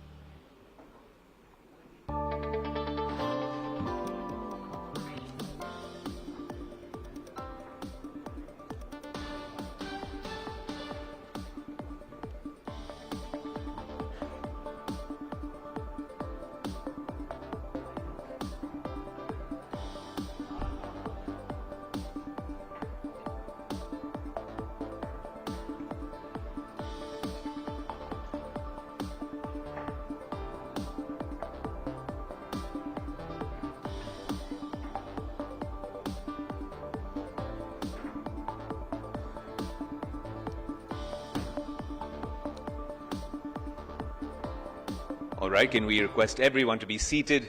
Because this is a very special session. We've really been building up to a crescendo throughout the day. It's been a fascinating day with some great conversations. But the next one is one you won't want to miss. The next chapter of India's financial power and economic growth. In this session with our chief guest for this evening, Shri Nitin Gadkari ji, a visionary leader driving sustainable growth, we will explore infrastructure development, sustainable finance, digitalization, and global partnerships driving India's economic trajectory. This session will be moderated by the full strength of the Business Today multiverse. We have, of course, Rahul Kaval, Siddharth Zarabi, and Saurabh Majumdar for this absolute stellar session with Shri Nitin Gadkari ji, Union Minister for Road Transport and Highways.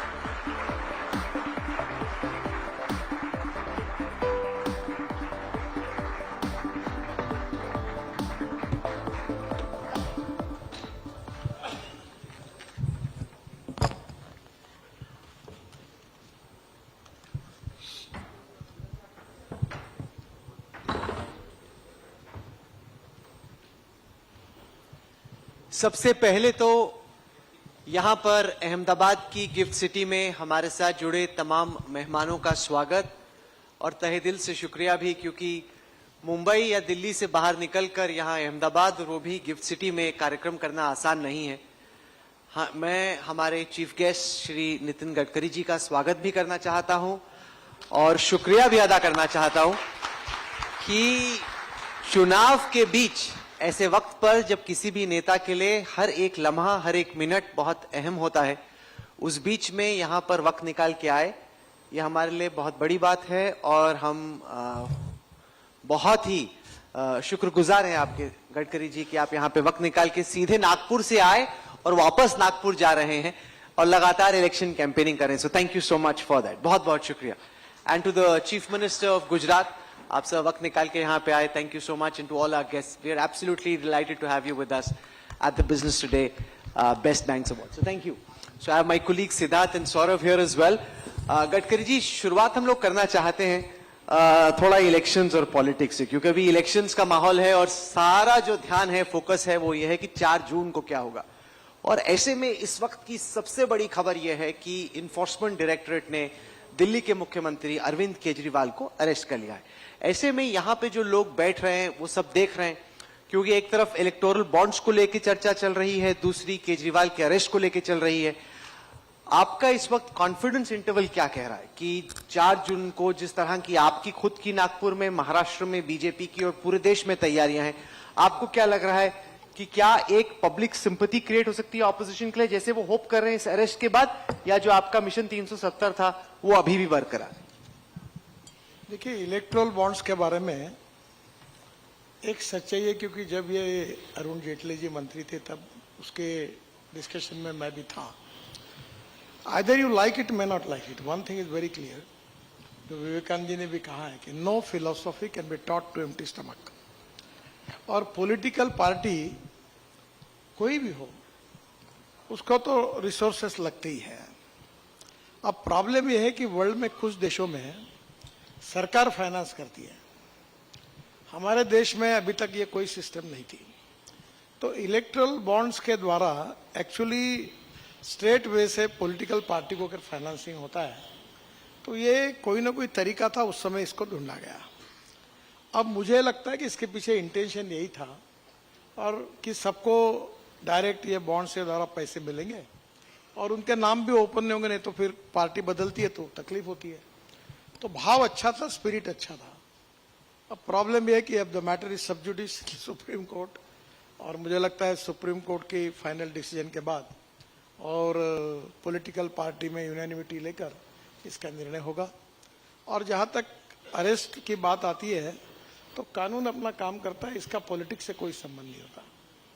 जो evidences मिलते हैं उसके आधार पर institution अपनी कार्रवाई करती है, उसको पॉलिटिकलाइज करके पॉलिटिकली जोड़ना उचित नहीं होगा, ऐसा मुझे लगता है. क्या आपको लगता है कि जिस मंशा से इलेक्टोरल बॉन्ड स्टार्ट किए गए कि इसमें कुछ ट्रांसपेरेंसी आएगी, क्या कुछ हद तक वो अचीव हुआ, या आपको लग रहा है कि पहले भी ब्लैक मनी इलेक्शंस में था, केवल एक बहुत छोटा हिस्सा व्हाइट हुआ, लेकिन वो ब्लैक मनी की प्रॉब्लम सॉल्व नहीं? नहीं, पहली बात तो ऐसी है कि बॉन्ड के द्वारा पॉलिटिकल पार्टी को पैसा मिला. अब मैं ये सवाल, मैं भी पार्टी का अध्यक्ष रह चुका हूं, तो मैं ज्यादा बोल नहीं सकता, पर आखिर पॉलिटिकल पार्टी कोई भी हो, जो बात मैंने आपको कही कि अगर आप मीडिया में काम कर रहे हैं तो आप कितने भी अच्छे इंटरव्यू लेंगे, तो भी जब तक स्पॉन्सर नहीं मिलेंगे, जब तक एडवर्टाइजमेंट नहीं मिलेगी,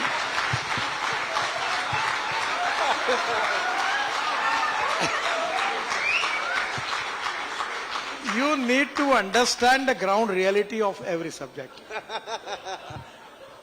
और इसलिए जो विवेकानंद जी ने कहा था, no philosophy can be taught to empty stomach, it is absolutely correct.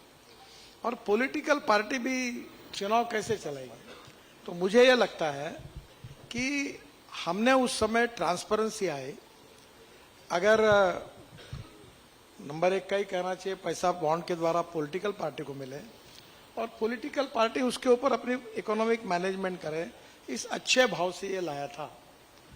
The intention behind all this thing was very good, transparent. इसके बाद में भी अगर उसमें कुछ कमियां होगी और सुप्रीम कोर्ट कुछ कहता है, तो सभी पॉलिटिकल पार्टी ने यूनानिमिटी से सोचना चाहिए.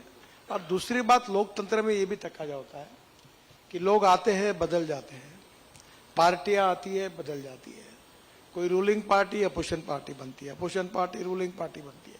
मैं भी लीडर ऑफ अपोजिशन था, तो कभी ना कभी मंत्री था, फिर लीडर ऑफ अपोजिशन बना, तो कभी ना कभी ये सब रोल सबको करने पड़ते हैं।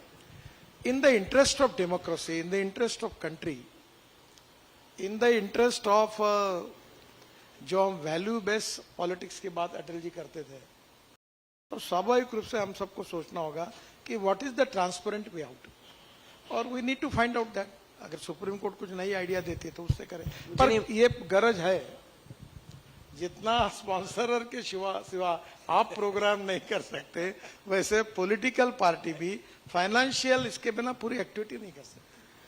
मुझे नहीं मालूम कि कितने लोग यहाँ पे मौजूद हैं जिनको ये मालूम है कि इस दफा गडकरी जी ने नागपुर में अपने कैंपेन, पहले तो थोड़ी हवा उड़ी, उद्धव ठाकरे ने इनवाइट किया कि अगर बीजेपी टिकट नहीं दे रही तो मेरे पास आ जाओ, मैं आपको टिकट देता हूँ।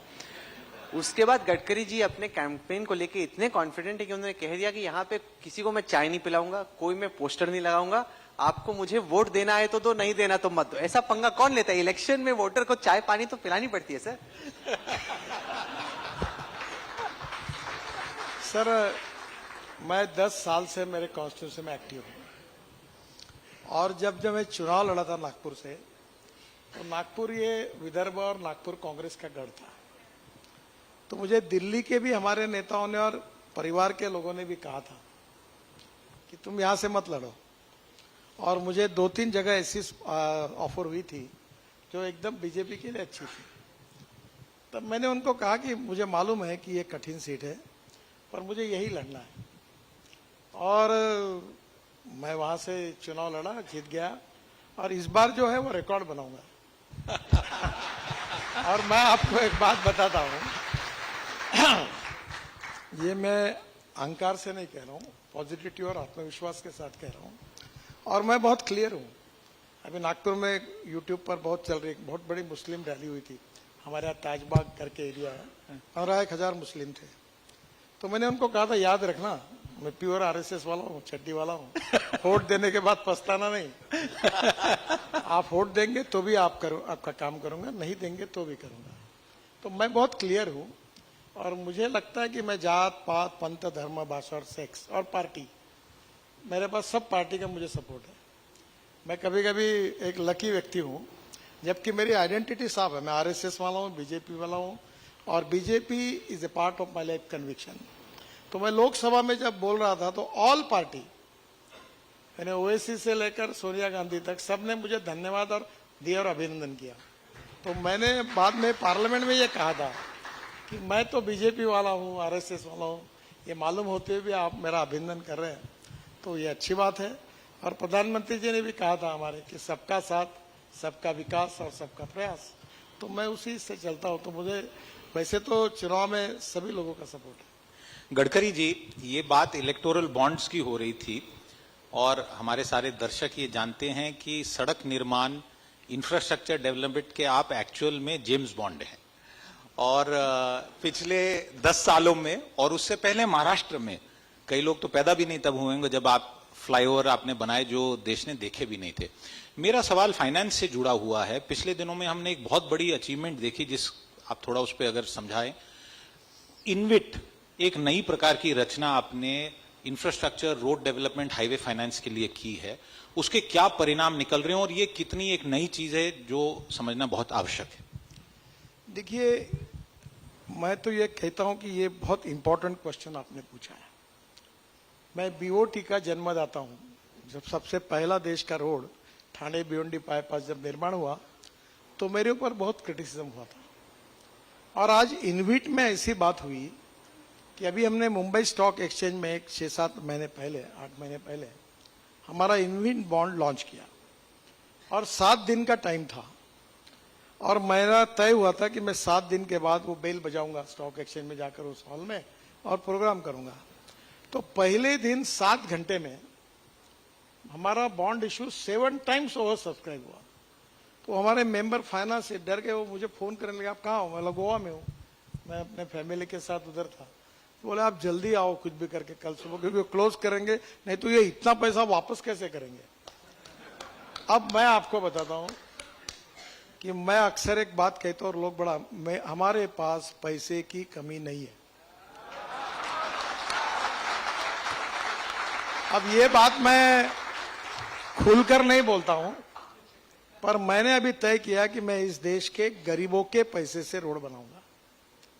हमारा अभी 50,000 करोड़ साल का टोल इनकम है और आने वाले 2 साल में हम 1,45,000 करोड़ इनकम होगा। और अभी आपको बता रहा हूं कि अभी हमारे इनविट बॉन्ड में मैंने पब्लिक के लिए रखे हैं। तो मैं अक्सर लोगों का, तो कोई छोटा प्यून है, कांस्टेबल है, ये छोटे छोटे मजदूर है, मैं इनको कह रहा हूं तुम इनविट में पैसे डालो, मैं आपको 8.05 इंटरेस्ट पर ईयर दूंगा और मंथली जो रिटायर्ड पेंशनर है उनको मंथली उनके अकाउंट में पैसे डालूंगा।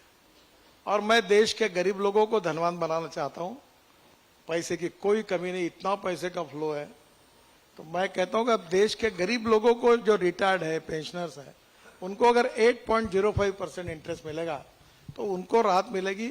और आपको एक सबसे अच्छी बात बताओ, रोड की तो बात छोड़ो, मैंने मथुरा में एक लिक्विड वेस्ट मैनेजमेंट में एक हाइब्रिड एन्युटी प्रोजेक्ट किया है कि जो मथुरा का 90 ml स्लज था उसमें 40% हाइब्रिड एन्युटी में पहली बार प्रयोग किया, 40% सरकार ने दिया और 60% इन्वेस्टर ने लाया। और मैंने इंडियन ऑयल की रिफाइनरी मथुरा में उनके साथ एक एमओयू कर दिया और उनको मैंने पूछा, इंडियन ऑयल के चेयरमैन वैद्य साहब थे, उनको बुलाकर बोला आप उत्तर प्रदेश के इरिगेशन को कितना पैसा देते हो? बोले मैं 25 करोड़ साल का पानी का देता हूं। मैंने बोला उतना ही पानी मैं आपको 20 करोड़ रुपए दीजिए। वो हर साल 20 करोड़ दे रहे हैं। त्रिवेणी इंजीनियरिंग कंपनी है, हाइब्रिड एन्युटी में प्रोजेक्ट सक्सेसफुल हुआ और अब 20 करोड़ वो साल के दे रहे हैं और प्रोजेक्ट इकोनॉमिकली वायबल हुआ। और आज लिक्विड वेस्ट और सॉलिड वेस्ट मैनेजमेंट में भी पब्लिक प्राइवेट इन्वेस्टमेंट संभव है। 4 बातें बहुत इंपॉर्टेंट है, proven technology, economic viability, availability of raw material and marketability of the finish product. अभी हमने ये गुजरात में अहमदाबाद डोलेरो रोड में 20-25 लाख टन कचरा भी रोड में डाल दिया। अब मेरे मन में एक भाव है कि पानी जो वेस्ट वाटर है, मैं अपने सिटी में जहां का मैं सांसद हूं, मैंने ये 7 साल पहले एक प्रोजेक्ट लाया था कि टॉयलेट का पानी सफाई करके बेचना, तो इतनी हंसी उड़ाई मेरी। अब 7 साल से हम पानी बेच रहे हैं महाराष्ट्र सरकार को, कोराडी और खापरखेड़ा पावर प्लांट को 400 MLD पानी देते हैं और हमको हर साल 300 करोड़ रुपए टॉयलेट का पानी बेचकर रॉयल्टी मिलती है। अब मैं जो कह रहा हूं, जो आप थोड़ा सा ये बैंकर्स वगैरह को कहिए कि अभी जो ऑर्गेनिक वेस्ट है उससे ग्रीन हाइड्रोजन तैयार करना। अभी हमारे आईसी इंजन पर ट्रक आए जो हाइड्रोजन पे चल सकते हैं, टाटा और लेलैंड के बसेस आई है। और फ्यूचरिस्टिक टेक्नोलॉजी और फ्यूचरिस्ट विजन में हाइड्रोजन बहुत इंपॉर्टेंट है, ग्रीन हाइड्रोजन। और मुझे लगता है कि हम हाइड्रोजन को अगर तैयार करेंगे तो हम ऊर्जा को आयात करने वाला नहीं, ऊर्जा को निर्यात करने वाला देश बनेंगे और उसमें इकोनॉमिक वायबिलिटी है। तो कचरे में वैल्यू क्रिएट करेगी तो स्वच्छ भारत अभियान भी यशस्वी हो जाएगा। गडकरी जी, आपने अभी बैंक्स की जिक्र की। Banks used to be scared of infrastructure projects after they had burnt their fingers earlier. बहुत उनका हालत खराब हो गया, NPAs बढ़ गए. Today there is a different environment and much of the credit must go to you. NABFID भी आ चुका है, एक new institution. तो आपको क्या लगता है अभी banks धीरे-धीरे will get into funding infrastructure projects in a bigger way? देखिए, पहली बात तो ऐसी कि मैं जब मंत्री बना और मोदी जी प्रधानमंत्री बने हैं तो 406 प्रोजेक्ट 3,85,000 करोड़ के लगभग बंद पड़े थे और इंडियन बैंकों में 3 लाख करोड़ का एनपीए था।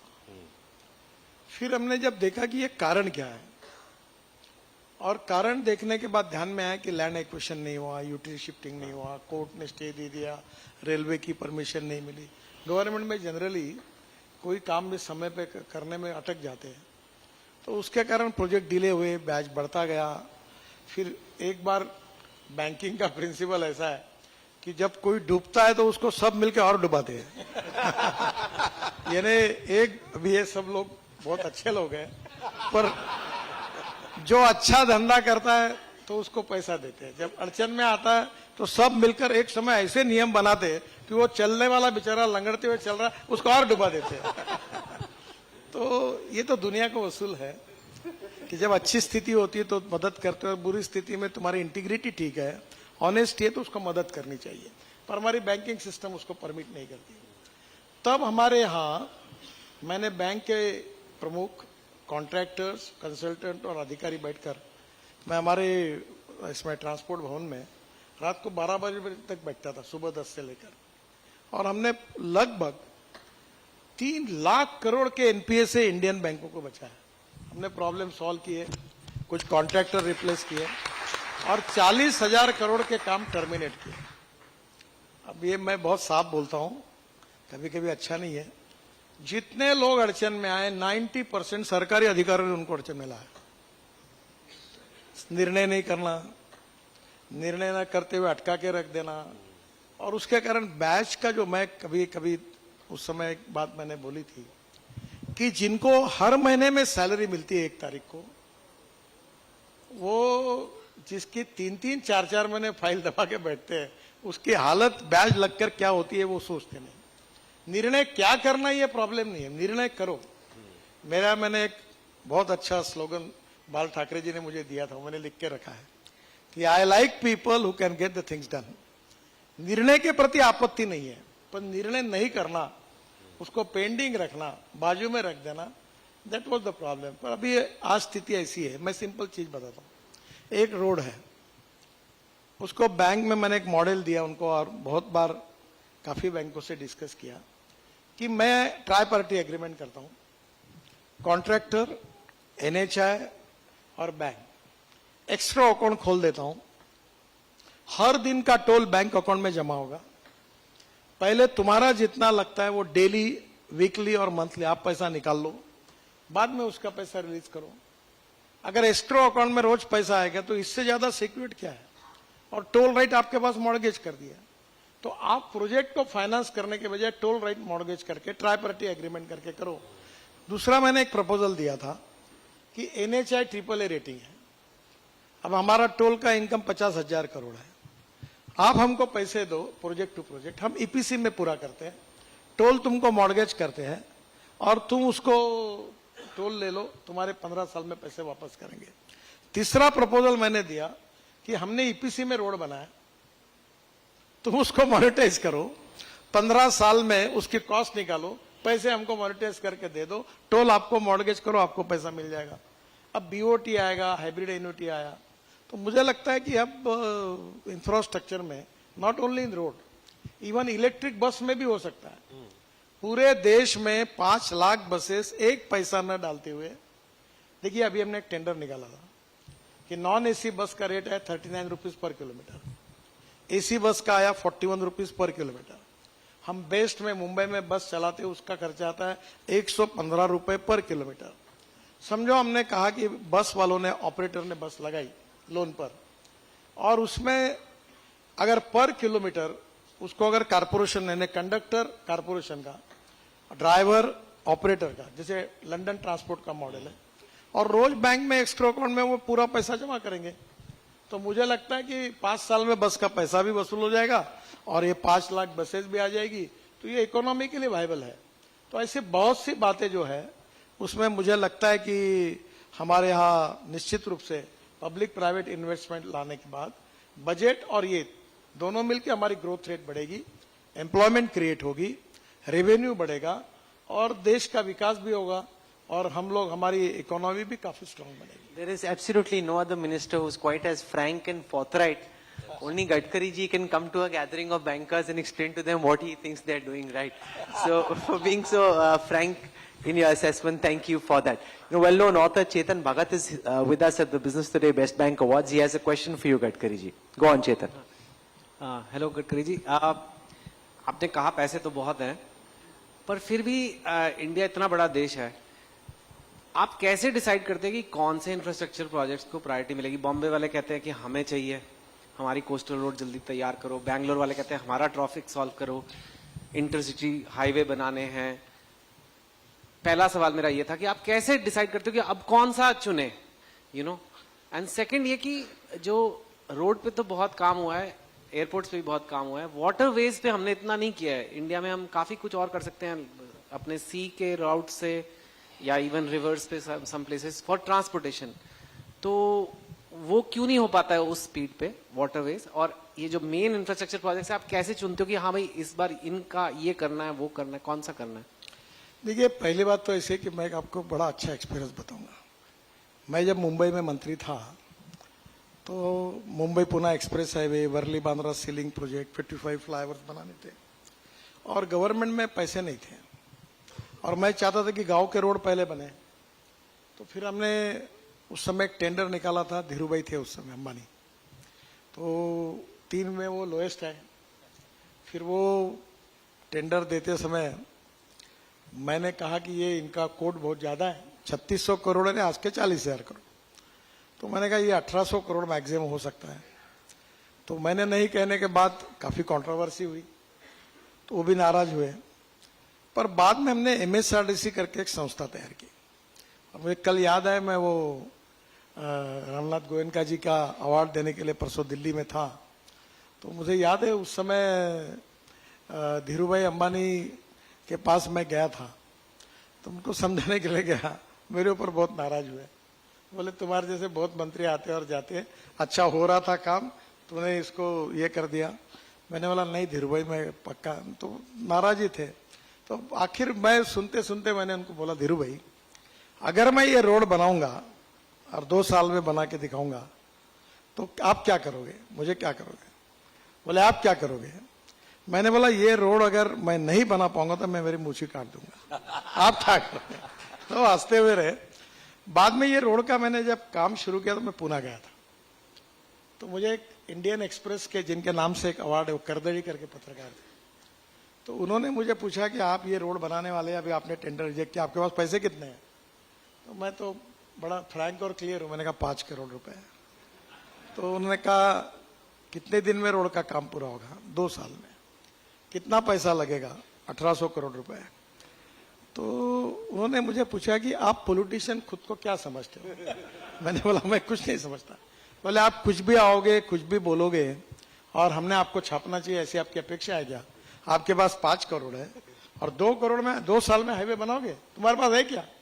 तो मेरे मुंह से एक वाक्य निकल गया था, मैंने कहा था if there is a will there is a way and if there is no will there is only survey, discussion, seminar, committee, sub committee and research. और ये कथा का एंड बहुत अच्छा हुआ कि हमने 2 साल में रोड बनाया। जो धीरूभाई 3600 करोड़ कर रहे थे वो 1650 करोड़ में बना। तो आप बोल रहे हैं आप धीरूभाई से बेटर बिजनेसमैन वो बन भी सकते बताता हूँ आपको क्या हुआ। और बाद में रोड तो अच्छा है, आप में से बहुत से लोग गए होंगे मुंबई पुणे एक्सप्रेस हाईवे पे। और बाद में वो रोड चल रहा था, एक बार धीरूभाई ने मुझे बताया, बोला है, और मुझे बेकर चैम्बर में मैं गया खाना खाने समय, उस समय चैनी करके इंडियन के वो मुझे बोल रहे थे कि धीरूभाई को आपको मिलना है। अनिल और मुकेश भाई थे, हम चारों मिलकर खाना खाया साथ में। बोले नितिन मैं हार गया, तुम जीत गए। मैंने बोला क्यों? अरे बोले हेलीकॉप्टर से देखता हूँ पूरा रोड अच्छा हो गया। तो बोले अब मैं क्या करूं? मतलब आप कुछ मुझे एक ही करिए, आशीर्वाद दीजिए। फिर उन्होंने मुझे कहा कि एक काम कर, मेरी माँ के नाम से ये मुंबई पूरे रोड पर एक अस्पताल बन रहा है और मेरी इच्छा है कि इसका उद्घाटन तुम्हारे हाथ से करना है और मैं जरूर आऊंगा।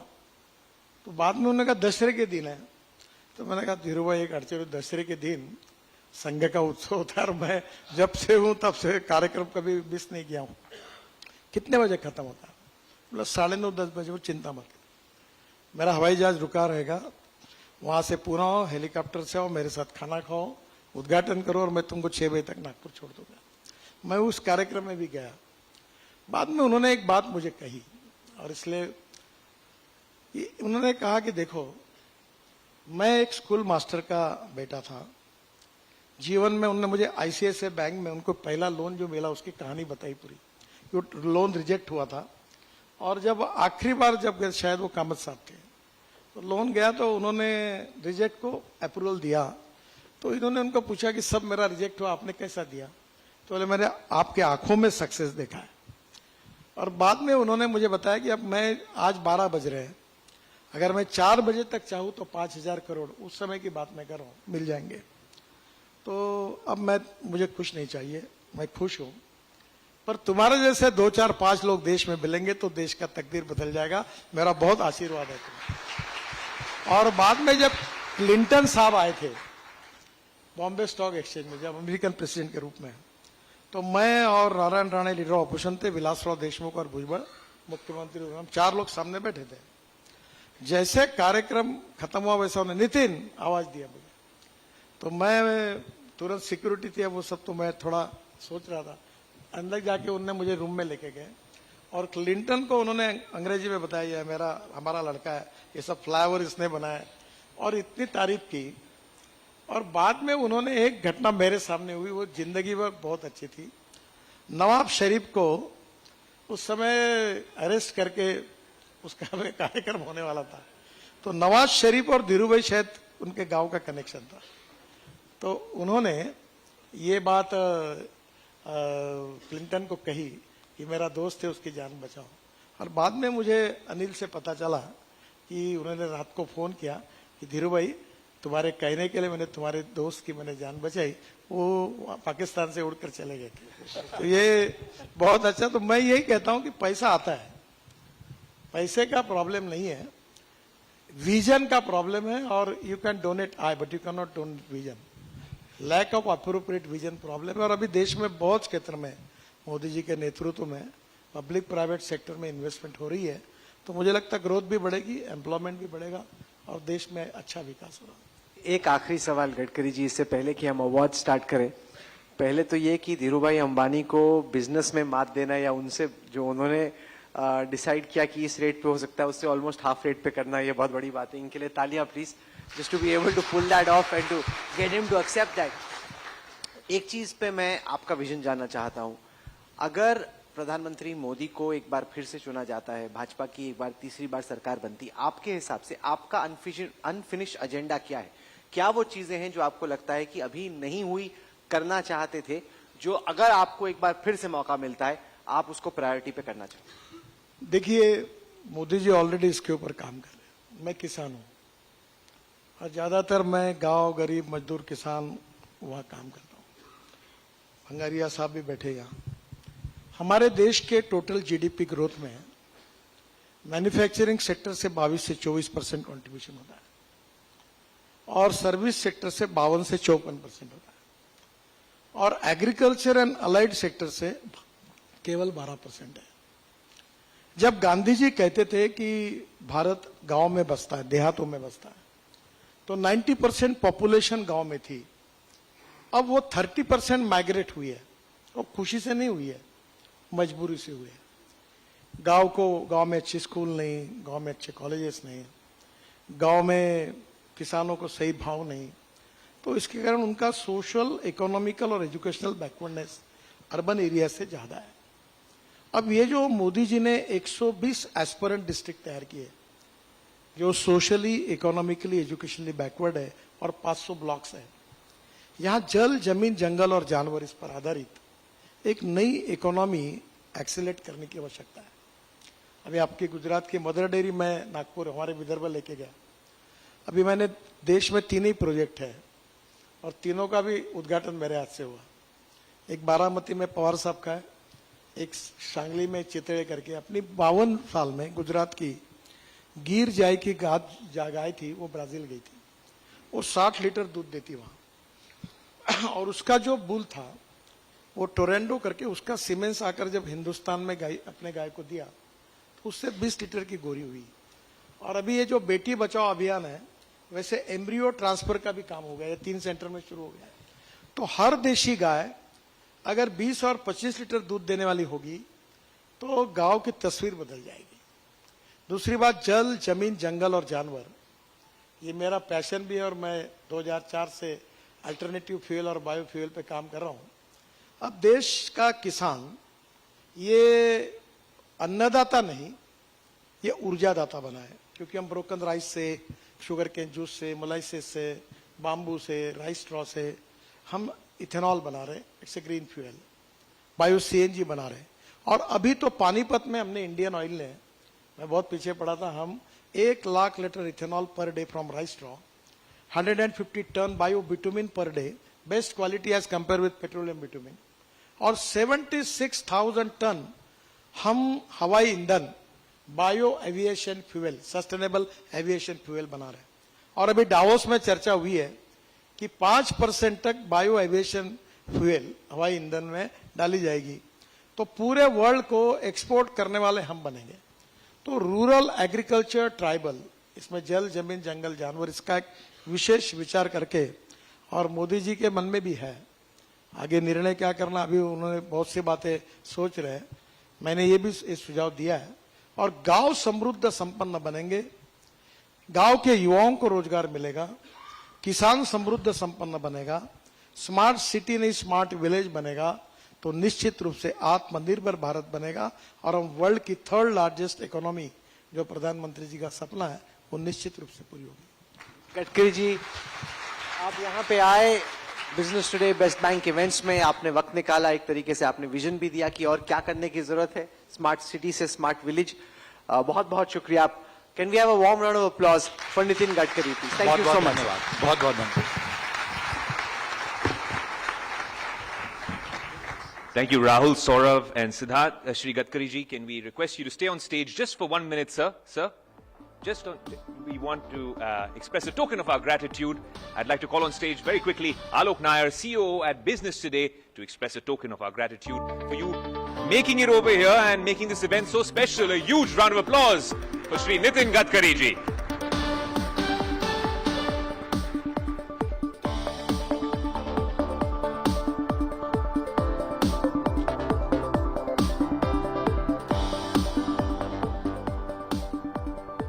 We have a couple of minutes before we move on to the moment you've been waiting for. I'd like to thank our partners, associate partner GMDC, celebration partner Radico Khaitan Limited, knowledge partner KPMG, and of course, a huge thank you that we are hosted at Gift City in Gandhinagar.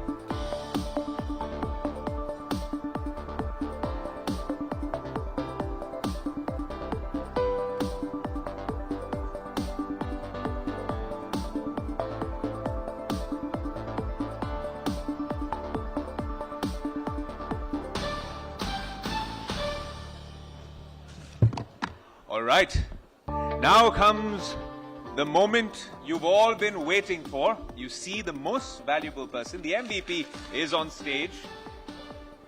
And we need to unveil the eagerly awaited special issue of the Business Today magazine on India's best banks. The BT KPMG Best Banks and NBFCs survey celebrates those organizations that have stayed resilient during uncertain times. Within the pages of this power-packed issue, you'll find insights, strategies, and innovations straight from key people who've been instrumental in their organizations becoming winners.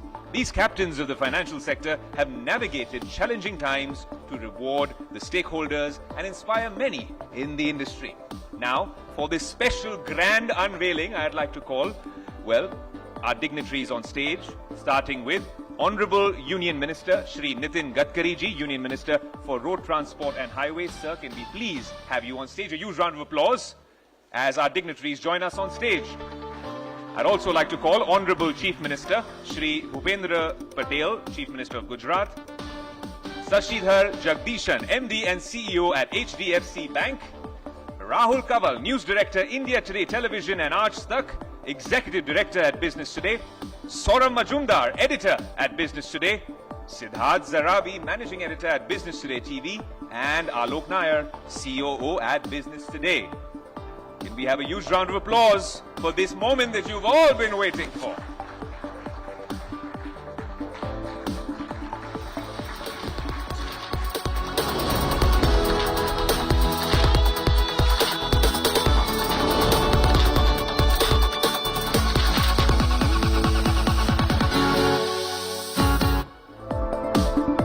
India's banks and NBFCs.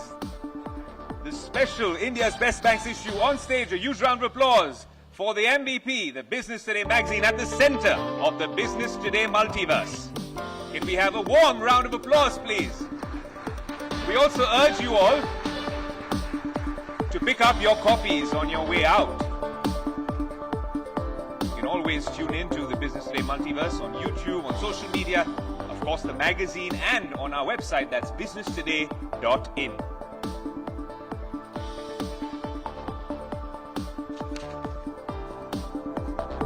Thank you so much, gentlemen, for this special moment that we've all been waiting for.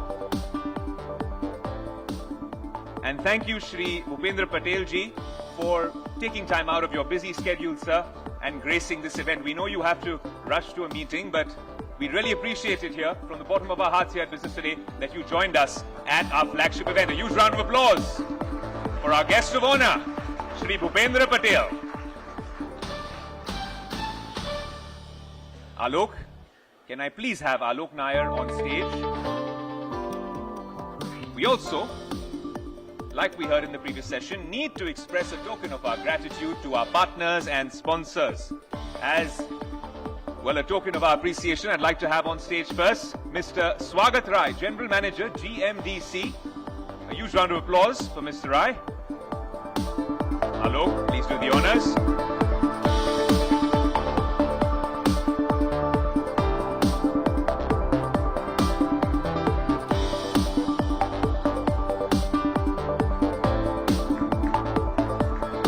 Thank you, sir. Can we get a photo, please? Thank you. Thank you, Mr. Rai, for joining us on stage. We appreciate it. And for your continued support, I'd also like to call on stage Mr. Sanjay Doshi, Partner Financial Services at KPMG. A huge round of applause. Alok, please do the honors.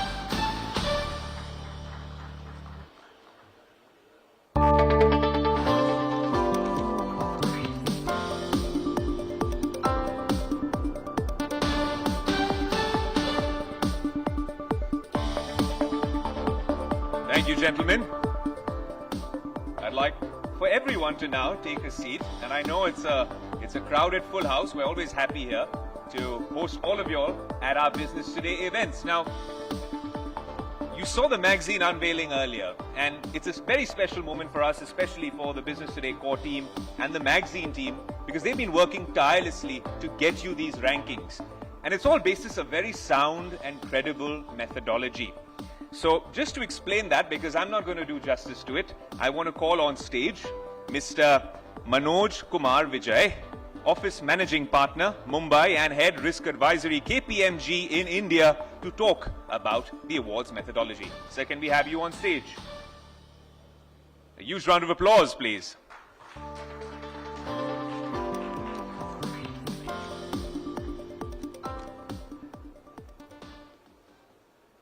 Good evening, ladies and gentlemen, and again a warm welcome to the Honorable Minister. It's a privilege to be associated for over 2 decades with Business Today for these awards that we do it, and this is another great occasion, and I think it's a special occasion because we are doing in a city, gift city. This is the first time we have been outside Bombay to do it. So, and we have an office in Gift City, and we are very proud of that as well. So it's a special privilege for us. To just take you through the methodology that we put in for this award function, the journey that started many, many years back, 2 decades as we mentioned, we keep enhancing whatever we do depending on the circumstances, depending on the movements that happen in the financial services world. So as you know, we started with bank awards, we started qualitative awards. Now this year we have added one more feather to this thing. First time we are doing a NBFC awards as well. So coming back to the bank awards, our methodology remains the same. Quantitative assessment is based on pure numbers, financial statements that are produced, and we purely go by the numbers that are there for the year. There is no qualitative judgment, and we rank all the banks based on that. The banks are categorized based on size, A, B, C, depending on the size that is there, we have a threshold, and basis that we have classified, and then we look at it 3 parameters: growth, size, and strength. We have sub-parameters, over 30 parameters that we use, so that we have a comprehensive way of coming to a score and then rank the banks accordingly in the country. We also have a mix of public sector, private sector, and foreign banks as well in this study as well. This year, as I mentioned, we added NBFCs. Given the significance every year now the NBFCs are getting, first time we have included them. We will keep adding more categories as we move on. This year we have started with the first tier of the scale-based NBFCs. And we have around 13 of them in the study today, 12 of them. And we again have growth, size, and the strength categories basis what we believed are the best way to assess the NBFCs. Post this, let me give you a little perspective as we added qualitative awards last few years back as well. This is the ranking that we do for banks and NBFCs becomes one of the bases, but we also do a lot of survey around qualitative aspects as well, and we have done it in 4 categories. The Innovation Award, the Initiative Award, the Fintech Initiative Award, the Talent and Workforce Award, the Payment Value-Added Services category as well. In these categories, we actually went to the banks and NBFCs, got the data points on a self-declaration basis. We went through the methodology, we summarized it for the jury, and the esteemed jury then finally decided the award winners basis qualitative assessments and the discussion that happened. The methodology was as simple as that. We created this we initiated the survey, we analyzed the results, we did a secondary research through the market information and presented to the jury, as I mentioned, after the scoring and the ranking that we did. And the jury's decision was final in this case. Before I end, I must say the exercise that we do takes almost 5 to 6 months, and around 20 odd people actually get involved in this exercise over this period to collate data, the analyze data, how to use technology in the best interest of getting the best results. We are extremely proud again as I conclude, so thanking BT for the association which we have, and look forward to an evening with you guys. Thank you, and congratulations to the winners in advance.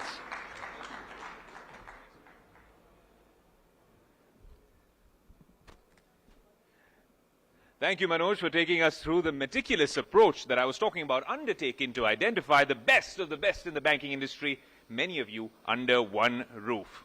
Now, ladies and gentlemen, the BT Best Bank Awards has a rich legacy of celebrating institutions shaping India's banking and financial landscape. Let us now reflect on the remarkable journey of these institutions whose dedication and resilience have indeed set them apart as leaders in the financial world. Can we please have this quick AV? The Business Today Best Bank Awards, the annual gala for top banks and institutions, driving innovation in the fast-growing financial services industry. In an era of uncertainty and economic turbulence, India's banking sector stands strong, with robust profitability and ample capital for growth.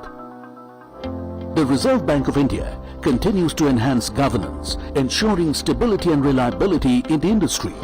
The prestigious BT KPMG Best Banks and NBFCs survey evaluates banks, NBFCs and fintech companies using both qualitative and quantitative metrics. This year's study includes large NBFCs, reflecting the evolving landscape of the BFSI sector. A stellar jury, led by industry veterans, meticulously selected the winners. Tonight, We celebrate excellence across 16 categories, from lifetime achievement to best fintech in lending. These awards recognize the brightest stars in finance and inspire newcomers to join the industry. Once again, congratulations to all the winners. All right, an early congratulations in order, but for that special moment and the acceptance speeches, let me now kickstart the awards ceremony. Category awards in innovation, fintech initiatives, and talent and workforce for banks and NBFCs, or as we like to call jury awards. To present these awards, I'd like to call on stage Shri Nitin Gadkari ji, Union Minister for Road, Transport and Highways, Dr. Arvind Panagaria, Chairman, 16th Finance Commission of India, Mr. Saurabh Majumdar, Editor, Business Today, and Rajan Vasa, Managing Partner, Gujarat KPMG in India. Huge round of applause for our dignitaries on stage.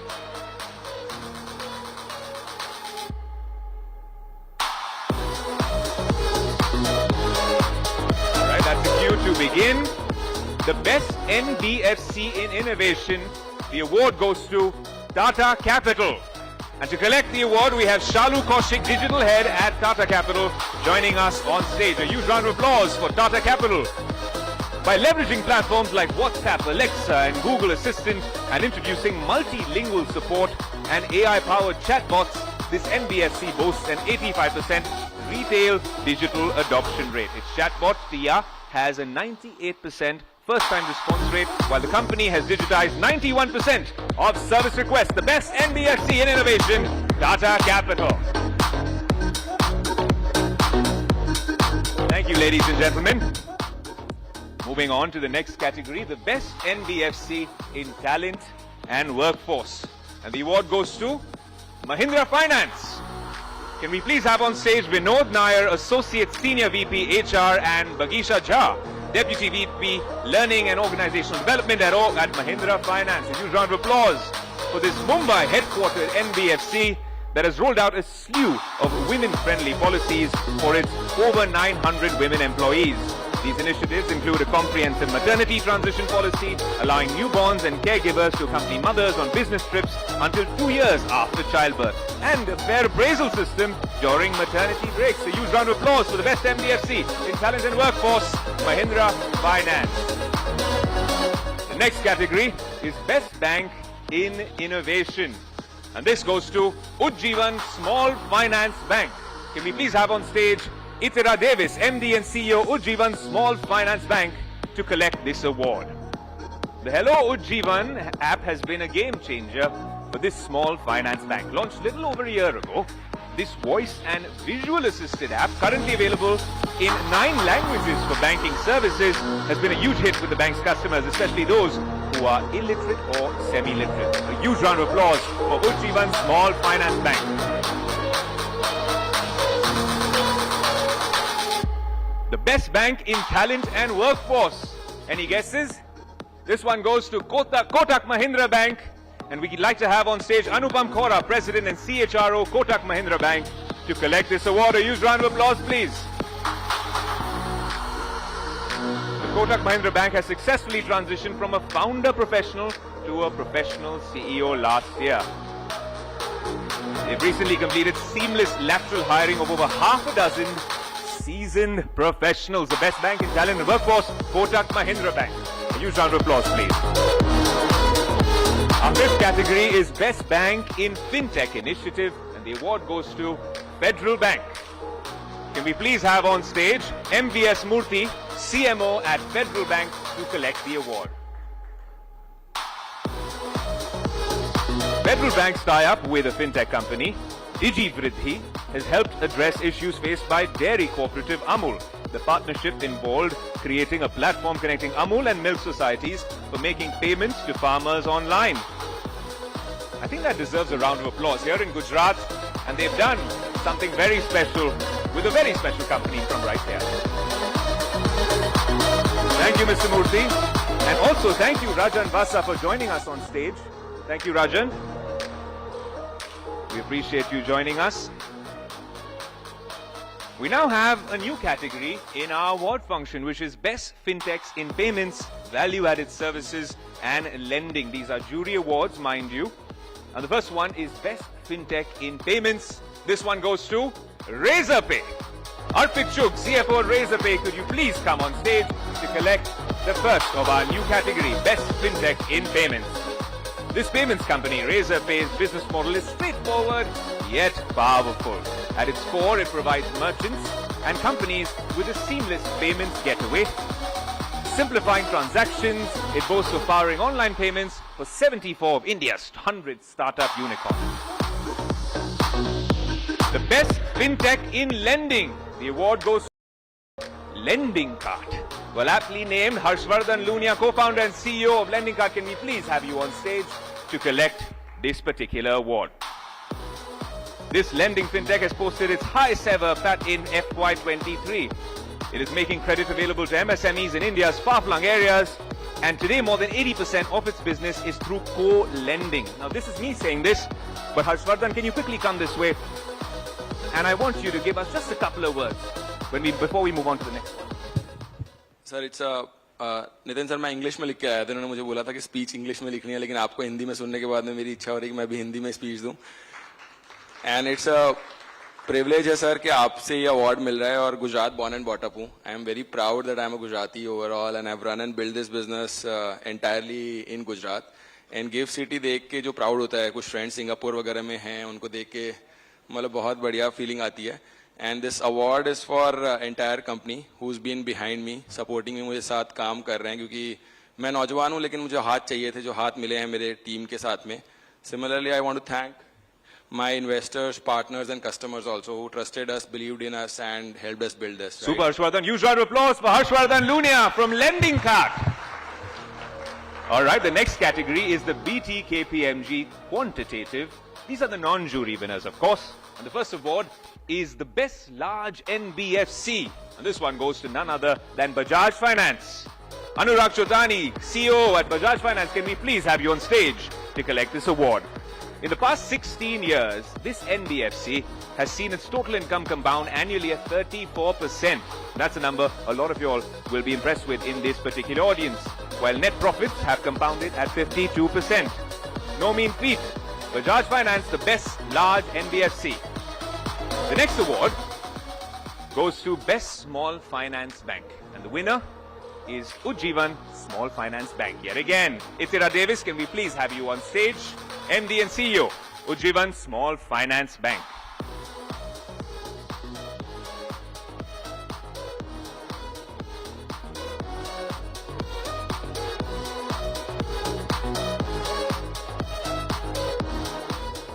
Fantastic. Itira, can we please just have a couple of words of how you feel collecting this illustrious award and coming up on stage the second time over? Thank you. I'd like to thank Mr. Gadkari, the Business Today people, and the event organizers. It's been a good to be here. And this I'm collecting on behalf of 23,000 Ujjivanites who have made the fastest turnaround post-COVID and the most profitable small finance bank. Thank you. Thank you, Tira. And more power to you. And to our next awardee, the Best Small Indian Bank, which is Karur Vaisya Bank. Can we please have on stage B. Ramesh Babu, MD and CEO at Karur Vaisya Bank. To a disciplined strategy focused on reducing NPAs, higher recovery, and an aggressive collection strategy, this bank has reduced its net NPAs by 156 basis points to lesser than 1% in FY23. They're also embracing all sorts of new technologies like AI to enhance the customer user experience and still continuing its strong financial growth. Mr. Babu, can we please have you right here?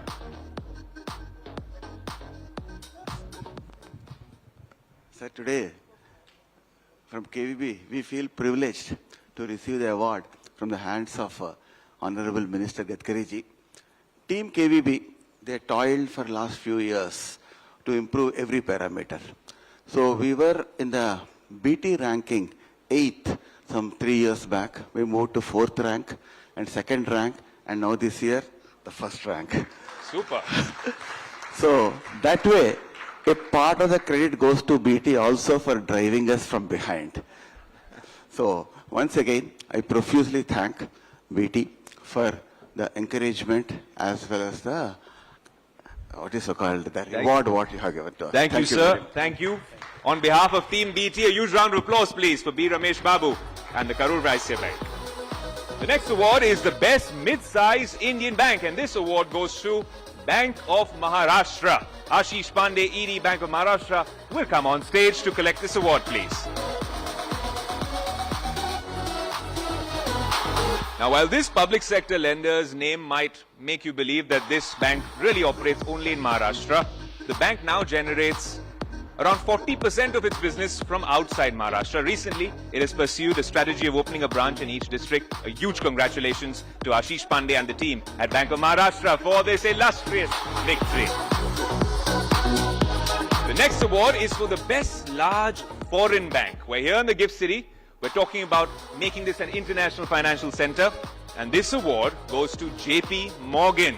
Kaustubh Kulkarni, Senior Country Officer, India and Vice Chair, Asia Pacific at JP Morgan. Can we please have you on stage to collect the award? And the rest of the team, of course, because this is where teamwork makes the dream work.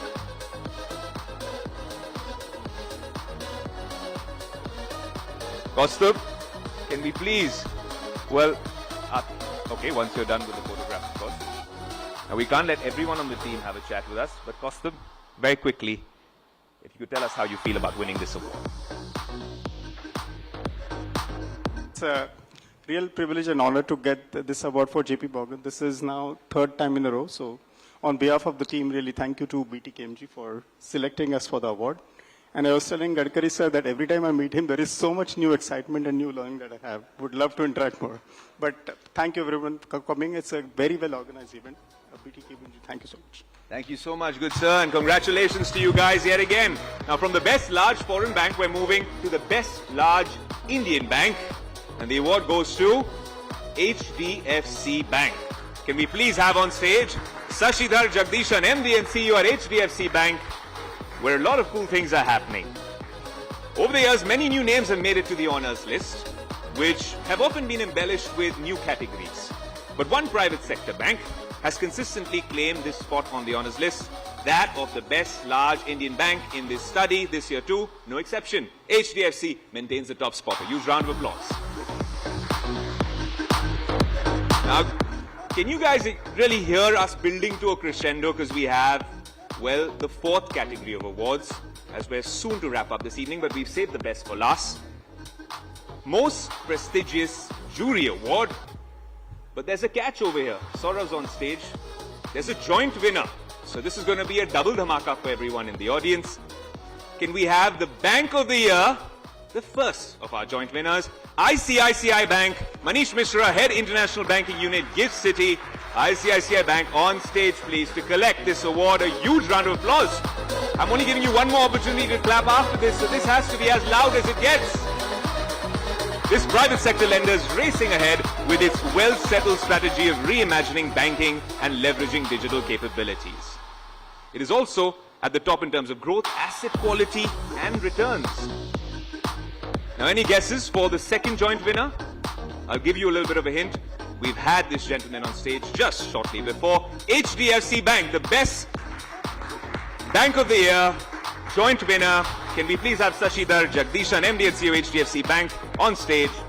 Now, Shashi, as he is well known, and I'll take the liberty of saying that, is now leading a mega bank following the merger of HDFC Limited with HDFC Bank in today's challenging banking environment. Now, HDFC Bank is in the midst of a massive transformation. We'll have you here as well, Shashi. As a fast-growing retail bank with the mortgage business now in its fold, a huge round of applause for BT Bank of the Year joint winner, HDFC Bank. And I'm now going to hand it over to Sashidhar to really tell us how he feels about being on stage the second time. Thank you very much, Honorable Minister, BT. You know, some time ago, the KPMG guys were saying it's very boring. This is the seventh time we are winning this kind of an award. So that's why we did the merger. While the markets did not like it, but that's where we are building. So we're going to be now, you know, the reason why I'm here is For 30 years, this award is for the erstwhile HDFC Bank. With the merger, it's going to be a new HDFC Bank 2.0. So I've come here to say that we will come back again with a bank. And, the Honorable Minister is saying 10 trillion economy, and we are a small bank now. So we are such a small bank that in this 10 trillion economy, the opportunity and runway is so huge. We are going to be the global production, consumption, services hub, and financial services so important that we would like to ride on that, and we are so investing so much in the country today that this is going to be the best over the next 25 years. So we are excited, and we will continue to be boring for BT KPMG Awards. And I'm really privileged to be here, and thank you for this honor. Really happy to be in Gandhinagar, my first visit. It's such a lovely place. Thank you so much. Thank you, Shashi. We want you to continue to be boring as long as you continue innovating at that exponential pace. A huge round of applause for Shashi and the team at HDFC. And now, I'd like to call on stage, thank you, good sirs, for being patient throughout the process. I'd like to call on stage all winners with their trophies for a group photograph. And along with them, I'd also like to call on stage my colleagues Rahul Kaval, Siddharth Zarabi and Alok Nair to also join in for this very Instagrammable moment.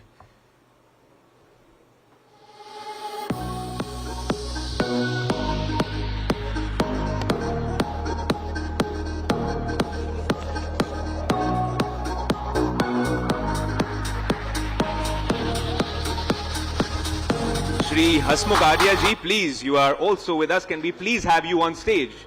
It's our absolute honor to also have you on stage. A huge round of applause for everyone joining us here for a very special moment at the BT Best Bank Awards.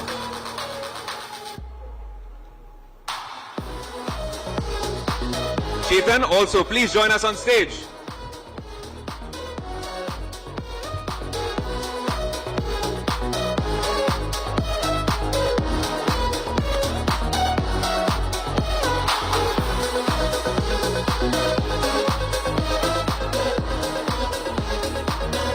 Come on, we need some support from the audience. A huge round of applause for the winners and the team that made this happen.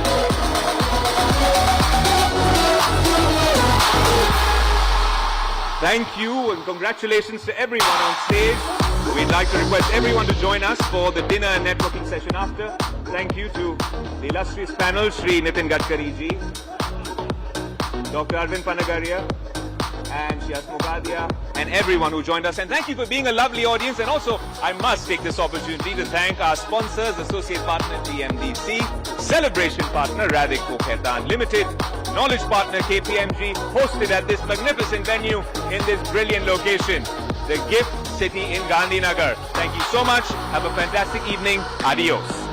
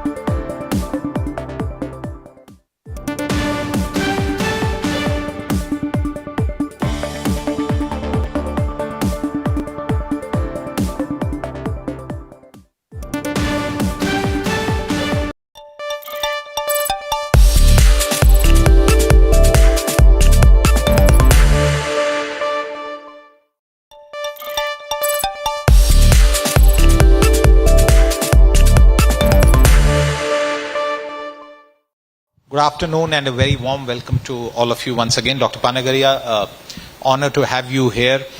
You've donned many hats in your illustrious career, an academician, economist, a believer and proponent of free trade, who's also the first vice chairperson of the Niti Aayog, and now the chairperson of the 16th Finance Commission, a commission that has an extremely important task ahead of itself in the next few years. But Dr. Panagaria, we are here at the Business Today Best Banks event.